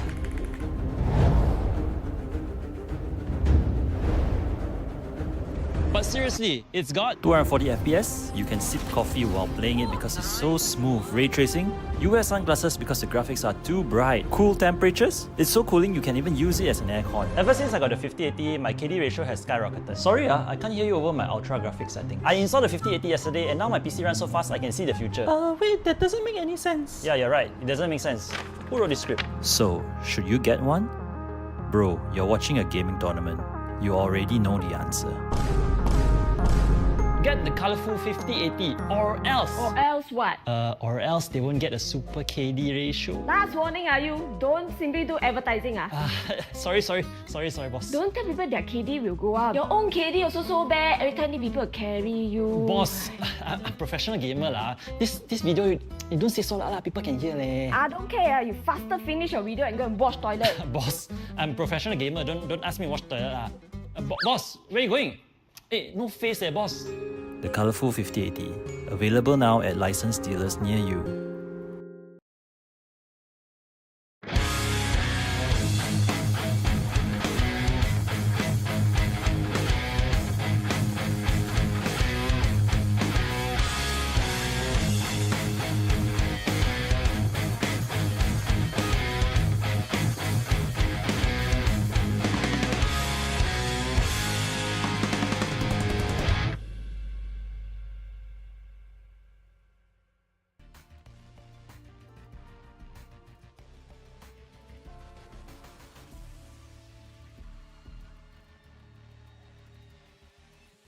Oh, all right. Hello, welcome back from the break, everyone. Okay, crazy stuff. Crazy stuff has happened. Ignite have pretty much fallen out into the lower bracket. Now, that does mean NIC continue their streak up against them. And it's still an insane game to recap. But before then, we'll get to everything first, right? My name is Calliber. I'm joined by Sir Clad. We're going to be your co-commentators tonight. This stream is sponsored by Colorful Malaysia. You saw the Colorful 5080 that you want to get. You don't want to, clean toilets as a professional gamer. Get a Colorful 5080. I think you'll do better in that, dude. Yeah, I'm sure. And of course, powered by Soop. If you're watching on the platforms, thank you to the watch parties as well that are tuning in. And thank you to Berryfam for hosting this event as well. To the players, to the casters, to everyone on board. So, Cloudy, what do we have up next? Ooh, we have What the Helly versus Suicide Empire. And What the Helly, they're a team that top Group B. Well, that's why they are straight into the upper bracket semi-finals, as we can see here on screen. And going up against Suicide Empire, who played yesterday in a knockout round. And they won against Lollipop Legends in a grueling match. 3 full series into the upper bracket semifinals now. So this will be the match that will determine who will meet up with nobody in Colden in the upper bracket final later on. Yeah, and that's going to be a match for sure, but we're going to have to see who advances. So, the series up next, What the Helly versus Suicide Empire. Quite the names, but the names inside these rosters are even more potent, and I think the definite focus point for this. We're going to have that really cool head-to-head between First Love and Low-Key. First Love has been playing out of his mind as well in this squad, but honestly, this entire squad for What the Helly is so lethal, right? You have the likes of Fishball, Kale, Thames, Lexi, all in here. So former players of big rosters like Tora or Bleed, and it's pretty terrifying. It's pretty terrifying. On the side of Suicide Empire, though, they've been putting up a hell of a fight coming up into the brackets as well. Definitely nothing to scoff at. You've seen the likes of Noxu, you've seen the side of Low-Key play out of their minds. Fluffy as well being a very, very good anchor on some of those sites. Luffy as well, I believe, playing the Smoke Stickers as well onto the Initiators, doing a lot of the work all together. And very, very curious to see how this one will turn out. I'm not too sure if this one will go all the way 3. There's a chance this one might end in a 2, but I think it really depends on the map vetoes, right? It depends on what kind of agents are going to be running. So map veto is going to come up here, and we're going to see how this is going to turn out for both of these teams. What are we thinking for the maps? Well, we've seen a lot of Lotuses since yesterday, so I believe that we're going to see a Lotus again because both of these teams, their personal top maps are in Lotus. But What the Helly, they have like 100% for Lotus, whereas for Suicide Empire is 80%. But it's still their top map. So I believe that we will surely see Lotus here, since it's also consistent in our tournament so far as well. So that's definitely going to be the pick. Other than that, Ascent, of course, is a... never mind about that. I was about to say that Ascent is like the staple map that we will always see. But since it's banned out early this time, we're surely going to see a different map other than Ascent. Maybe Icebox again. Yeah, I wouldn't be too surprised. Haven, yeah, definitely. I think for What the Helly, they seem like one of those teams that really favors their Haven. Going into their stats, they have played it once in the split. And they have won it out, I believe. Yeah, they have. So, something to do with their attacking side, maybe. They could maybe pull out something interesting there. Lotus is going to be picked up. We might be seeing kind of the same 2 maps here. Just in general, for a lot of these teams going on into the tournament. This last one, though, has to either... I feel like it has to be an Icebox. Yeah, if it's not an Icebox, then Sunset. But yeah, I believe it's going to be an Icebox as well. Going to get a confirmation soon now that Split has been taken out. And we have seen Icebox before this. It was a interesting game, especially with the agent setup. So learning from that round, maybe if it goes to an Icebox again, these 2 teams might try it out. But of course, it's not a place to try. You really have to be able to execute it. Yeah, and it's confirmed now. Icebox, Sunset is banned out. And we're going to see Haven, Lotus, and maybe Icebox if we go to a decider. Yep. And over onto Haven, Suicide Empire are going to start on the attacking side first. We'll see what comes up for Lotus. What the Heli are going to start defense side first. And then for the decider, could be anyone's in terms of how they start, right? The Icebox thing, if they decide to do anything crazy there, like what we just saw, I don't think the sides even matter at that point, right? Because the composition alone would throw the game off kilter. So what the hell are you going to start on defense? Suicide Empire are going to start on attack for Icebox, should we get there. But in the meantime, though, Haven is our first map. Suicide Empire attack up on first. I'll look through into the stats a little bit more here. So Suicide Empire have played this Haven, I believe, a lot of times in comparison to what the hell he actually. Yeah, so SE have played this 4 times. They've only lost it once, and that was against Ignite in the group stage. They did really, really well against Lollipop Legends yesterday. We saw them take off essentially on that map. Their attacking side, very, very strong. They run something very, very aggressive. Their defense side, not as strong, but sometimes that can be attributed to how Haven works as a map, right? It's a 3-bomb site map. Attacking side is supposed to be stronger, and retake on sites like C and A, especially A, very, very hard. Yeah, so Haven is going to be the one that sets the tone for this round. But one thing is about the map, right? Another thing, of course, sometimes is the composition. But that key thing you mentioned during the very beginning, on paper, the boys of what the hell? I mean, if we were to look at just on the paper itself, it's like super duper stacked. It's a very scary lineup. I mean, if it's on paper, then everyone will go like, you know what, this could be a piece of cake, right? But of course, we've seen upsets before, so anything can happen. It's going to put it out there. But we're going to start off with the composition now. Probably going to be standard stuff. But we're probably not going to see like something insane or out of the box, just like how we saw in Icebox earlier. Yeah, I'm not expecting anything too crazy. Maybe, you know,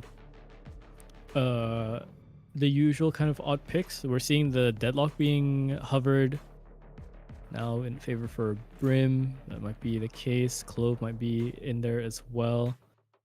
I feel like if you have Fishball on your roster, you definitely want him on some sort of smokes. You most definitely want him on the Omen if wherever possible.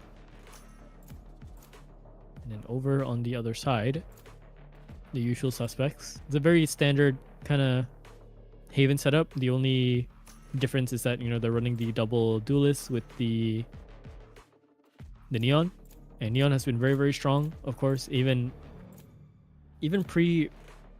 pre-buff and then post nerf. Neon has been a very, very interesting pick for Haven, because you get rid of this issue of just the Jet having to scale up and then dash in. The Neon could just kind of run into the site, right? And it's just half the time. So we'll see how that works out for them. Well, it looks like we're still going to see the Jets. Yeah, that's going to be a pretty standard for this map, because you want to try to overcome the longs, whether it's in A or whether it's in B. And the Jets will be very good to infiltrate very, very fast. Expect lots of updraft type of gameplay. Comes in very sexy, could be scrappy, but it could work or it could not work. Of course, it depends on the scenario of that particular match. Without further ado, let's head on to it. It's going to be game number 1 here between What the Helly and Suicide Empire. All for the marbles here. Again, not too much danger for these teams should they be knocked down, because they will be in the lower bracket. But the danger is the fact that Ignite are waiting down there. Yeah, and that is that is definitely a tough team. But of course, for them, they'll be thinking about Ignite later on if they have to. I mean, if you progress through the playoffs, naturally you will meet all these top teams. So you have to overcome it. You have to beat the best to be the best. I'm out of here. Here's Noxu though. Coming straight in for the play. And already into the site. We talked about this kind of pacing with the Neon, right? With the Jet. It's so hard to deal with, but Temps is there. Gonna put one down into the brain of Brain Rot Demon. No rotting here. Fishball up into the next one. One enemy Temps remaining. continuing their streak. It's just Fishball and Temps so far to get these picks before First Love picks up their first one as well. A beautiful pistol round. Handled really, really well off of very, very aggressive play coming in from the side of Suicide Empire. And although they won the pistol round, but they're not going for full buys yet. They're still being fairly conservative this round. So they probably have something big up their sleeves in the following round. It's going to be interesting to see how they will do this. Okay, I wouldn't say it's equal. They do still have a slight advantage, but they're still not going all in yet for this time. Shows the level of confidence that they have approaching round number 2. Oh, Outlaw straight into the legs of Noxu. He's not going to be running into sight anytime soon. Spectrum First Love playing it very aggressive. One into the chest of Luffy there. Not much he can do. Low-key going to try and go for the peak there. Almost picks him up. Very, very dangerous to go for the orb there. Another shot coming through. The second one kind of whiffs a little bit, but he was pretty much on it. I got the spike. Loses his teammate. Still though, good stuff for First Love. This is a very good defense with the Outlaw. Just has to be so careful. Loki's gonna have a very, very hard time trying to close in this distance as well. Yes, he has the Bucky to make things a little bit more lethal, but he doesn't have that dash. Nor does he have his smokes anymore to make things chaotic to try and close that distance. or even if they want to make a rotation, there's still a trap wire there. And Carl is also waiting here. It's going to be pretty hard for them to breach through. And I think it's going to be quite obvious, right? For what the hell is that? Okay, they're making the rotation because it's just too quiet. Now that they're here, there you go. That's one. And that's going to be a second one. Oh no, Brain Rot Demon. Still with a classical to Carl. And able to plant the spike. He's going to play a little bit close now onto the angles. Get concussed, has to take his gun out, but the wallbang instead. A little bit more diligent coming in from Nabil, from Fishball himself. So, second round up into the lead for themselves, and we're gonna let First Love take that instead. Closer for him for the knives in case he wants to play for it into an early eco later on. Yeah, but that was a very, very good defense. Obviously because they had the economy, right? So that's a slight advantage. Although they did not go all in, but they played it a little bit passive, and they just waited for Suicide Empire to come towards them, and they dealt with them one by one. And from then onwards, they know that, okay, it's only 2 of them left, and we have the numbers. And even if they want to make a big rotation towards C, like we have the trap wires ready there, Carl is ready there, Carl got one, left with only one player, so it was very, very difficult to find a win. But now, aggressive move in the middle. Oh, they just passed each other into the smoke, and I don't think they even realized it at first. He's there to take out First Love from advancing even more, but Nabil is on for one. He's so sharp today. Does get taken out by his counterpart in the form of Luffy there. Lionel Messi, not him, but a different variant of him to sit here. Cover going out. It's a Lionel Messi. But this is Kyle. Take it out. Okay. That's the double that they're looking for. But oh, wait a second. Wait a second. Totally didn't expect that Temps to be there. Right click into the left click. He's making this look like a John Wick movie. Just a pistol in hand. 2 targets down. 3 up already. They had the advantage just for a split second. The trade's coming in back from Sick. I think Sickers. I'll have to really ask how this name is. I'm just going to assume Sickers. Or Sickers Z. Sickers. I'll stick with Sickers. There's good stuff coming in from him. But yeah, never checking that one corner. That's their demise. Here. Don't mess with John Wick's dog.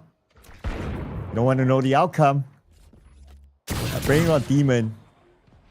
Trying to find what the outcome could be if we can get the information, but that's your answer there from Fishball on top of B side, getting him. And not able to get that past the halfway mark even. Knocked Dropped on pretty low though, so he's gonna have to back away from that position. Let Lexi play this position instead. Naksu. Okay, that's crazy from Naksu. Why is he doing that? He's peeking the angle while reloading? That's a bit weird. Maybe a bit of a miscalculation from him. Nice wallbang attempt though. But now, because of that, they are down to 3. Make that 2 with Lexi. Another wallbang. Okay, with Kyle getting Lionel Messi. Now it's starting to get messy here for Fluffy as Fluffy will be gunned down. Flawless victory here. But what the helly? What the helly indeed. We don't talk too much about Lexi because I don't think Lexi was really the person to talk about at times in some of those games, right? They weren't showing too crazy stats. They were there, evidently very much there in some of these rounds, getting those 2Ks, getting those 3Ks once in a while, but nothing too crazy, doing their job exponentially well. But Lexi, I mean, you know, former Bleed Academy, I believe, definitely made the run up here, now playing into this league. Good stuff already as well, especially with the components that he has around him, in the likes of Fishball, in the likes of Temps, First Love, Kale. Like there's a mix of young guns and vets in this roster, and they all have something to prove. They're all strays of variant different rosters who have now locked in their own kind of pieces. This is a mashup, but a very deadly one. Yeah, and it's proven by their Group B run, right? They top Group B for a reason, and definitely a very scary team to look out for. This is basically David versus Goliath if we look at it on paper, and also the current performance here in Split 3. 4-0 after the timeout. I guess the conversation is just for them to calm down. You know, don't let those names overwhelm you and try to play your own game. But another attempt in the middle this time. First Love at the top of B side, just waiting for them to show themselves, but they're at the double doors. The drone now trying to clear out the space, clearing out some of these trips. The trips were there, you saw the angles for them. They're set for the jets, but instead they're going to come in from garage. Walls up as well, but no one's really going to push this issue. Temps is hearing this. Oh, he's hearing this. However, there is one player that slipped the net. That is going to be the Cypher. What is that coming in from Fishball? A deadly TP. They check him. They do check him. Temps, his shoulder was seen around the corner. Now left for Lexi to try and play this out, but it's not going to be enough damage. Lands the dink, but not the secondary bullet needed with the Phantom at that range. Kale, less into this 1-on-5. Not even going to be allowed into the long side of this site. Flawless round coming in from Suicide Empire. It's a hell of a way to start a possible mounting way into this game. And looks like the team talk worked for them. Calm down, play your game. Don't worry about the names on the other side. They can do this, and they take one round back. But this is the round that we will see First Love with the operator. So they're going to switch things up this time, play a different strategy. And with the fact that the operator is now looking down A-long, and the players of Suicide Empire looking at A-long. Okay enough for them. They smoke, they block A-long, so at least that will force the operator to move away. They've dealt with the sonar dart as well, so don't really know that First Love is here with the operator. They can make a very, very wild guess that that's usually the standard play, right? But again, they still don't know that he's here. He hasn't rung out the shot just yet. Fluffy though is very, very close into this site. If his team makes the space, he's going to start activating his lurk, or even just stay here and wait for a peek potentially to come in as they try and get info. Because as we head this dead time, now there's a peek coming in from garage. What is that from Nabil? He goes straight out of the garage window. I assume he was just going to take the fight up there, but no, he goes for the way braver play to jump down, but that confirms everything that he needs to know for his team. Let's not forget about the A-side fight. Looks like a bit of a tangle, but First Love is there ready with the operator. Now they know for sure there's an operator on the other side, but they deal with it swiftly. And First Love goes down. 4v2. Spike will be planted right now. The retake has to happen. Lexi coming in. Wanting to go straight into A site, but then again, he's going to play the patience game, waiting for Kyle to get into position. From the top, Brain Rot Demon was ready for him. 1v4 and the dream, and that dream will become a nightmare. That will not happen for them, as Suicide Empire will take this round 2 in a row. Counter timeout called already. Not wanting to let this slip. They know they have this in the bag. It was just a lot of miscommunication. This might just be the coach saying, "Hey, Fishball, I saw what you did. Don't do that again." Or you're buying that's dinner for insane. everyone.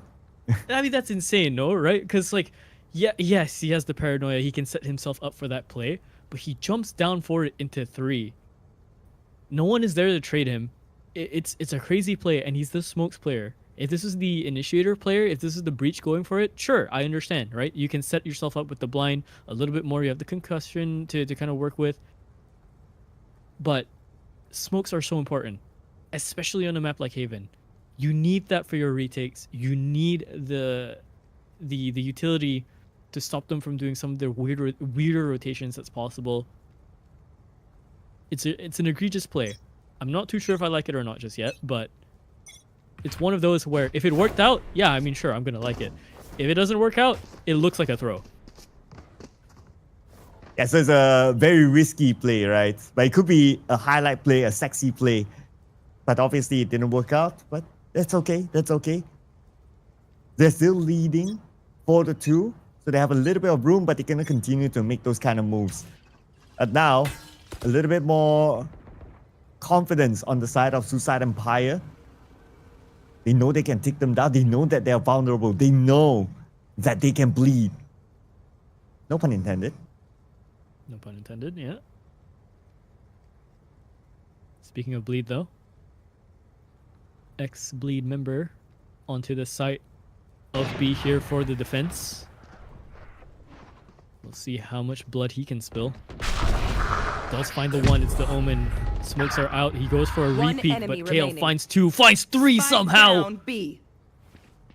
What a way to stop them from their graces of going for a puncture onto this A site. A 4th one for Kale. He takes out his counterpart, puts his team up to 5. Yeah, he's going to celebrate that one. Yep, he's going to celebrate the fact that he was at the bottom of the chart for his team before this, and after scoring 4, moves up to the middle, equalizing the amount of kills with First Love and also Fishball, so that's looking good for him. And with First Love, retain his operator, he will continue to use it, and he will be at A. Will he be at A long? Or will he be looking at short? Now this is something that Suicide Empire will need to guess. I'm out of here. So no doubt to go both ways, but they confirm the presence of Noxu. Confirm that he's there. And because that tag comes through, they are slowing things down. Past the smokes as well, that's the other issue they have to deal with. Kill's looking up towards grass there, making sure no one had pushed up just yet, but doesn't want to overstay their welcome, doesn't want to get peeked out, because if they do, that's a free open C site. Trip on the other side of the door. They're going to try and funnel them into this very, very weird position where they have to come once more.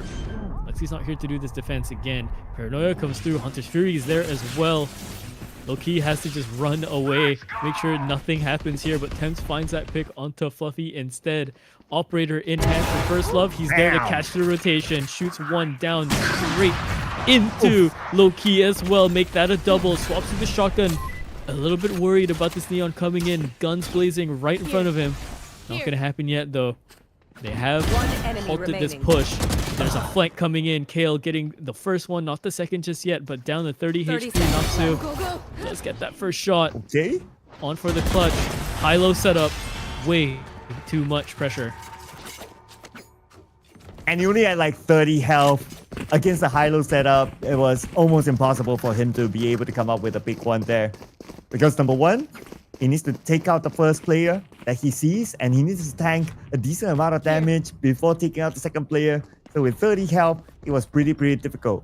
But we also had to give it to What the Helly with the fact that they kind of funneled them in onto A long, and then Kyle make his move. So it was smooth communication within the team to say that, Kyle, you clear the move, come in, flank, get another one, and the rest was history.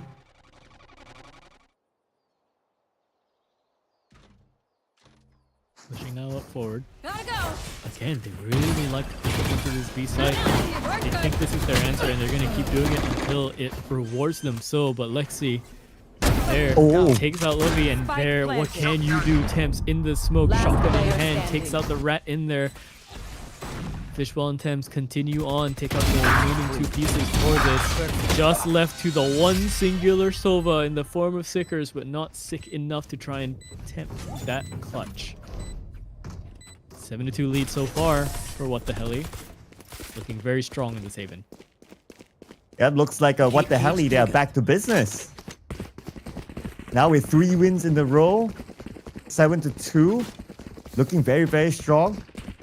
But the thing is that for Suicide Empire, they don't really have an answer to First Love and his operator.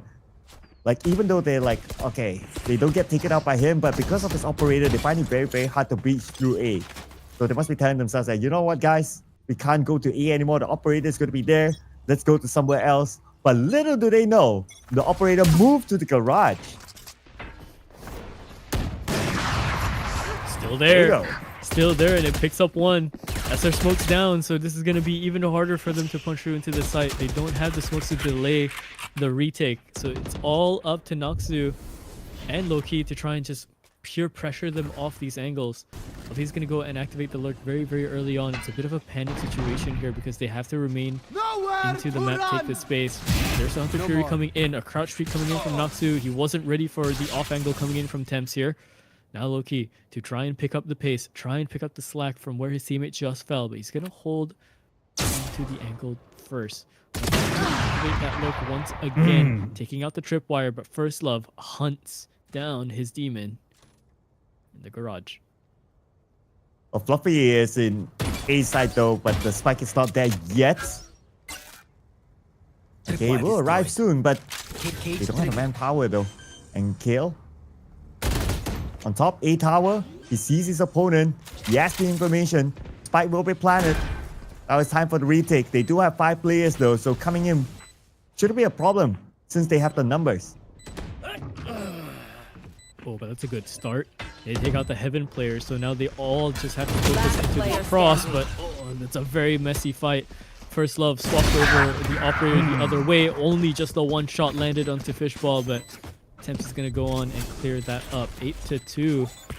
Yeah, forget about strong. This is looking like a huge wall for this side of the defense. I guess at this point, Suicide Empire wouldn't mind switching sides.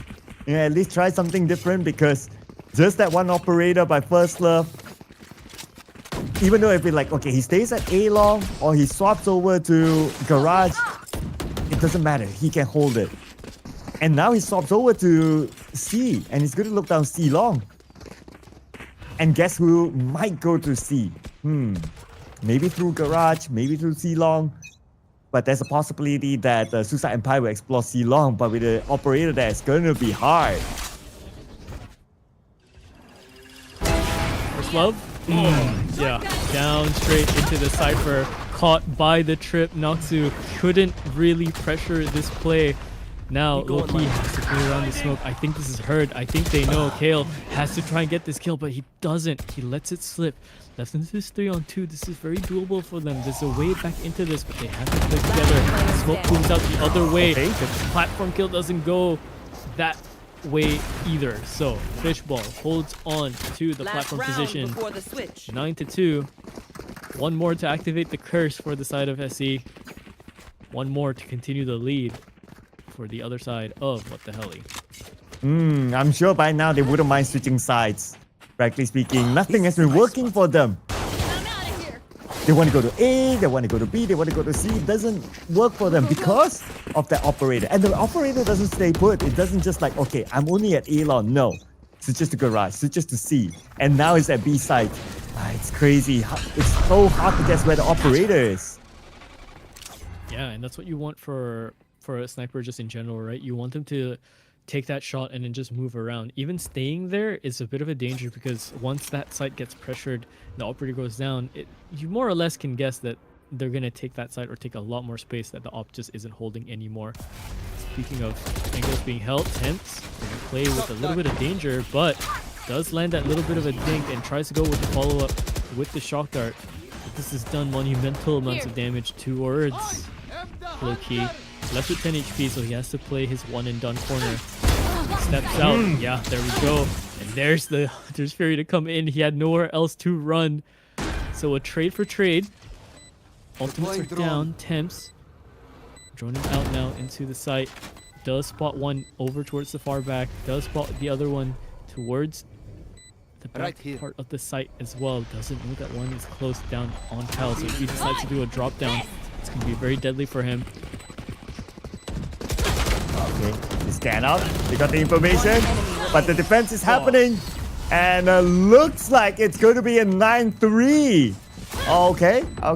I mean, we've seen a 9-3 curse happen earlier today. Could this be one of them? And I believe that this is the moment that Suicide Empire has been waiting for. They want to go for the swap. It's been so hard for them on the attacker side. Yeah, and I cannot imagine what they're talking about right now, right? Timeout called already on the half swap. I mean, this tells me that, maybe the team are a little bit lost in what to do here, right? They played their attack so well yesterday, but not today. Today it looks very, very shifty, and it's just because of the protocols that What the Hell have, right? The way they've set up their players, the way they've set up the plays, and there's a bit of a gambling game happening between First Love and his positioning, right? They have to find a spot where they can try and punch through the anomaly that is going to be the operator. But First Love is always there. I mean, one of those rounds, First Love essentially just won it out just by sitting in garage and waiting for that peek down in grass. You saw them scramble. Yeah, and he has always been switching his spots every single round. So that makes it very, very difficult for Suicide Empire. But the good news for them is that now we're going to swap the rounds. So everyone's back to pistol. So no operator for them to deal with, but they will be on the defensive side instead. So let's see what level of aggression that will be shown by What the Hell here. And are they just going to run, stack up one side and just go for it? Or are they going to tease it and try to draw them out? We'll find out right now.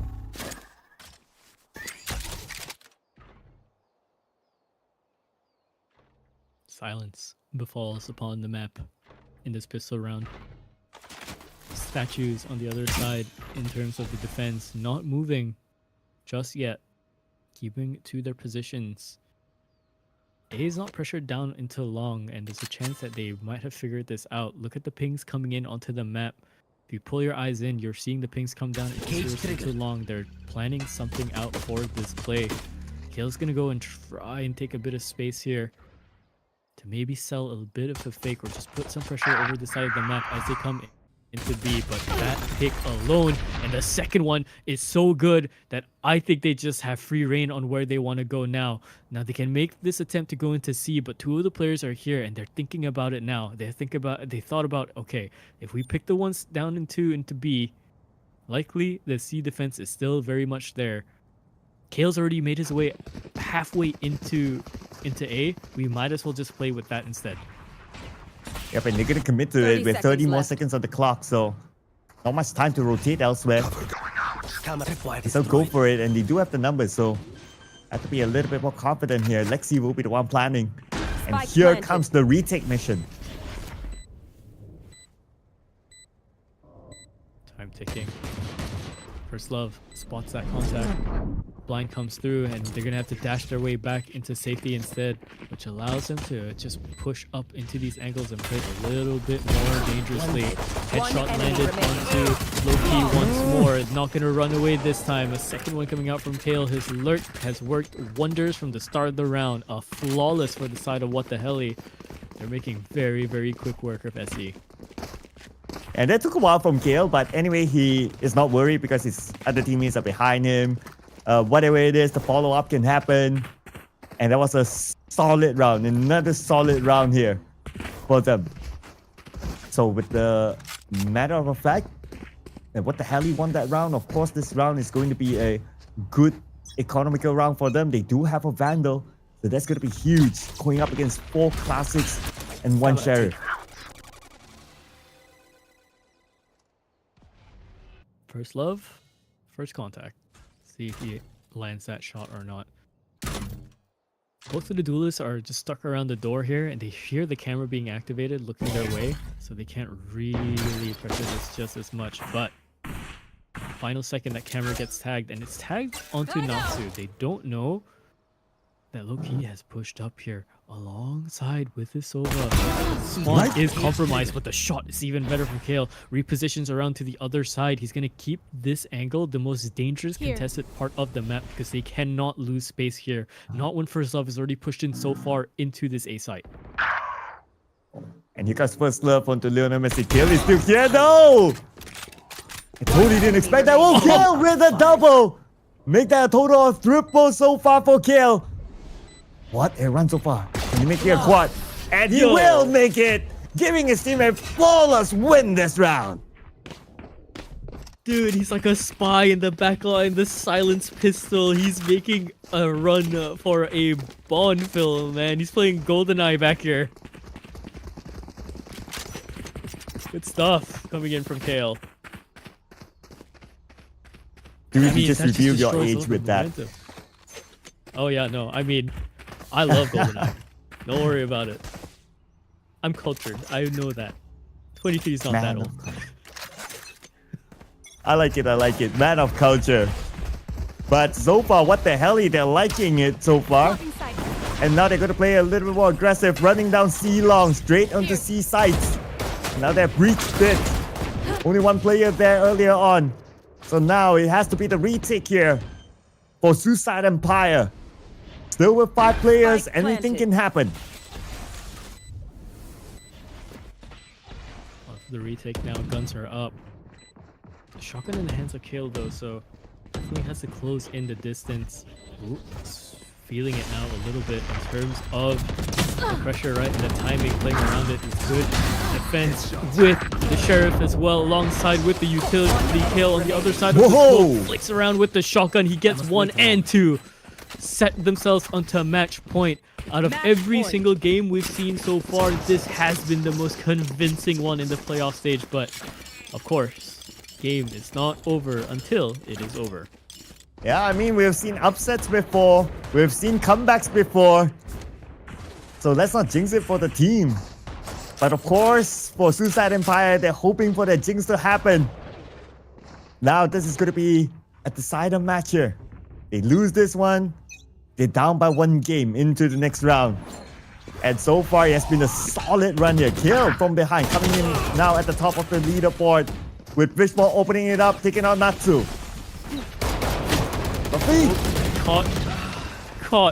Caught out in the open. What can you do? Lexi picks up that frag. They just rush it down.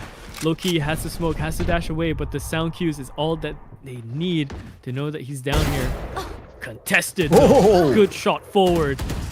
Lands it down into First Love. A 2-on-2 left into this 1-on-2. Lexi, everything to show for. What have you learned from your time in Bleed? What have you learned from your time running through different types of squadrons, different types of plays, going through the other side? It's experience that shows through from Lexi. Bled them out. Welcome into the game. Our 13-3, and What the Hell? He sits on top of things. For a moment there, I thought we were going to extend by at least 1 more game, or we're going to go to the next round. But no, that ain't happening. That ain't happening. What a insane dominating round by what the hell. This is David versus Goliath, ladies and gentlemen. Let's check out the stats here. At the top of our chart is going to be First Love, Mr. Operator with the best KDA, 16-7-2, 5 first blitz. Can you imagine how many of them from the Operator itself? Yeah, I mean, the defense was crazy from him as well. But look at Kale as well, setting up the same numbers as well. Not the same amount of first bloods, but his lurk potential, pass potential, actually. You saw the lurks being super, super active. Always there, being a danger. And in temps, in those mid rounds, such a great component, right? Fighting off everyone that they can do. Really, the only danger here, besides Noxu and Loki, usually both of them are alive in these games, right? They're usually leading the way, but they just cannot deal with the kind of individual mechanical prowess that's putting up against them. Somehow, some way though, Sickers is the one that's to sit up above his team to go for these refrags and stuff, and you saw him come in with 2 refrags every single time, but it's a rough position to be in. Yes, he's getting his refrags, but his team is not winning those first fights. That's how he's getting those frags. It's a bit of a panic mode kind of thing happening. And yeah, the rest of What the Hell though, solid performance from everyone. SC though, looking very shaken. Very, very shaken. Yep, they need to be able to reset themselves in the following round because it is the decider round for them. They lose that one, they drop to the lower bracket. But before we go on to the following round, ladies and gentlemen, as usual, we're going to take a breather. I believe that Suicide Empire, they need a long breather as well. So we're going to give them that break, and everyone else, going to see you guys after the short one.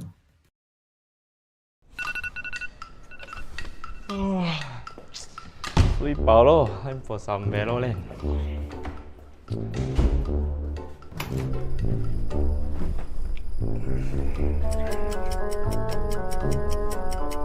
唉 wow it's so slow finally Huh? What the? Your late blue screen? Hey, baby boy.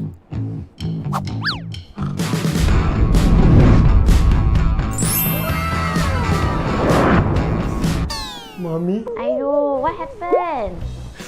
I just want to play some Valorant, but the PC blue screen again. I hate my life. Ayo, it's okay. I bring you go Kai Kai, okay?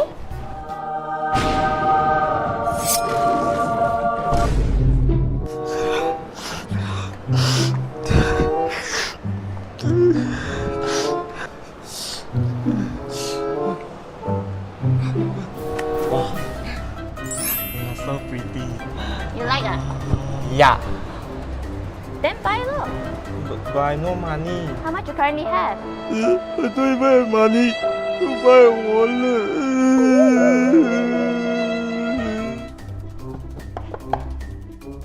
Hi, how can I help you, miss? I want to buy that CPU for that guy.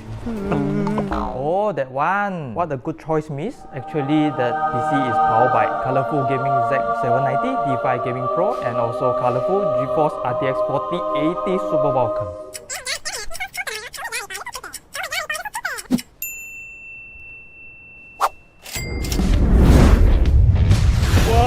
Why am I so broke?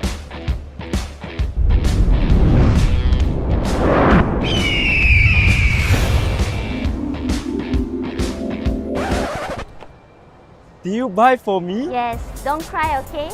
我有的是 money. Wow! Come and marry me. Huh? Let's go home and test the PC. okay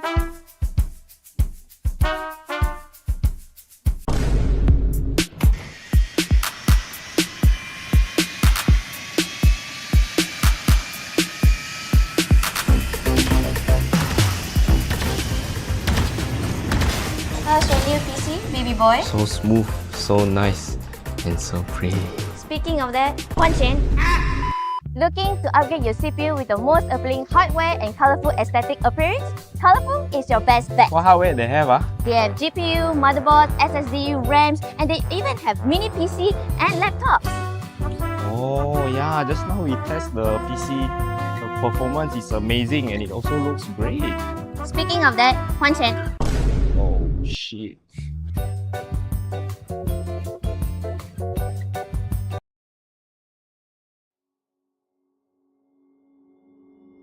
Took a swing at a wrecking ball and I prayed for my downfall, and I found a way to reconcile, 'cause in my heart it's not worthwhile.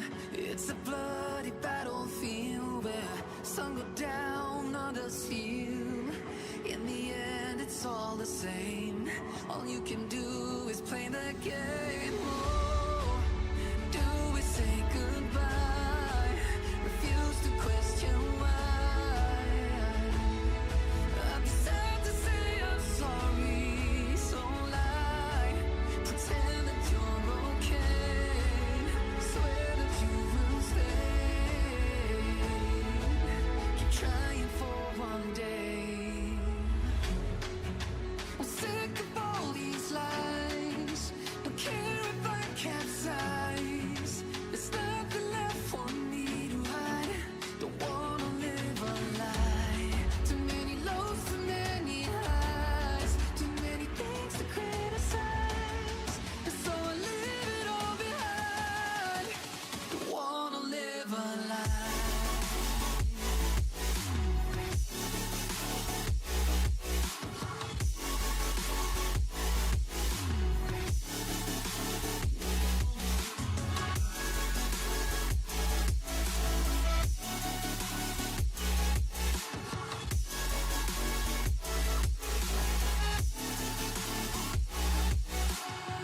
Life kept spitting at my feet and forced me down a dead-end street, when all I had went up in flames, burning only dark remains.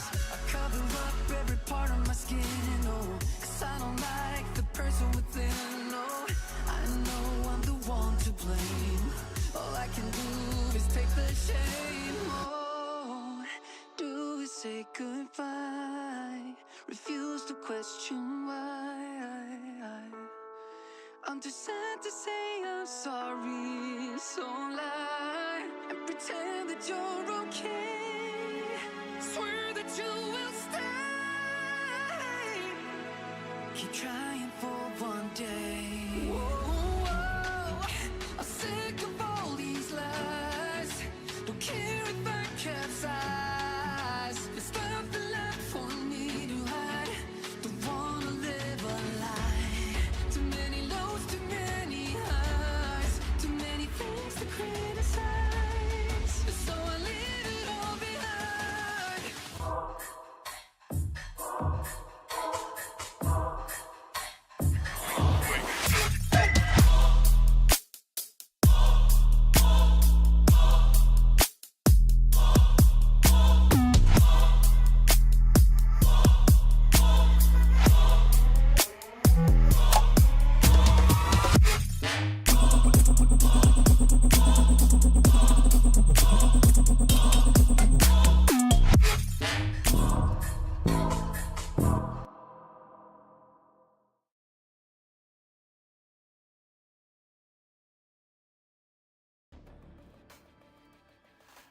What the helly? What a convincing win against Suicide Empire. Welcome back to Breakpoint 2025 MYSG Split 3, ladies and gentlemen. That was a very, very convincing match, I must say. But this tournament is also brought to you by our organizers from Berryfam.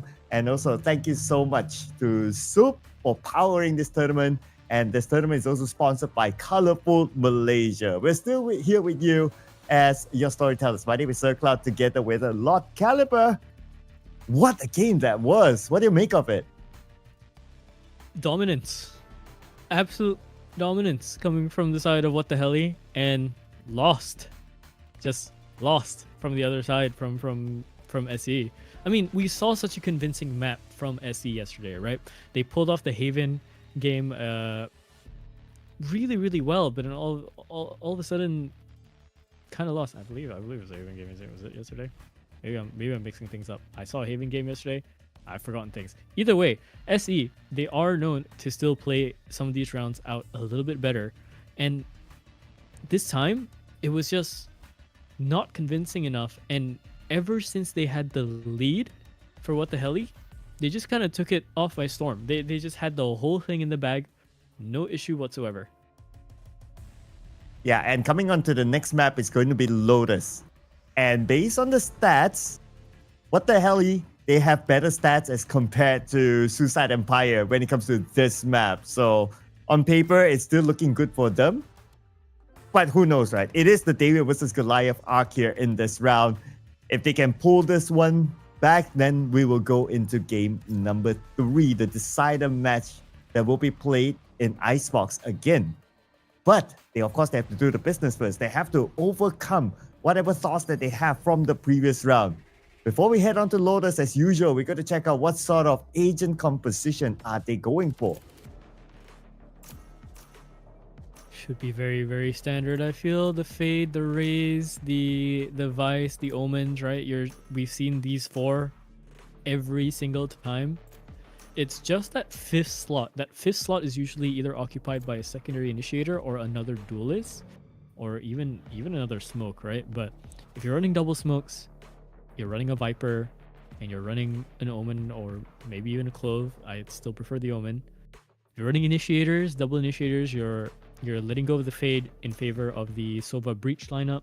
And if you're running a double duelist setup, it's usually Raze and whatever other duelists you want to run, usually the Jet to just take space. Or in the case of, likes of Ignite, they run the ISO, but so far they're the only unique case in the tourney so far. Yeah, and so far, what they're picking, mostly pretty standard in this Lotus map. But one thing that we've seen time and time again in the Lotus split before is lurkers. Always beware of lurkers. But I'm sure with a team of this level of experience for both sides, they know how to deal with it. They're always aware of their backs.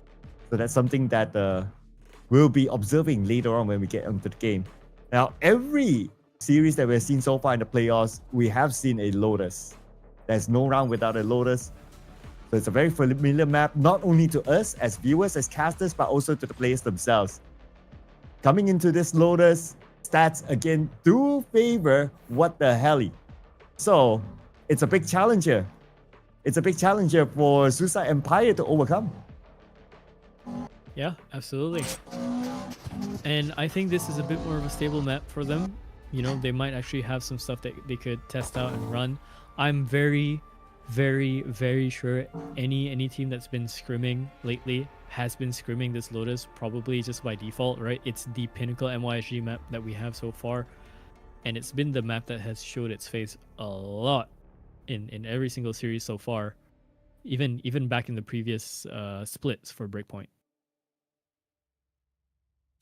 Yeah, so they know this map like the back of their hand by now. And the same goes for both sides. But who will get the first start here? So in the previous match, of course, it was What the Helly with a very strong start.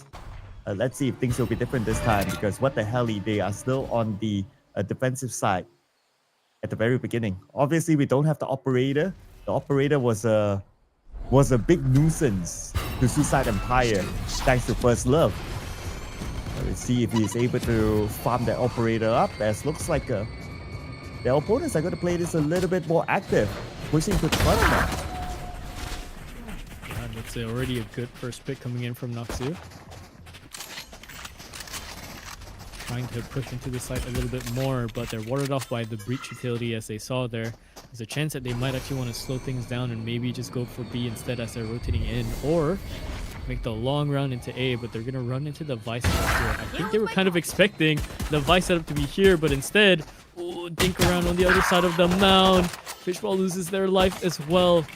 So all of a sudden, yeah, they're going to think about doing the rotation because a lot of the force is here. And they have the space to work with. Wall's going to be there, but it doesn't even matter. You can just go through the other side 30 seconds left of the door should they choose. Blinding. Good hit. And here comes Last player Kyle. standing. Not able to pull the trigger at all, but Lexi at least he got one, but still just too many for him to handle with the fact that it's a physical round. Classic will not be enough for him. And round 1 goes to Suicide Empire. This is the start that they're looking for.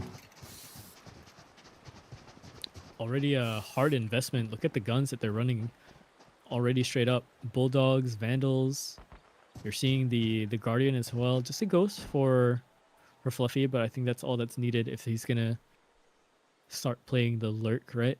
Just a Silence Pistol to make things a little bit more clean for him. And it saves up some money for the next round.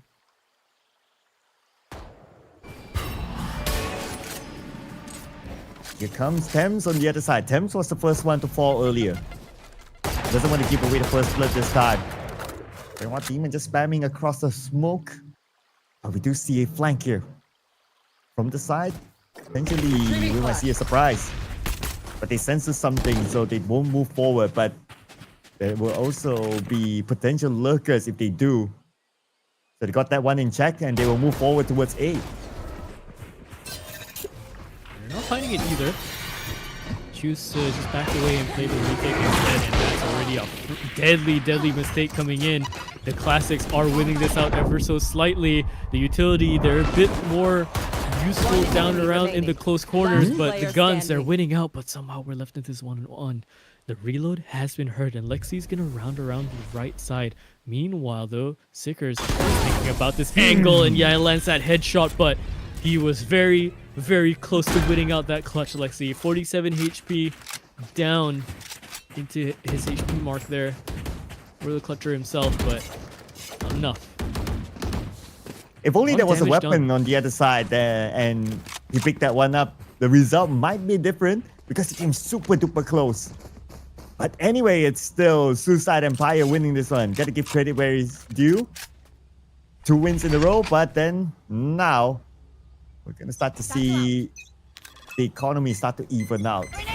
And here comes First Love taking position, moving a little bit faster. But speak about moving fast, Suicide Empire moving fast towards C.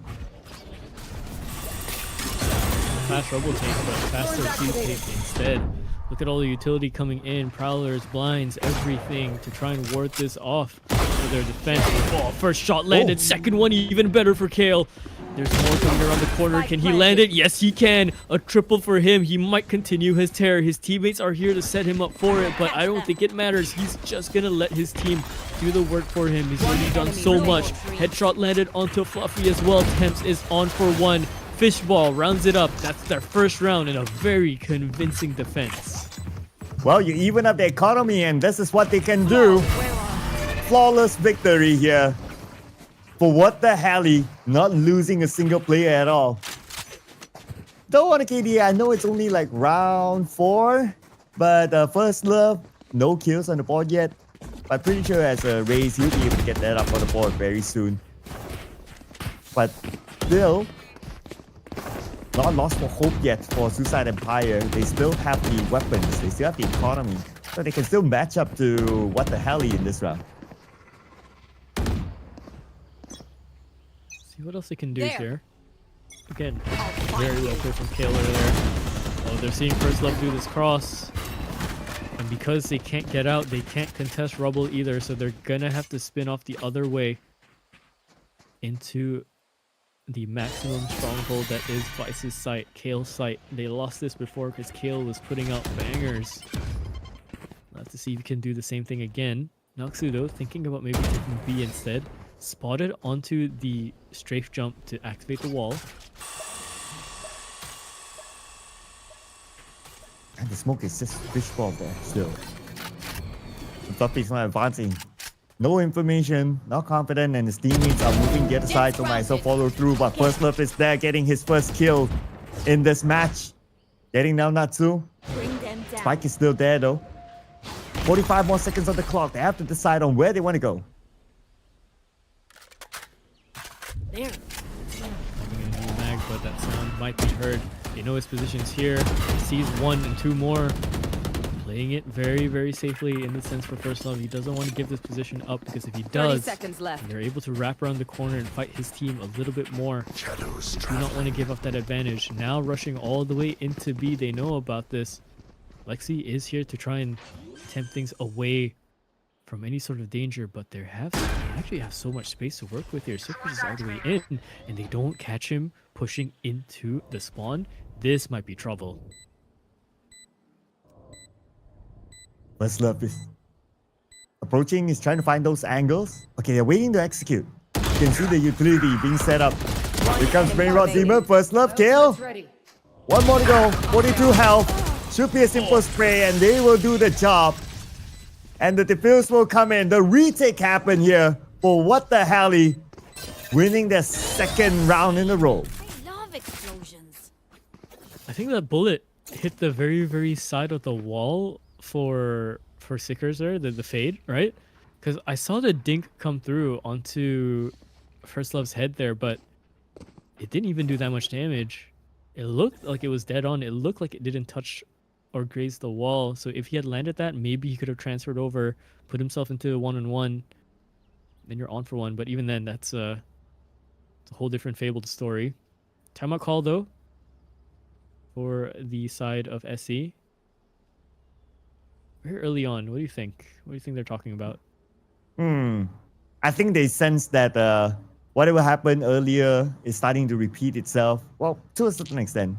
And what I mean is that the dominance of What the Heli. So that's why they're like, okay, we got the first 2 rounds. They take the next 2 rounds. It's okay. Let's not give them the momentum. But funny thing is that this round is a pistol round for them. But I guess maybe they're setting it up early before talking about the next round, whatever the result is, where they get their economy back. So they might as well call it out earlier than before. Yeah, that makes sense. You don't want to let them into the game, right? Because I think they had maybe a bit more confidence going into that first game, thinking, all right, well, we should be able to win this round. And you saw them go for the B execute like what, four times in a row. It's like, surely guys, we'll get B this time. It just never happened. So they don't want to be doing those kind of mistakes again. 100%. It's a little bit more equal now. Oh, a bit of a repeat here. They're going to somewhat towards A, but they can still switch it up. So that's fine. But we can see the rotation happening here. But What the Heli? Yeah, there's one player behind her. That's going to be Fluffy. They're waiting at the corner. If they check that corner, they'll see Fluffy. Okay, Fluffy. I'm sure he looked out. There you go. Fluffy with 1 with 2, but Lexi takes him out. But Fluffy brings 2 together with him. That's massive work. Fishball was here sitting in rubble, but he's back away over into Link instead because they lost 2 of their teammates, right? He had to filter in and play a little bit closer to his team. Lexi nearly dying out to both the Fade and Ray's utility there. Getting tethered, getting naded. They're in this site now. Spike has been planted. There's a defense set up over in rubble. Everyone else is going to come in towards the heaven side. Maybe the stair side for Lexi if they want to try and pierce this from 2 different sides, but be so careful. Concussion set up. Rocket not gonna hit. Left onto the lower angle. Both their sheriffs win it out, and the Knives is the last one to take out Kale. So all of a sudden, a thrifty round to the side of SE. They're looking a little bit more competitive now. Yeah, the pistol team won. So it looks like the team talk actually worked out for them, and this is what they were looking for. They want to try to stop the streak of What the Heli, and it worked. So now they're back onto equal economy for this round. So who wins this round will launch pad themselves into the following round with much better economy. That's how important this round is going to be for both sides. A bit of a switch of strategy here for Suicide Empire. What the Heli, on the other hand, play a little bit on the front line. Just waiting for them to come towards them instead. We've seen this patience play happen a lot for Lotus. You know, teams expect the pressure to come in after a round loss. They want to force the initiative a little bit more. Even Kale sensed that timing, right? That's a good flash, but Fluffy didn't really walk into it just yet. A second off, and he might have had a different story. There. First Love, though, has had enough of pushing the front lines here. Giving him space up, making sure that he can live with his team for the retake or for the side defense instead.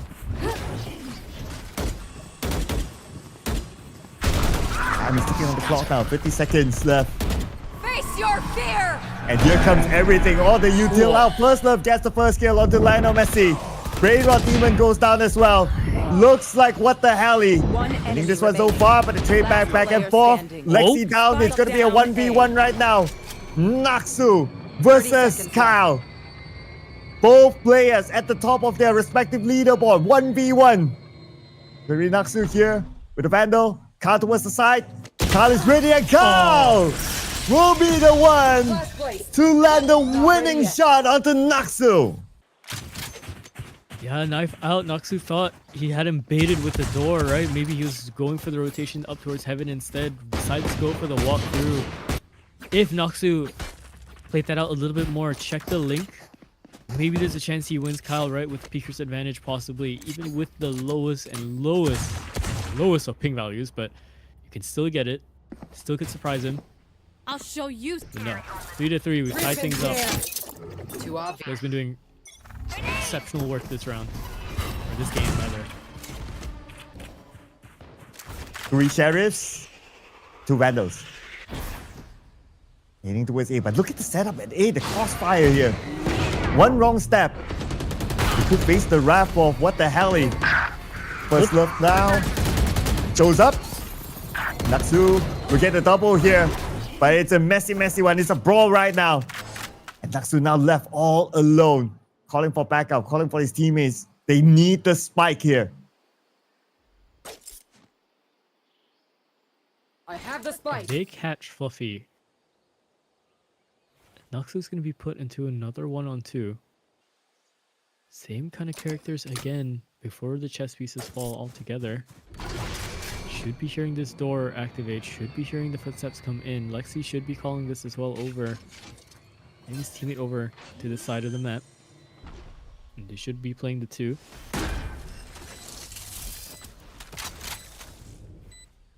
Let them plan for now. Just give them that little bit of room to breathe. Want to play tango around A. Fluffy alone inside of A. Okay, with the Sheriff here.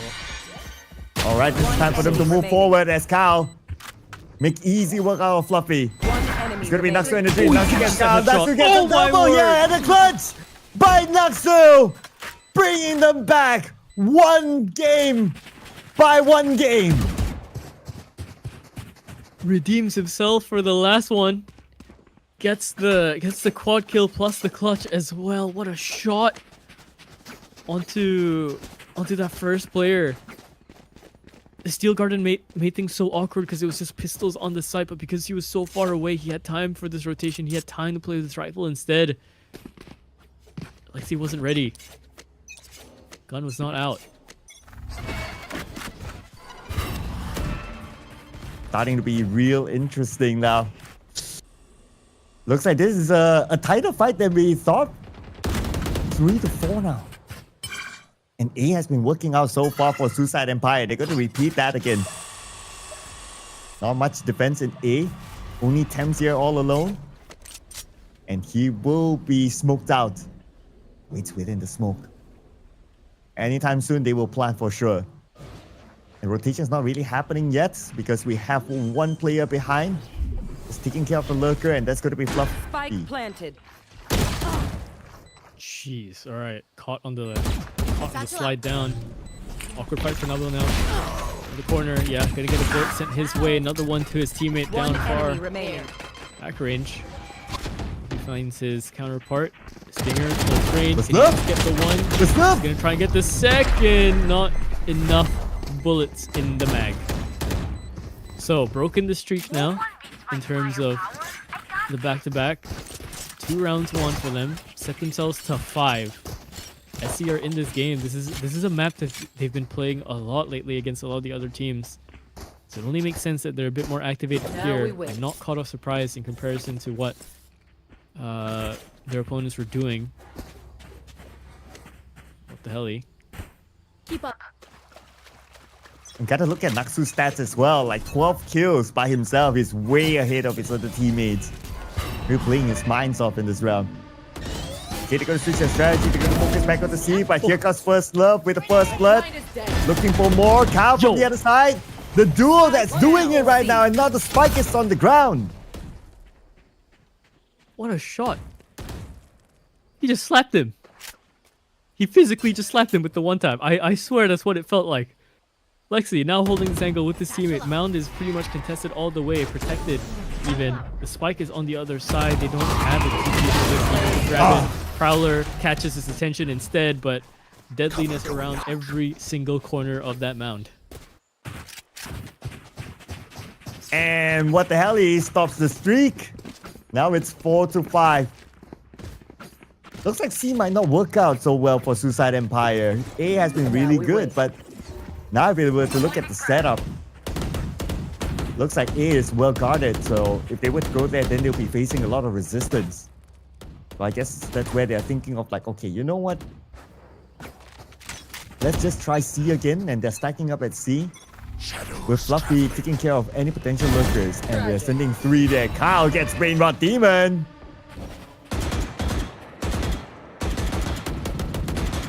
Yeah, you can't have Brain Rot if you have a bullet lodged in there, right?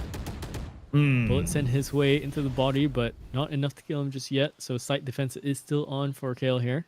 He wants to try and attempt this. Very, very close around the corner. So they're spotted. That confirms to Kyle that they are into the site. Attempts. Gonna move up a little bit forward here. They're hearing the steps. And with the nightfall coming in, they decide to do this. From a lot of this. Oh, Spike there's down. the confirmation onto Sick. Over onto the other side. Probably spotted. He can't hear anything. He doesn't know what's going to happen once his smoke moves out of the way. Drops down. Doesn't want to take fate here, but Lexi evidently does. Kale coming around the corner, but going to be bested out by the Omen instead. Flash up top, going for the peak, going for the swing. Temps is running for it, but the shot is not landing just yet. He's given a chance. He's given a chance. No way, Fluffy! What is that? Not ready yet. A 4 peak. What is that? Just every single one of them goes for these individual fights, and they lost every single one of them. Fluffy, calm, collected, cool. It's always these Vice players you have to watch out for. Every time it's Lotus. Are you kidding me? Are you kidding me? They had it in the bag. It was a 4v1 until Fluffy showed up. Ah. Now we wait. Still putting in an amazing performance since yesterday. But the job is not over yet. They're gonna switch their sights now onto A. Another round that they have to win. Just goes to show you. You have your doom coming around the other side. It's no reason to back down. First Love now getting that pick over onto Naksu, so they both take each other out. He traded himself essentially. Reload Herd on the other side. Temps hears this. Hail. Already way far behind. Looking for this peak. Looking for this lurk. Fishball's here. He's here for the defense. Nightfall coming through, but it's not going to confirm anyone, so they're going to be at a loss essentially for information. Could make their way into C here. Kale's going to try and wrap himself all the way back around to this front if he hears anything. Temps though, going to confirm this fight in as well. Fluffy goes down, so the danger from last round taken out, but footsteps heard over in Waterfall. He should be calling his teammates over. And they're making the big rotation now towards C, but before that the spike will be planted. But it's gonna be Lexi there. Brain Rot Demon. No Fluffy, no problem. They'll have missed the Demon here. They were one of them at least. Now the retake will continue to happen. Thames takes out the Demon himself. 3v2 for the retake. Thorns activated. It's a good eye. Lands up in the smoke, confirms that one's in there, but has to play a little bit more aggressive, and Kale's doing it. He's just doing it once more. Goes in on the other side, wraps him around. Not a thing you could do. Going for the defuse as well. They should be able to land this up. 5-2-6. One more to tie things up. But already, beautiful performances coming out from every single player of SE. Ooh. And would you believe it so far? What the hell, he is not able to get a lead. At most, they have been tied. But that's about it. No lead at all for them yet. Yet, that is, yet. Well, it's going to be the last round before the swap. Maybe they can't wait for the swap as well. But they have to still run down this round. At least try to equalize it. And make them feel good before the swap happens. It's going to be an A strategy again here by SE. Here we go.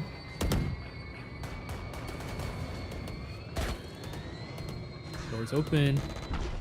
No confirmation just yet. Lucky. Lionel Messi himself pulling around the front yard area, making sure there's no confirmation coming up from stairs just yet. Operator, or sorry, not operator, Outlaw has been bought for first look here, but the three of those players is essentially an operator. Steel Garden is going to be used up. Gil has to give up that space. He cannot let himself get caught out by any sort of aggression. But the jet knives don't hit. They do not hit. The Blade Storm sheltered away. Gale playing this out. Still holding this position, waiting for his teammates to try and take the space. There's the Rolling Thunder to come in. First Love is not going to land anything with that showstopper at all. You know, Demon, he finds that one pick, but no, he has backup as well. Other side, it's gonna be Temps instead. A 4-piece for him. It's back and forth between these two teams on Lotus. Such a different matchup. Such a different game. Different vibes from everyone as well.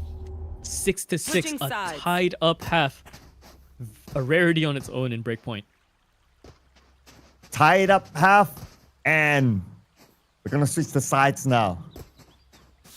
Looks like we're gonna have an extra breather here for both teams. Ooh, okay. So it's back to the pistol round here. But this round is super duper tight. It's a very different round as compared to the last map. And it seems like a Suicide Empire, they have found their rhythm somehow. They just need to keep it up. Yeah, they absolutely do. One thing I want to mention, right? They have been pushing C when Suicide Empire were on the attack. Usually what we've seen in this tournament is that C is always being held by this Vice. You know, the wall is always there. Once in a while, the wall will shift over into A or B. And the Vice will play a little bit more aggressive around their utility there because there's no wall anymore. But it's such a different defense for what the hell here, right? They're pushing C, but they're losing because the Vice is so aggressive. The Vice walls can be set up in A and or B for a majority of the time, but it's because Kale has been winning his fights out so much. That's how he's defending his C side. It's very, very classic in that sense of what old Lotus used to be, where, you know, you'd have to force a KJ or Cypher out to play a little bit more aggressive. But this is something else. We're seeing a step above performance from Kale here. Yeah, and at some point he was like somewhere at the bottom in the overalls, but then he caught up by putting up an insane performance, and he was, for the most part, the solo player in C side. So whenever they come to C, it's like he's always there, ready for them. You always find this opportunity to get one, maybe get two, sometimes even getting three, and that's how he slowly climbed up the overall charts for his team, and now he's at the top of his team's leaderboard. On the other hand, wow, Fluffy has been putting on some good highlights here, but they cannot only depend on like, okay, it's only Fluffy, it's only Naksu. The whole team has to work as a well-oiled engine, especially if you're going up against a team like What the Hell?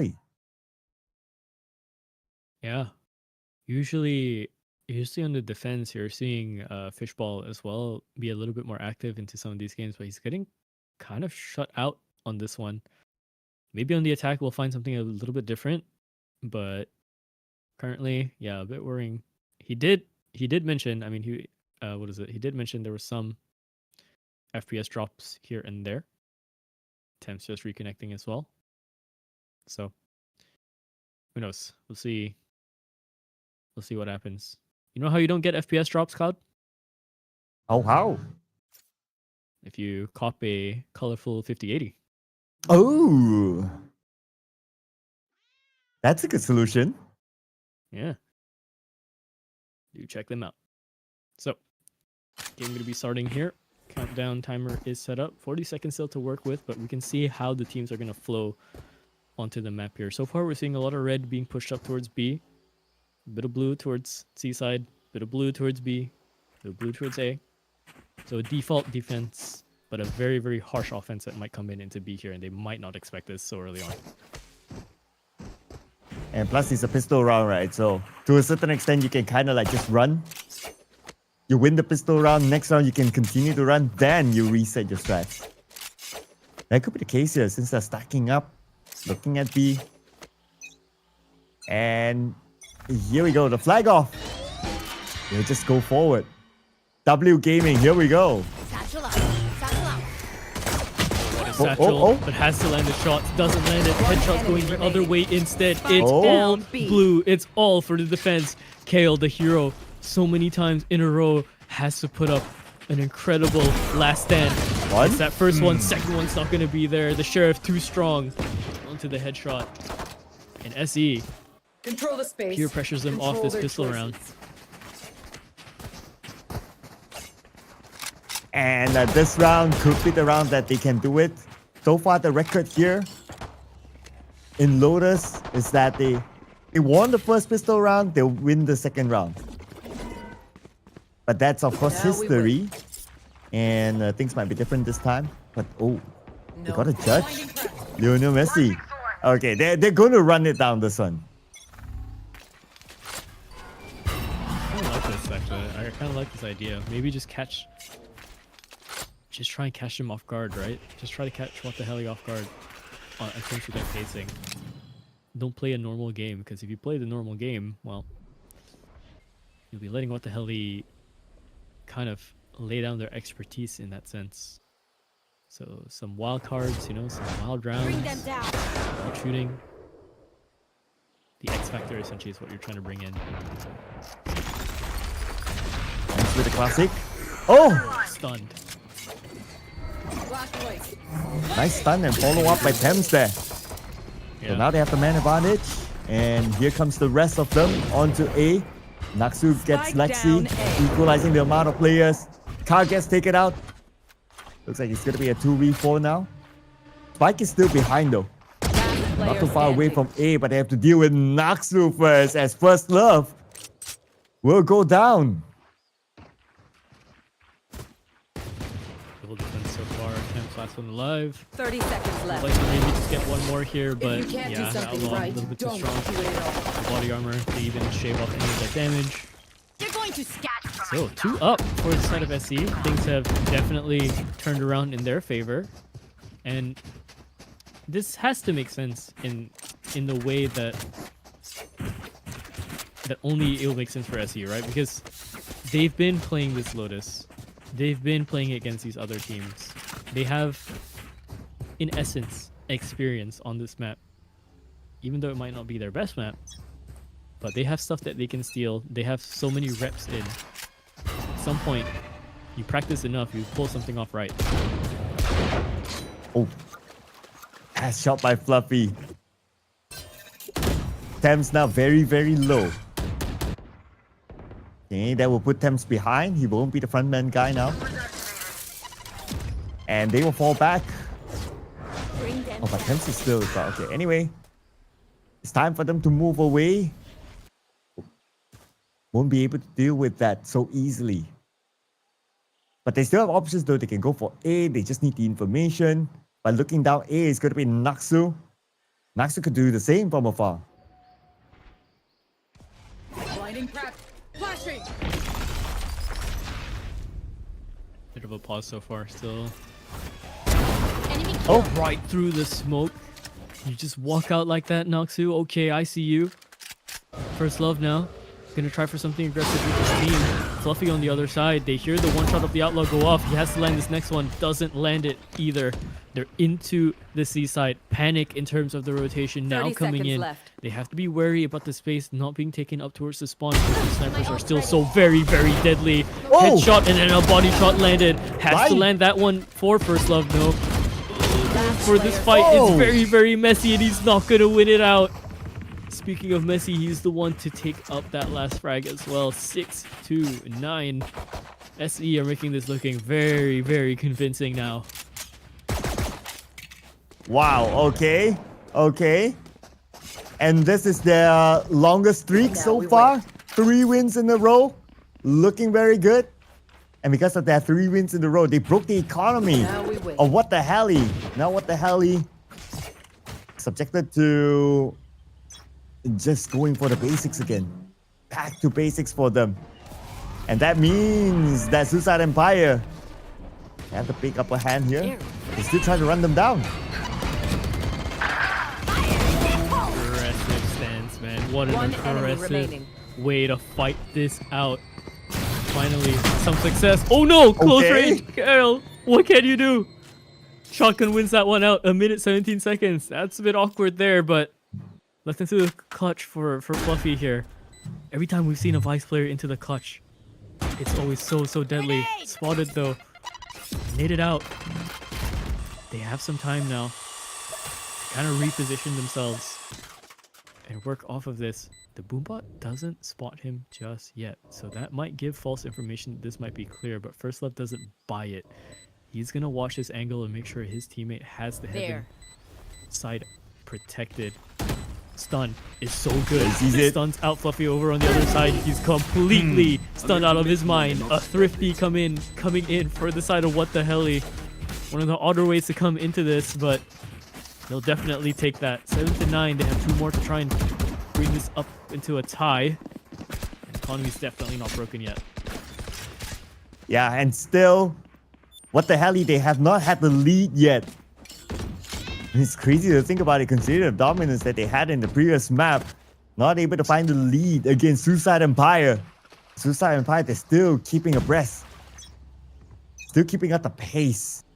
Okay, now that they have the economies up, here we go. A little bit more of a pacey gameplay here by What the Helly. Focusing again onto A.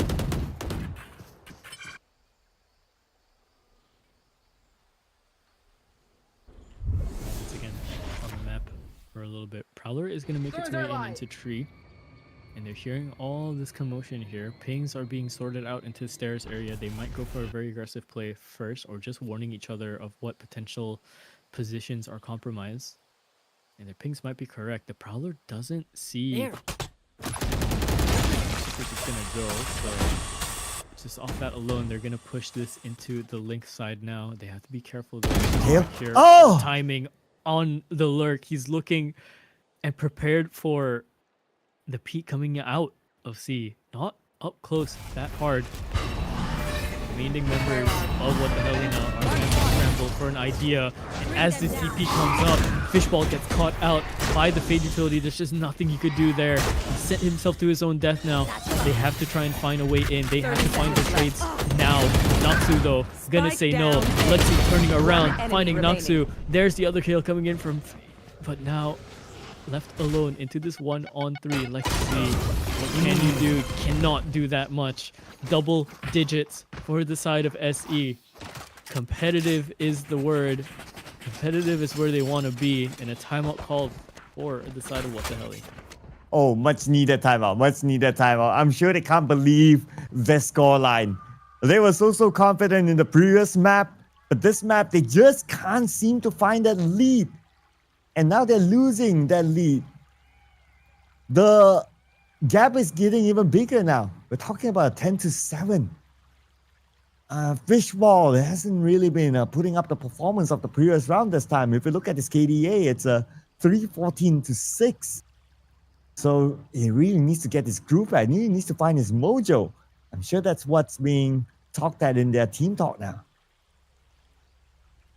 Yeah, they've lost so many rounds in a row. They couldn't really find an answer. Yeah, they found maybe just that one round. And even then, there might have been like a slip up coming in for the side of SE, right? They might have played that a little bit too hard. They had the ult advantage. First Love getting like 2 with the Stinger. So different circumstances. In terms of just a regular game and how it's going to go, so far, kind of lost here. What the hell? They had a good defense.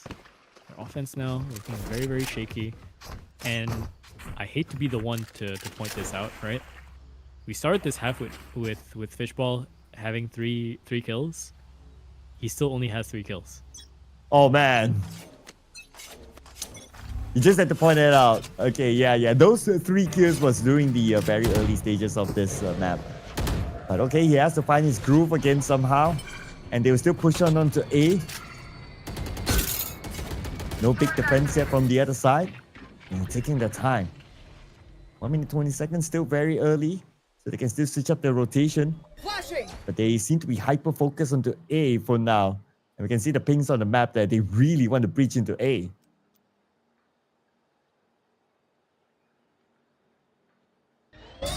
Every one of them falling up this train, but this is a lot of space. Face your fear! Love can try and get contact here, but so far there's no one's been tagged by the Nightfall either. Dropping spike. Might go into a 5-on-5 retake. This might be where we're gonna try and end this off into someone continuing the lead or someone breaking a streak here.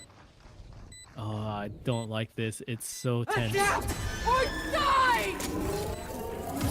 Well, tense is still in the game. And it's so tempting for him to get the first kill here in this round. Spike planted. The other side still taking their time, but first love will get Naksu. Fluffy gets a double.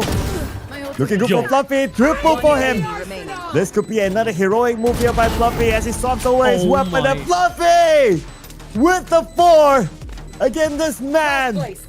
Don't think that just because he's Fluffy, he is nice and cute. He's an aggressive monster. Yeah, not fluffy whatsoever.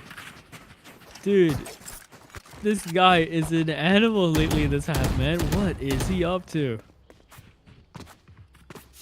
4 frags every single time. He had the time to swap Vandals. Repeat that. Yeah, timeout gonna be called as well actually for the side of SC. Maybe just to calm them down for a little bit, you know, they don't want to lose this lead. Game's not over, 7-11, this is still very doable for the side of What the Helly, but even now they're looking kind of stunned. Yeah, they tried to play it slow, they tried to play it fast, but it still didn't work for them. But you gotta give it to the brilliance of like players like Fluffy. It's just insane. And like what you say, right, this timeout is just to calm players down. I know we're having a good streak here. Our players are putting in a good performance, like Fluffy, like Naksu, putting in a good show. But it's not over till it's over. It's not over till we hit 13. So calm down, people. 2 more points to go. Gotta keep the momentum going. It's definitely what's being said in the team talk here. While on the other side, they're still figuring out like how to break them. They're finding a gap every time, right? They're allowed the space to walk up. Over on the side for the defense for SC, they're not exactly aggressive in comparison to what the Helly is or were. That's maybe an issue. Okay, good first shot. Fishball, finally, he's looking awake. No longer 3 on the board, make that 5. Let's see if he can continue it to make it 5 in this round. If not, even then, it's a strong start to get things done. Thorn's gonna ward off Luffy here, making sure he doesn't get any sort of step in. Fishball, making sure his teammate can scale up properly here. Temps is a little bit worried about this corner, and well, they're still very far off. Lexi might be able to pick up this pick. No, never mind. Smoke's coming in down. They're gonna push the initiative up a little bit more. Wallbang frags coming in instead, because I think there's a little bit of a head spotted there. And now they have to be so careful with this because the wallbang fights can only go one way.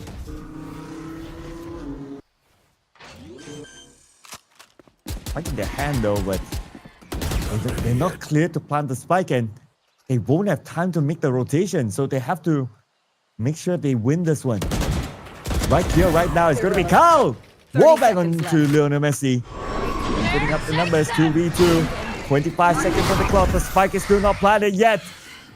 It's Thames, they're trying to find that opportunity. Down on the other side. Okay, they might get this one and go! With the flank, Thames will plan it. Extra credits in the bag. 8-11 now. Don't panic. Trembling is yeah, they can take that one off for a breather, right? Good stuff coming in from Fishball, getting those first 2 picks, and then the 2-on-2 was massively played. Splitting up into the defenses. They assume that, okay, they're a little bit too far to trade each other, but even without the sound cues, play that aggressively when they need to, peak at the right times, play together for that final frag, wrap it up. 8-11 now. They need more of those kind of rounds. They need that kind of aggression coming in as a whole if they want to pierce through this defense. Because right now, SE, they're on for one. They're looking to shut this game out still. Ooh, but they have to take it game by game now.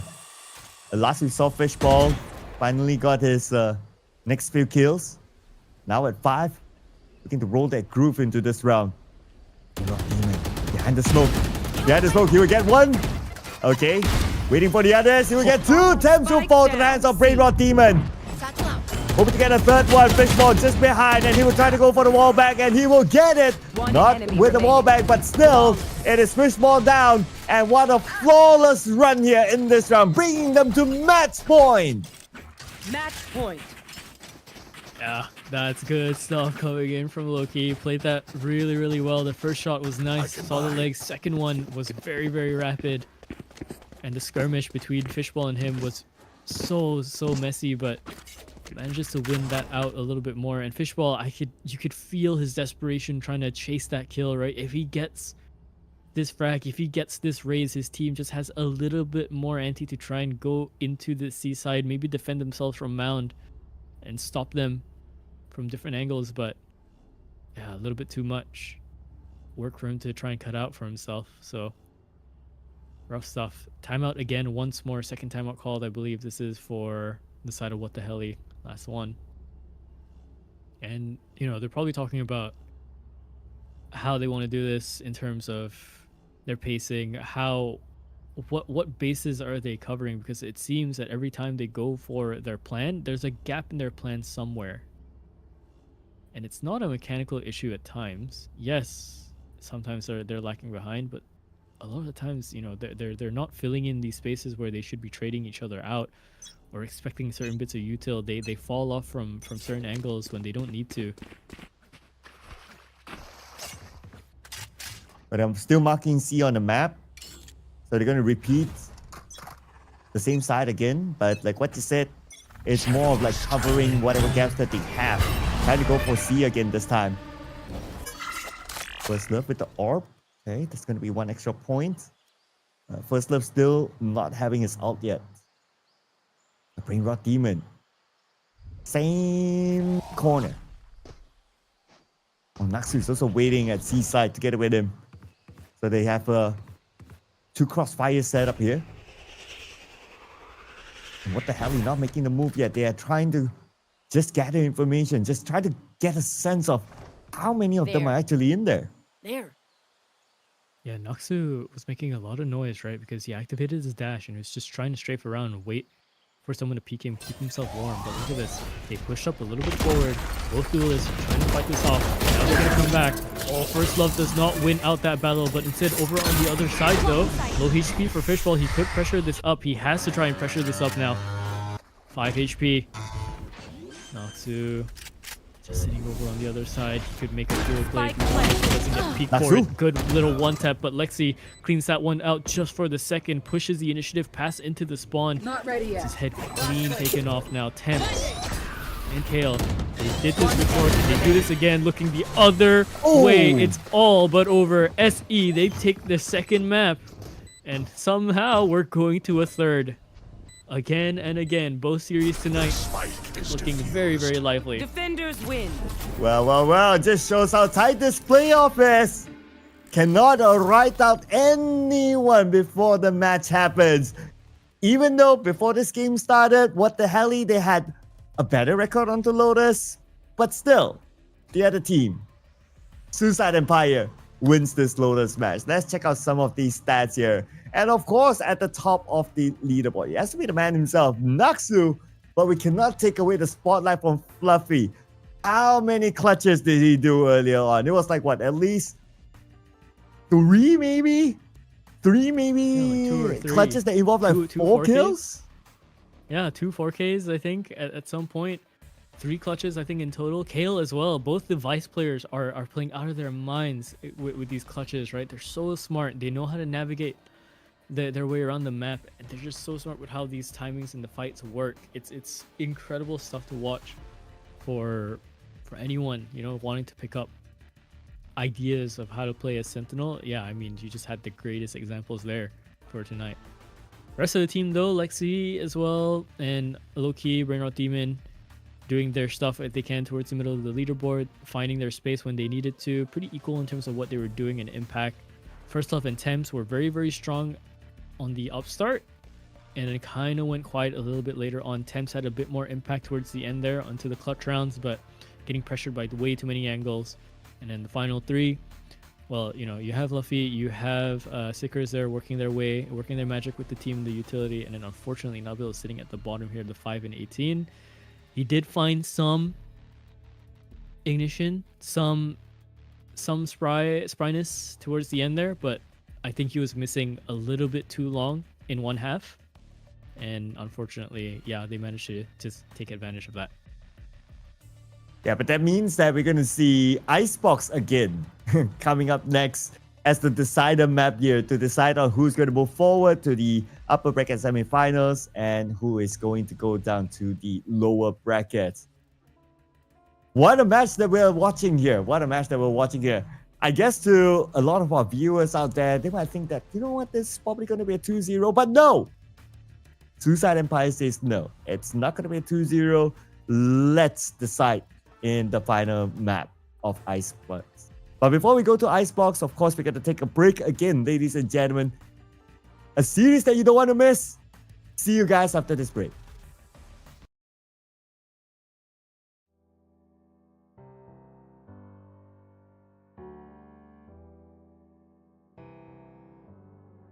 Feelings. It's like I can't walk on the ceiling. Oh yeah, got me dreaming in colors I never dreamed in. Oh yeah, I let you in deeper than I let anyone else before. Fell in love with my broken pieces, took them all and made them yours. Didn't know what my heartbeat needed, skipping out, no I can't keep score. When I lose my breath, boy, you got me breathing. Oh, every little thing you do, every time you hold me, take me higher, higher. Every little thing you do, every time you hold me, take me higher, higher. Oh.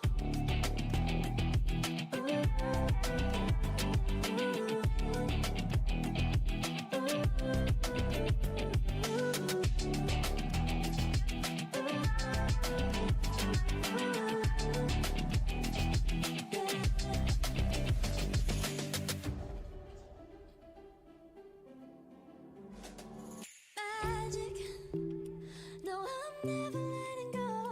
Now that I have it with you.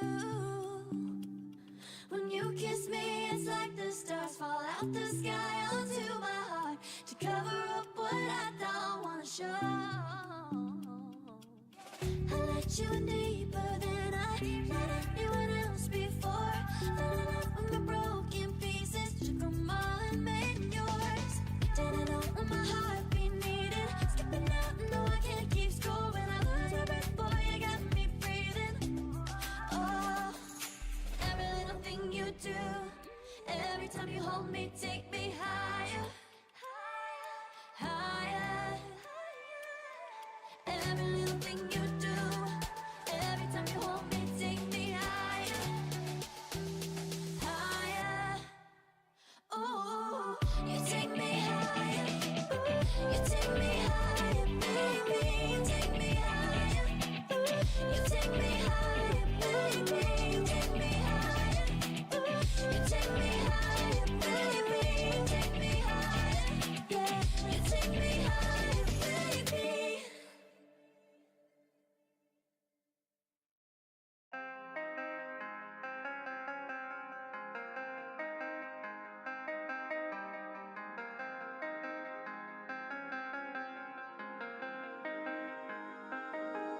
When I'm with you, I am able to keep pushing my limits and all the drive that I have. Well, I'm going the distance with you.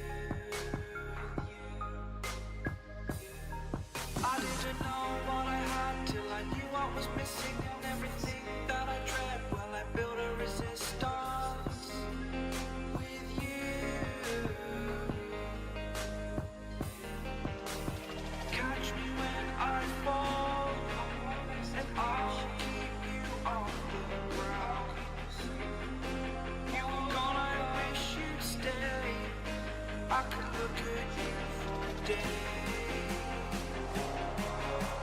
Time was well spent, that's when I knew that I need to spend my life here with you.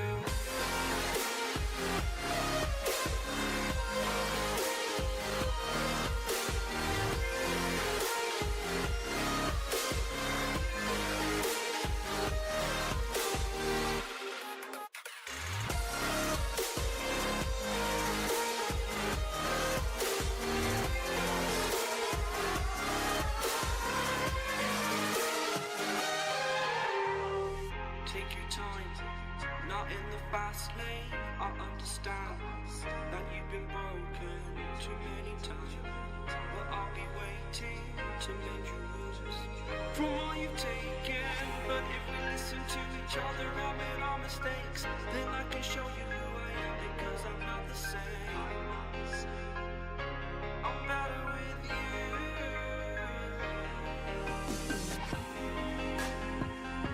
I'm better with you.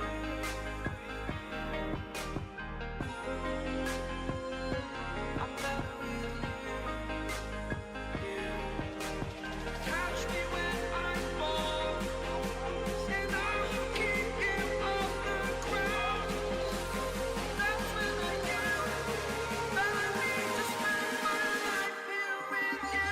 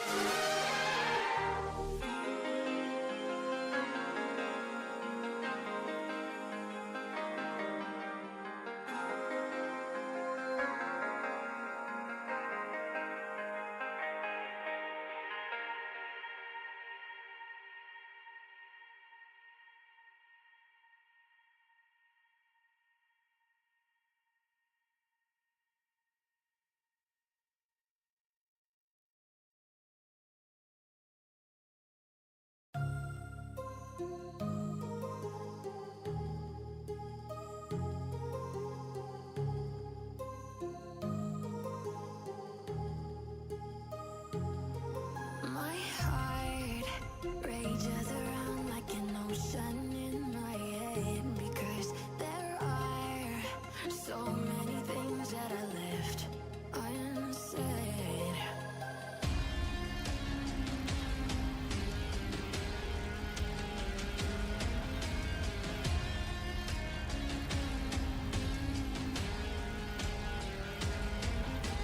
I can almost feel you walking in the distance, but I know that it's not reality. If you are echoing around inside these parallel dimensions all alone, now I'll find you in my dreams.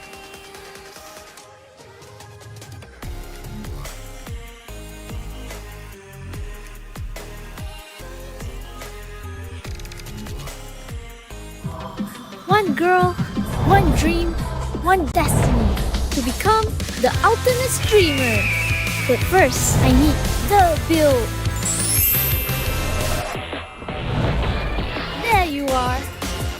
RTX 5070, DLSS 4, ray tracing so clean I'll see my future in 4K. With you, my streams will never drop a frame again. But what's a GPU without a worthy companion? CVN V760M, Wi-Fi 6, DDR5, built like a boss. You're not just a motherboard, you're my co-op partner in life. I can see it now, my future. VTuber collabs, 120 FPS Valorant, zero lag, max cloud. This is the build I was meant to create. What is this? A prophecy fulfilled? So this is what power looks like. One day, this will be mine. But for now, I've chosen my fate, and it begins right here. I thought I came here for parts, but really, I came here to find my spark. Bright Star Megastore, you didn't just help me build a PC, you helped me build me. Every streamer starts with a dream, but only few start with colorful.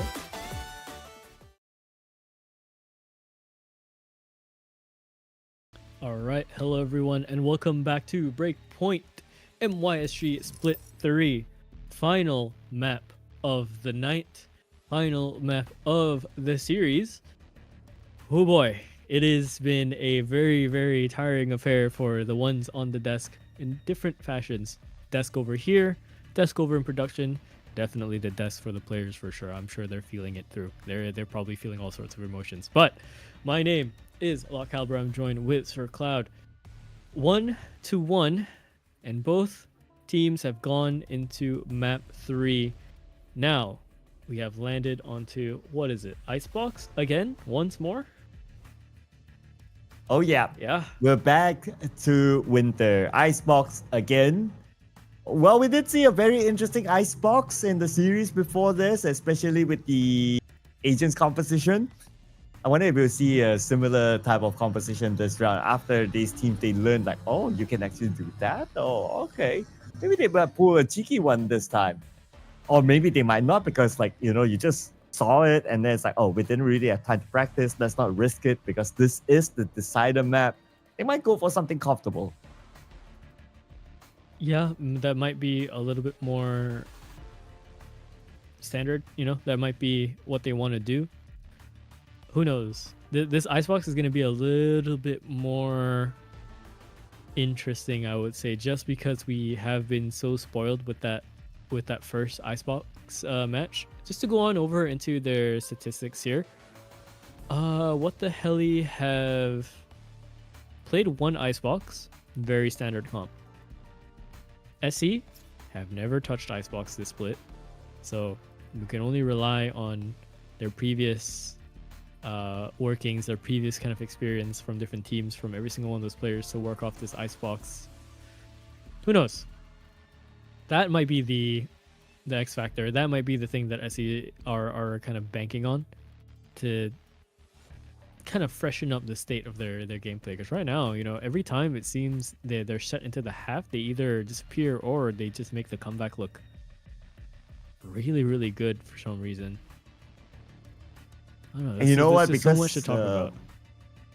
Because also that SE, they won the previous round, so they could be carrying the momentum into this round.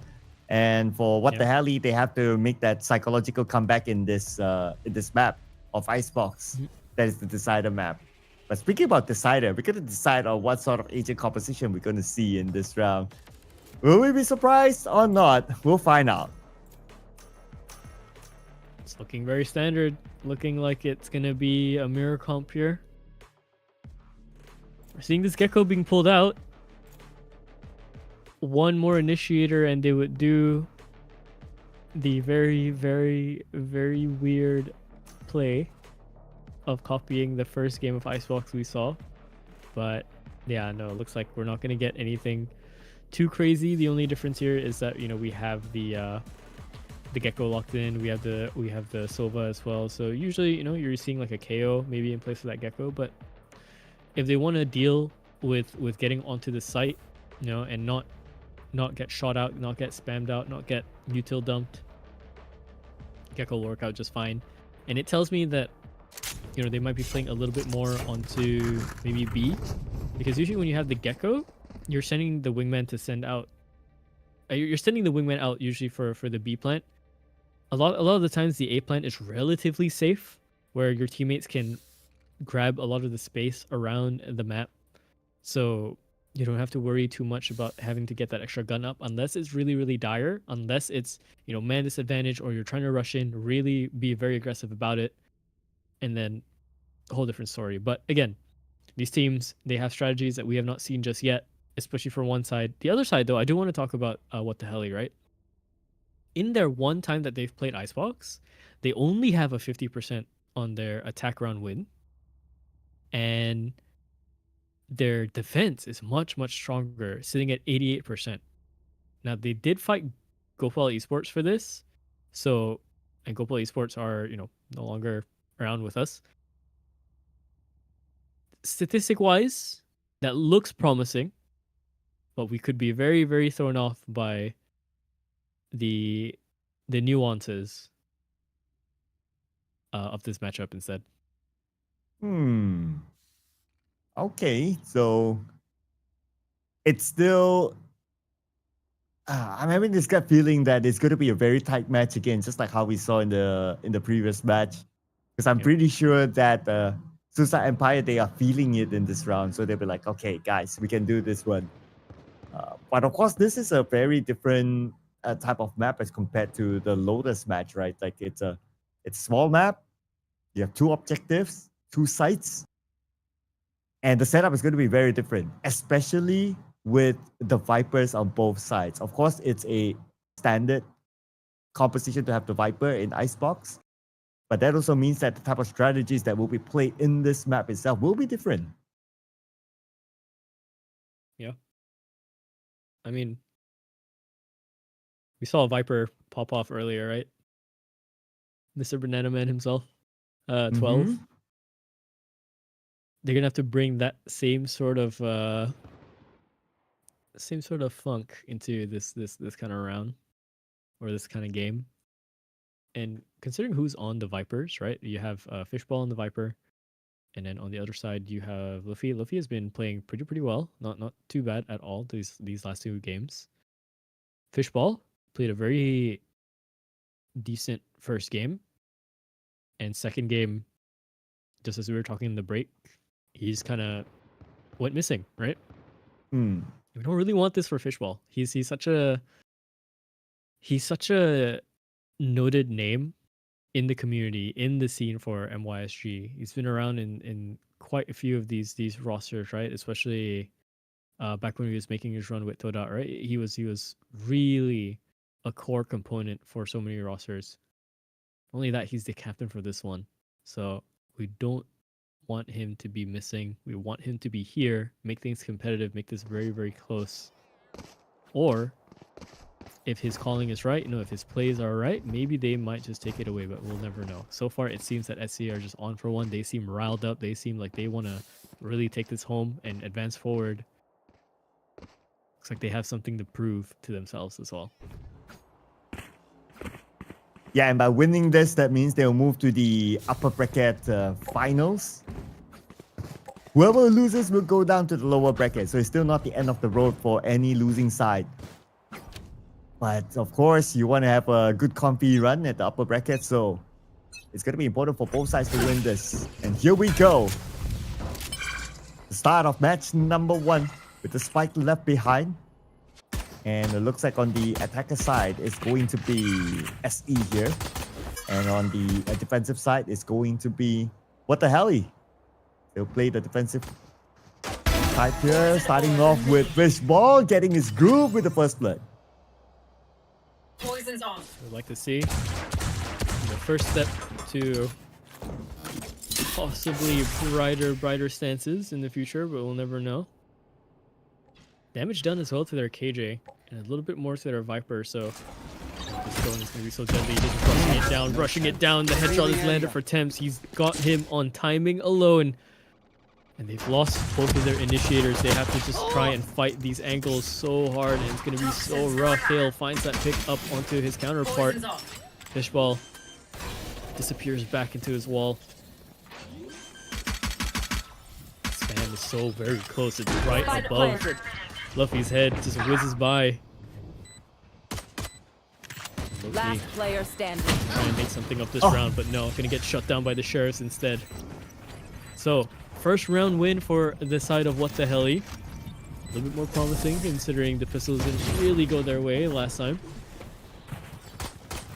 Let's see how much more they can do. Except for the very first map, they won the pistol round and they just went all the way from there. Or could it be a similar story? Well, we don't know because it's Icebox, so anything can really happen here. Starting off really strong, of course they will go in for their weapons, but on the other side, we're still seeing 5 classics. So it's going to be the classic gameplay here by Suicide Empire to try to break this one and try to win this round for themselves. But of course, 5 classics, doable, but it's not the easiest of tasks. Yep. And again, they're slowing things down a little bit more, making sure they can maybe catch someone off guard, right? This is the strategy that very much worked out in their favor onto the Lotus, but Icebox is going to be a little bit more different, and I think they figured that out as well. They don't want to throw this gun advantage away because 5 classics has caused so much trouble over the last 2 days of us casting, no? Right? We've seen the dangers 5 classics could do. We don't want to And looking forward to see if that will happen, yeah. With the wall up in the middle. Okay, just stall a little bit more time. 45 more seconds. If they want to make a big rotation, they could still do that, but Thames down A. will stop Naksu. You get the first one and you get a second one. Beautifully executed by Thames, and he's looking for more. He wants blood. Yeah, he does. Option to jump up, and yeah, definitely annihilated by these classics. What have I mentioned, man? These classics, the free gun, they're so worrisome. And again, the 2 picks, very good start. There's armor for low-key here, and he's going to try and bait the rotation, essentially. He's going to fake it out. 14 seconds. Just has to run in. Yeah, Gale gets that pick up. 2 rounds onto the board for the side of What the Helly. A good start. But I think a bit of a missed call in terms of the timing there for SE. I think they definitely had a different plan there should the time have benefited them. Yeah, he was running out of time. He wanted to go to B, and they was like, okay, not enough time.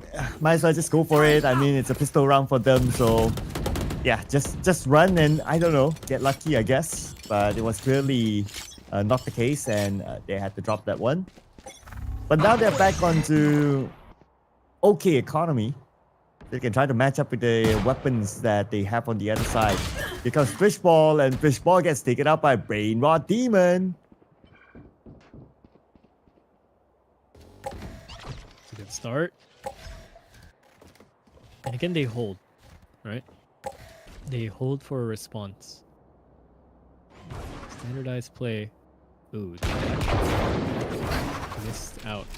I wonder if that's on purpose, just to fake out the dash, right? They see the jet scope come out. They hear the dash, but luckily for them, they're watching that angle so they can confirm that no, he didn't dash there. He's not that fast. Oh, but they want to switch towards A. 50 seconds. Timing is still alright for them. Natsu will move forward. Okay, here comes the plant. While Natsu takes a very interesting position on top. Fluffy gets Kyle. And that's what they're looking for. They have the numbers advantage. Scanning ahead. Need to get the information before moving in for the retake. Oh, One enemy remaining. close.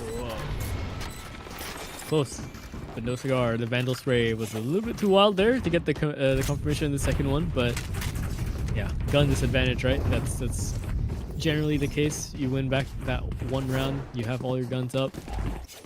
Speaking of having the guns up, they've brought in the big one already. The big on Zoom banger in First Love's hands.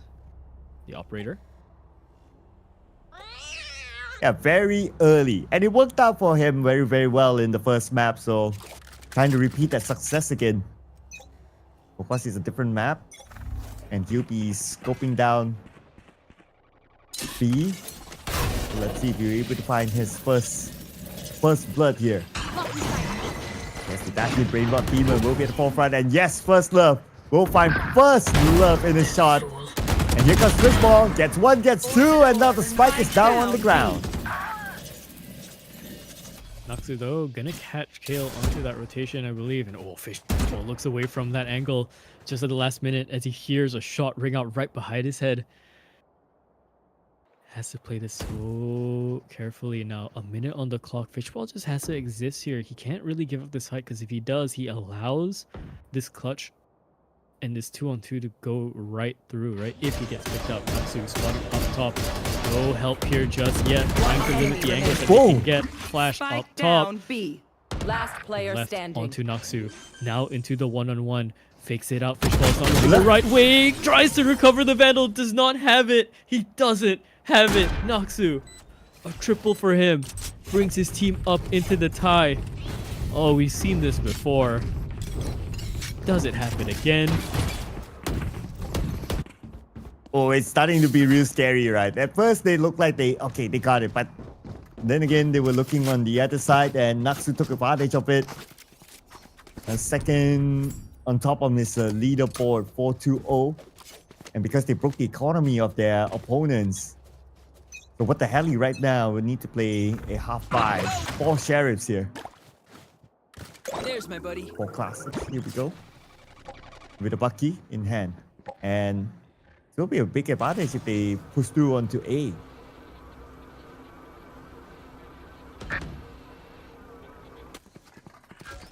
And just a little bit more silence as they try to figure out what they wanted to do. They're guessing correctly here onto the A stack. And Noxu can't really push up forward into mid. I think he had the idea of maybe just trying to check tubes here. Pings are being littered around the middle side of the map. They're stacking up towards the nest side. Ooh, spike being dropped. I'm not too sure if that's heard or not. Shock dart coming in just to ward off any sort of presence. The wall is there. They're going to try and burn that down, make sure it's not an issue because it was such a problem back into the pistol rounds. Though when you have the guns to burn down the wall, not going to be too much of an issue. Okay, I'm going to ignore that shock dart. I'm going to pretend I didn't see it. Oh, we can't pretend we don't see the timer now. 30 seconds on the clock. The spike is still rotating. Now they need to make a firm decision on where they want to plant the spike. Is heading towards B. Okay, it's going to be a full-on in. I'm sure they heard the footstep. They see the timer. Surely full in commit onto B. There's no time to rotate the other way now. Bomb grenade out. 12 seconds, they've made it here. 10 seconds left. Ooh, 5-on-5 into the retake. Not the kind of feeling you want to have in your gut here if you're on the side of what the hell, because you know it's going to be so rough. They're going to play these angles so far back. And because you don't have the space taken from mid, you don't have alert set up. It's going to look very dire. Closing in the ground though, they're going to get closer and closer, and these sheriffs are going to become way more lethal at this range. They've gotten the 2. Can they get a few more? The Vandals will stick their ground, but Temps 2 more onto his sheriff. 1 more fight, and Temps wins it out. Unbelievable stuff from him. He's always been so consistent in these rounds to clutch for his team. 4 seconds left onto the Thrifty. A gun will be saved up. Hunter's Fury charged up for him. Temps, the hero. Ooh, that was so tight. They got back the lead though, 3-2, so that's good news for them. Haven't really broken the economy of Suicide Empire just yet. So Suicide Empire, they have another attempt here. Okay, but we do have one classic, Brain Rot Demon. Okay, looks like he spent his credits buying all his utilities instead. Make his priority onto that, as they might look into A, and they are stacking 4 there. Buying the utility, buying up possibly a gun for his teammates. He has the Bladestorm to work off of this. First love though. First pick of the round. Up top, they have to be very wary about Loki here playing with the knives. We've seen what he could do, the damage he can kind of instill into a team should he land his shots, but they're respecting the space. They're giving him the space. They do not want to attempt anything deadly just yet. Let them go for the plant. Let them play their post plant. Find the team itself, just make sure they can rotate easily all together. No target flash. But still, some good damage, but time sensitive mission now. 31 HP over on the other side of this over on the other side of the Viper wall. He misses his knives. There's not enough of it just yet. Maybe Oracle could have done it. And Sickers, he's doing everything he can. Double kill for him, but First Love up now into the triple. They do not have the angle with the wall. Instead, it's held down for the defuse. Long range with the shotgun for First Love. A four piece for him. 4-2. What the hell are you looking like they are in this a little bit more? And early timeout called already. Oof. And First Love swapped to a Vandal for that CQC. Now he gets back his operator, and Thames, who held in for him Passes it back. Now in this timeout. Oof. Okay, this is going to be a tough conversation here. It's like, okay, we know how to take that lead, but the problem is that most of their losses have been through retakes. So it's more of the post plan that they need to figure out on how they want to position themselves and try to block the entry points. Because so far, they have been doing okay. I mean, they're able to plan, so that's one. But it's just the post plan that they need to figure out. Yeah, but the post plan, right? The post plan issue is countered by the fact that they have this Sage, because that Sage is going to buy so much time with the slows, with the wall. It's going to be really rough. There's no problem with them getting into the site. This is what I kind of had off the top of my head, right? The theory is that you're running a gecko, so you can plant easily and set up for post plant almost immediately. But if you have something like a Sage in your way, it becomes very dangerous because you cannot have sight on the spike at times. You might be fighting people up close to you, and everyone else can try and fill in their duties here if the utility is saved up for the post plant, for the retakes. So that's where the Sage comes in and they find it difficult post plan. Okay. But maybe their team talk would be helping them to coordinate things a little bit better as Brain Rod Demon goes straight in, but Kyle is there to take a double back. Naxu follows up onto Kyle. So they even up the numbers. Again, successful plan. Now it's all about the post plan as Fluffy will get Thames. They have the numbers now. They have the numbers, but Here. I don't think they're even going to try and go for this. Oh, Rez actually. Oh, good. And they catch one. Now all of a sudden it's on. I was going to say, if they don't find this Rez, if they get picked out here, they don't go for this. But now all of a sudden that Sage brings such a different element into this game. Time still running out. There's that wall. Once again, there's a bit of a sliver in terms of an angle, but they're just going to hold it. They have to defuse. Now they can tap it one more time because it's halfway, but the full health player has to do it. Good little peek coming in from the other side of the wall. Naxu not able to hit it. He's not able to hit First Love, nor get Lexi off the defuse. And they even save the op going into the next round. What a round from First Love and Naxu and Lexi. What? Oh, what a coordination there. What a coordination. And they had to do it really quick because time was running out. Although it was halfway there, but then there was still a slight risk that they might not be able to defuse it in time. But that backup was just on point there. Beautifully executed. But we see the power of the wall. Once you use that wall, even though after you plant, you can't see it. You need to break down the wall. Here comes First Love, back with his operator gameplay, starting off with the first blood against Brain Rot Demon. No demons here, no Brain Rot here, First Love says. It's too Ulfus. Still has a reaction time though. Here. He's so ready for this. He's so ready for this, but the Viper's wall is gonna... Oh, no way he sees that. He's expecting it. And the jump up as well. No way, First Love. They stopped this plant as well. They had a little bit of an angle to go for it. Now, all of a sudden, this operator in play goes for the flick, but it doesn't just land. He's worried too much about the angles coming in from the other side of yellow. Drone is going to confirm that Luffy is very close. Shoulder spotted. A bullet sent down right between the eyes, and Lexi finished his off Fluffy. And towards the end, Lionel Messi was slowed down with a slow orb. So even if he wants to move away from the crosshair, he couldn't. And that became an easy target for the operator.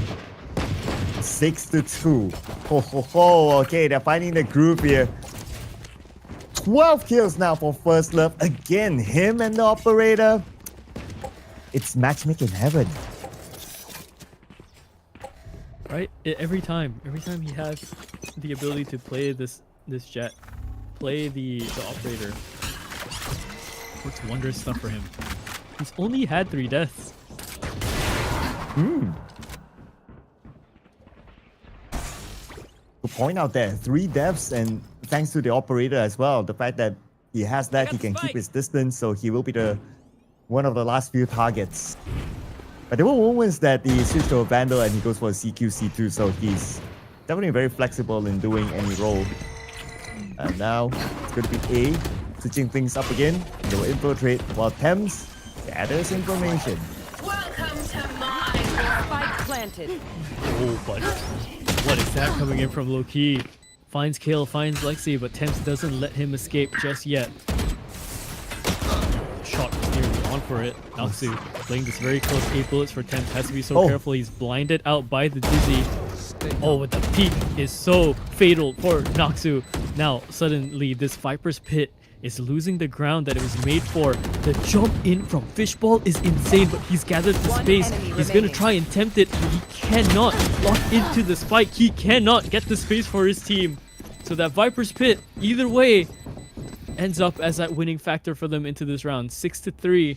They're going to have to find a little bit more to try and equalize this, or just continue fighting down in the ditches. Yeah, the key winning move there was definitely the Viper Spit. It was very, very difficult for them to go in such a tight space in A. And that's why the Viper is always a hot pick when it comes to Icebox. Just for that matter, especially if you go for A, especially if you're able to plant it A. Now you thought that the operator is down, they lost that. Nope, the operator is still up. First Love has enough credits. Here. And now, Here. I wonder if they know that the operator is still here in play. They'll find out soon for sure. Wouldn't be surprised if it's off the top of their head, but oh, Barrel I don't think was spotted just yet. If the Barrel was spotted, now he's panicking in this position. You can see this. He doesn't want his gamble to be shown just yet. He needs to find an angle. Oh, but his teammate just got tagged by the Gecko ult. Sees a little bit of a gap, and he still nails one down. Thames is there alongside with Fishball. All of a sudden, this attacking side looks so weak. First Love, a second one in the round. Noxu goes down and just left into this corner. Mr. Lionel Messi himself. Luffy, what can you do? Stuck in the corner, and let's not forget about the flank as well, coming soon. Even though if he wins this one against Kyle, but from the back, Fishball was on his way anyway, so he would have been caught in a sandwich situation, so the position wasn't good for him, especially with that flank coming in. But that became a very good defense again by what the hell, he's 7-3 now. They're looking like they're playing just like the first map, just getting this momentum and running away with it. The experience showcased here, and definitely highlights coming in from First Love. Alarm bot out. Solid team around him to just keep up that pressure as well, while he's able to pull out the shenanigans he can. Goes to off. Dash right through. Kale's gonna let that one through. He hears all this sound coming in, but onto the side, Fishball to be so careful. He peeks it. And there's Thames coming in with a double kill instead with the Hunter's Fury. There was just not enough space for him to run around. And he definitely got those tags right through the wall. Now left into the 1-on-5 Fluffy. Regen shield, sure. Lockdown, definitely gonna want to save that for the next round. A Sheriff in hand. And they're slowly closing in. Sharp, bloody water. A flawless round. 8-3. One more. And we're gonna run into some very scary territory in terms of, you know, superstition. But we'll see how that goes first with this round. Yep. I see where you're coming from. I see where you're coming from. Last round before the swap though. So let's see here. The operator is still in the hands of First Love. I'm pretty sure they can't wait for the swap. And one of the reasons is not because of the swap itself, not because of the swap of sides, but because you don't need to deal with the operator. Everyone's back to pistols. But now they still have to deal with it. And First Love will not let go of that shot.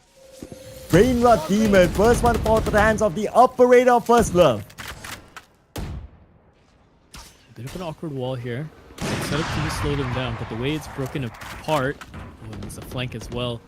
That flank fight, tapping away, but yeah, Kale's gonna give that one up. Fishball finds Santu over on the top of pipes.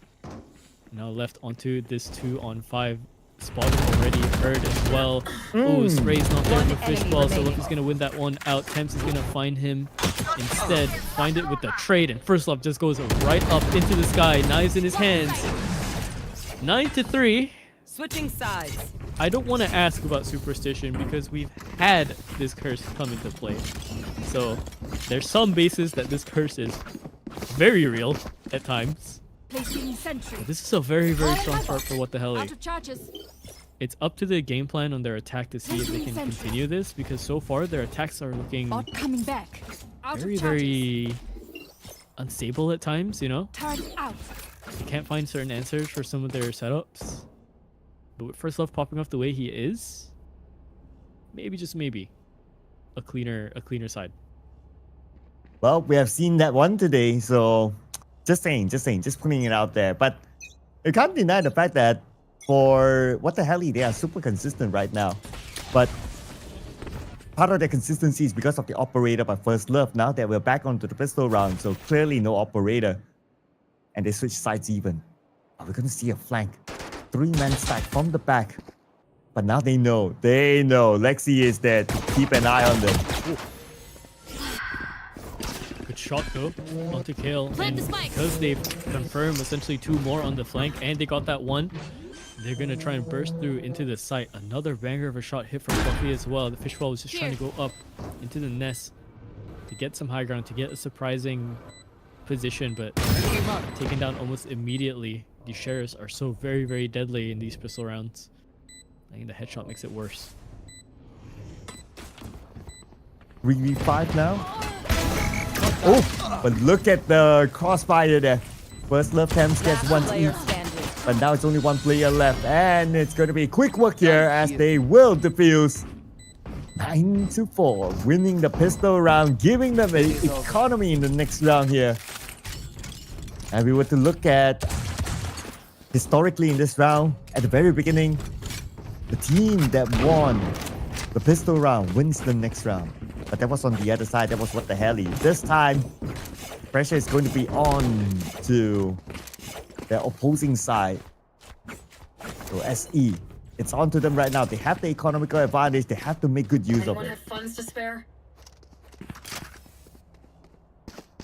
It's always a question.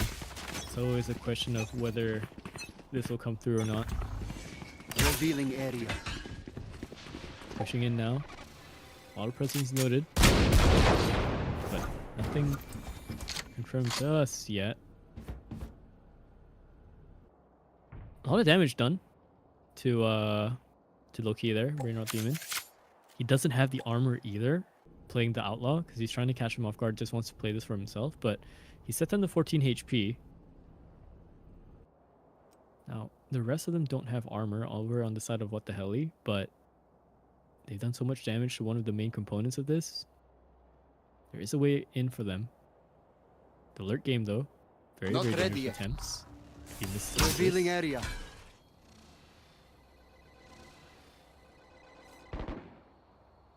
Slowly heading towards B. And they've infiltrated though. Okay, oh. Leonard versus Carl, and now Carl is very low. Naxu will land the final blow. And now, who will be the one to blow it?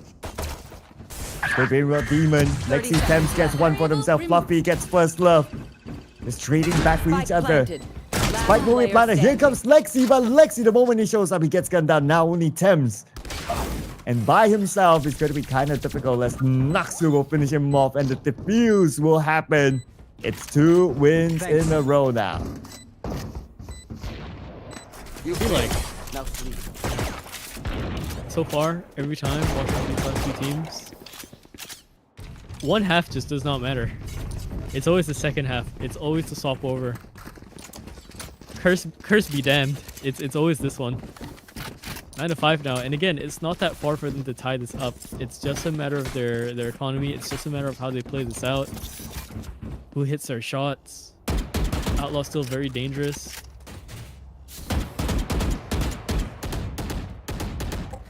And they're also hoping for First Love to not reach his operator economy level. As long as he doesn't have that, then things will still be fine. They have the confidence. But if he has that, there's going to be a whole different problem altogether. Look at First Blood, he will lead the charge. At the forefront here with the Vandal. We're up against Leonard Messi with the Sheriff. Just on the left side. Waiting for them to show themselves. Standing ahead. And just trying to scan out the area, and now they know the position of Lionel Messi. Temps can actually. Okay, so Temps has bought up full armor, right? Usually you're gonna see this round with a Sova. And I know Right this here. from personal experience. A lot of the time, this second round, third round, you're gonna buy up the Guardian Life Shield because he has the Spectre, he has the full armor, he can go and punch through right into the defense. Look at the Spectre just running and gunning in. The Outlaw is the counterplay to it, but only if he has nothing but lower shields. First Love is there to pick up Noxu. And all of a sudden, what the helly? The helly indeed. Back in this.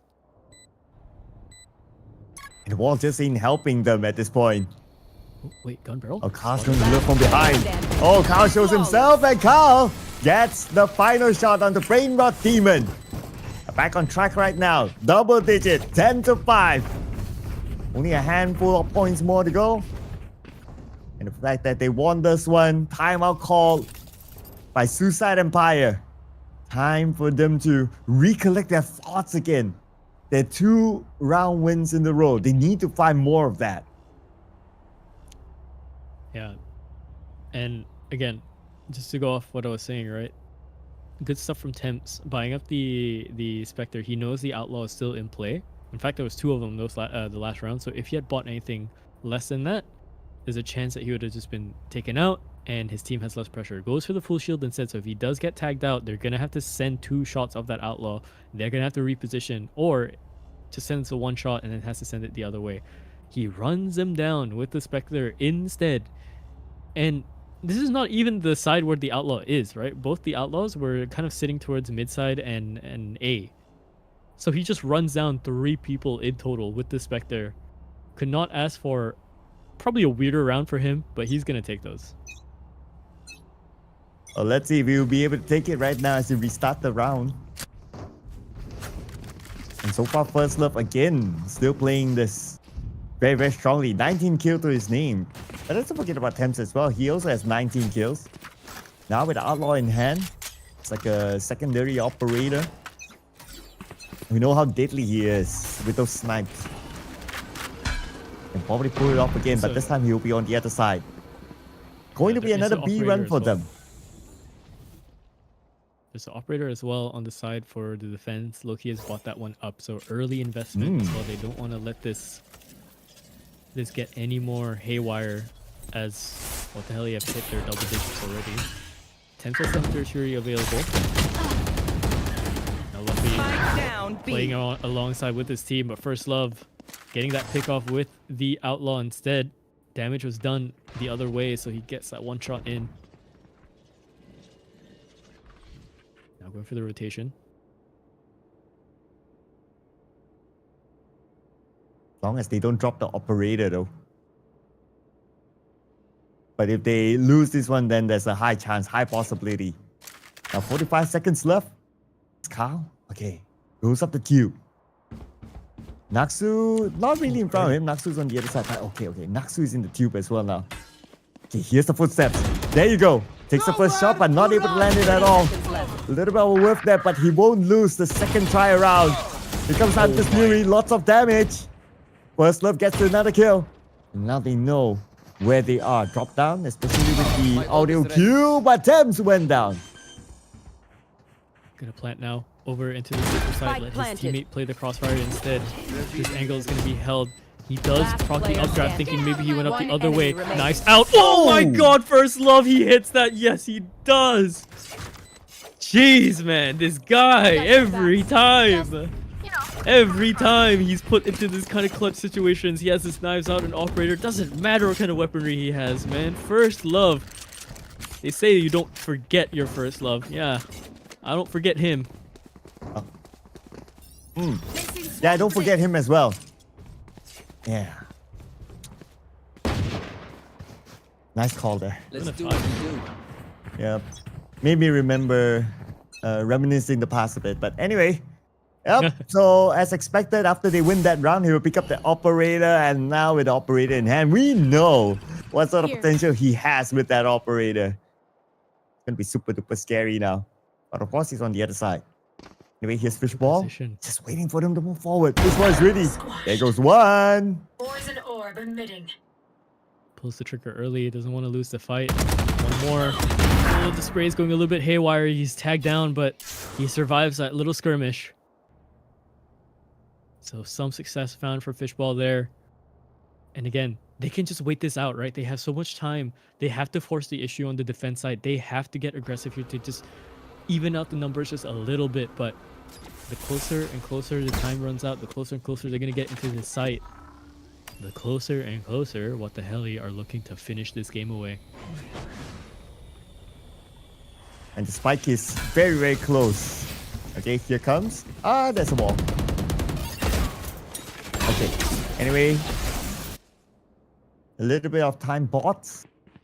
30 more seconds, but it's not going to be too difficult for them to pick the plan, and that's exactly what they do right now. And Cal from behind, beautiful backstab, getting a triple, giving them a flawless.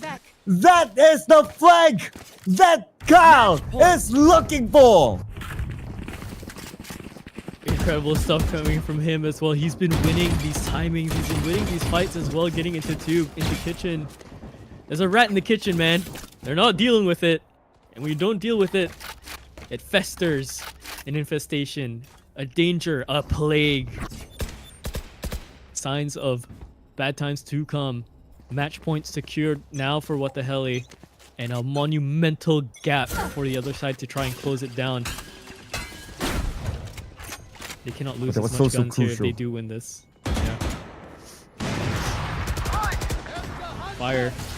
They're going for early fights here. They know they have to just cut the numbers down very fast, and they will. Temps goes down, trying to extend over, taking a little bit of that space. But the thing is here, Lexi has the res available, and they're going to try and camp this out. They know this is the case. They know that they want to get this res off into Temps. They're brought into the even keel, but they're going to have to expend so many resources just to stay here. And the longer Naksu stays here, the longer they're going to figure out that he's even sitting in that corner in the first place. I'll bring on a demon on the top. They'll probably pull this one back. It's Naksu. Gets one. Lexi gets Naksu back. Gonna be Fishball down. They got demon now. Oh!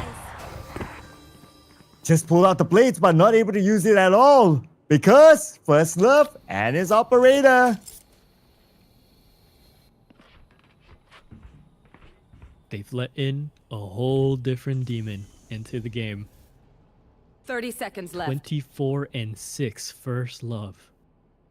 He's on for one, and he's looking for the closer. 24 seconds left. They got the res over onto Nabil. He's going to take that fight, but he loses his head for it. A lot of damage done the other way, though. This is very, very doable. This post plant is going to be everything that they need, and they do not have a flank set up for it just yet. They are going to be pushing this into the site. This op cannot miss. Any sort of miss here is crucial to this retake.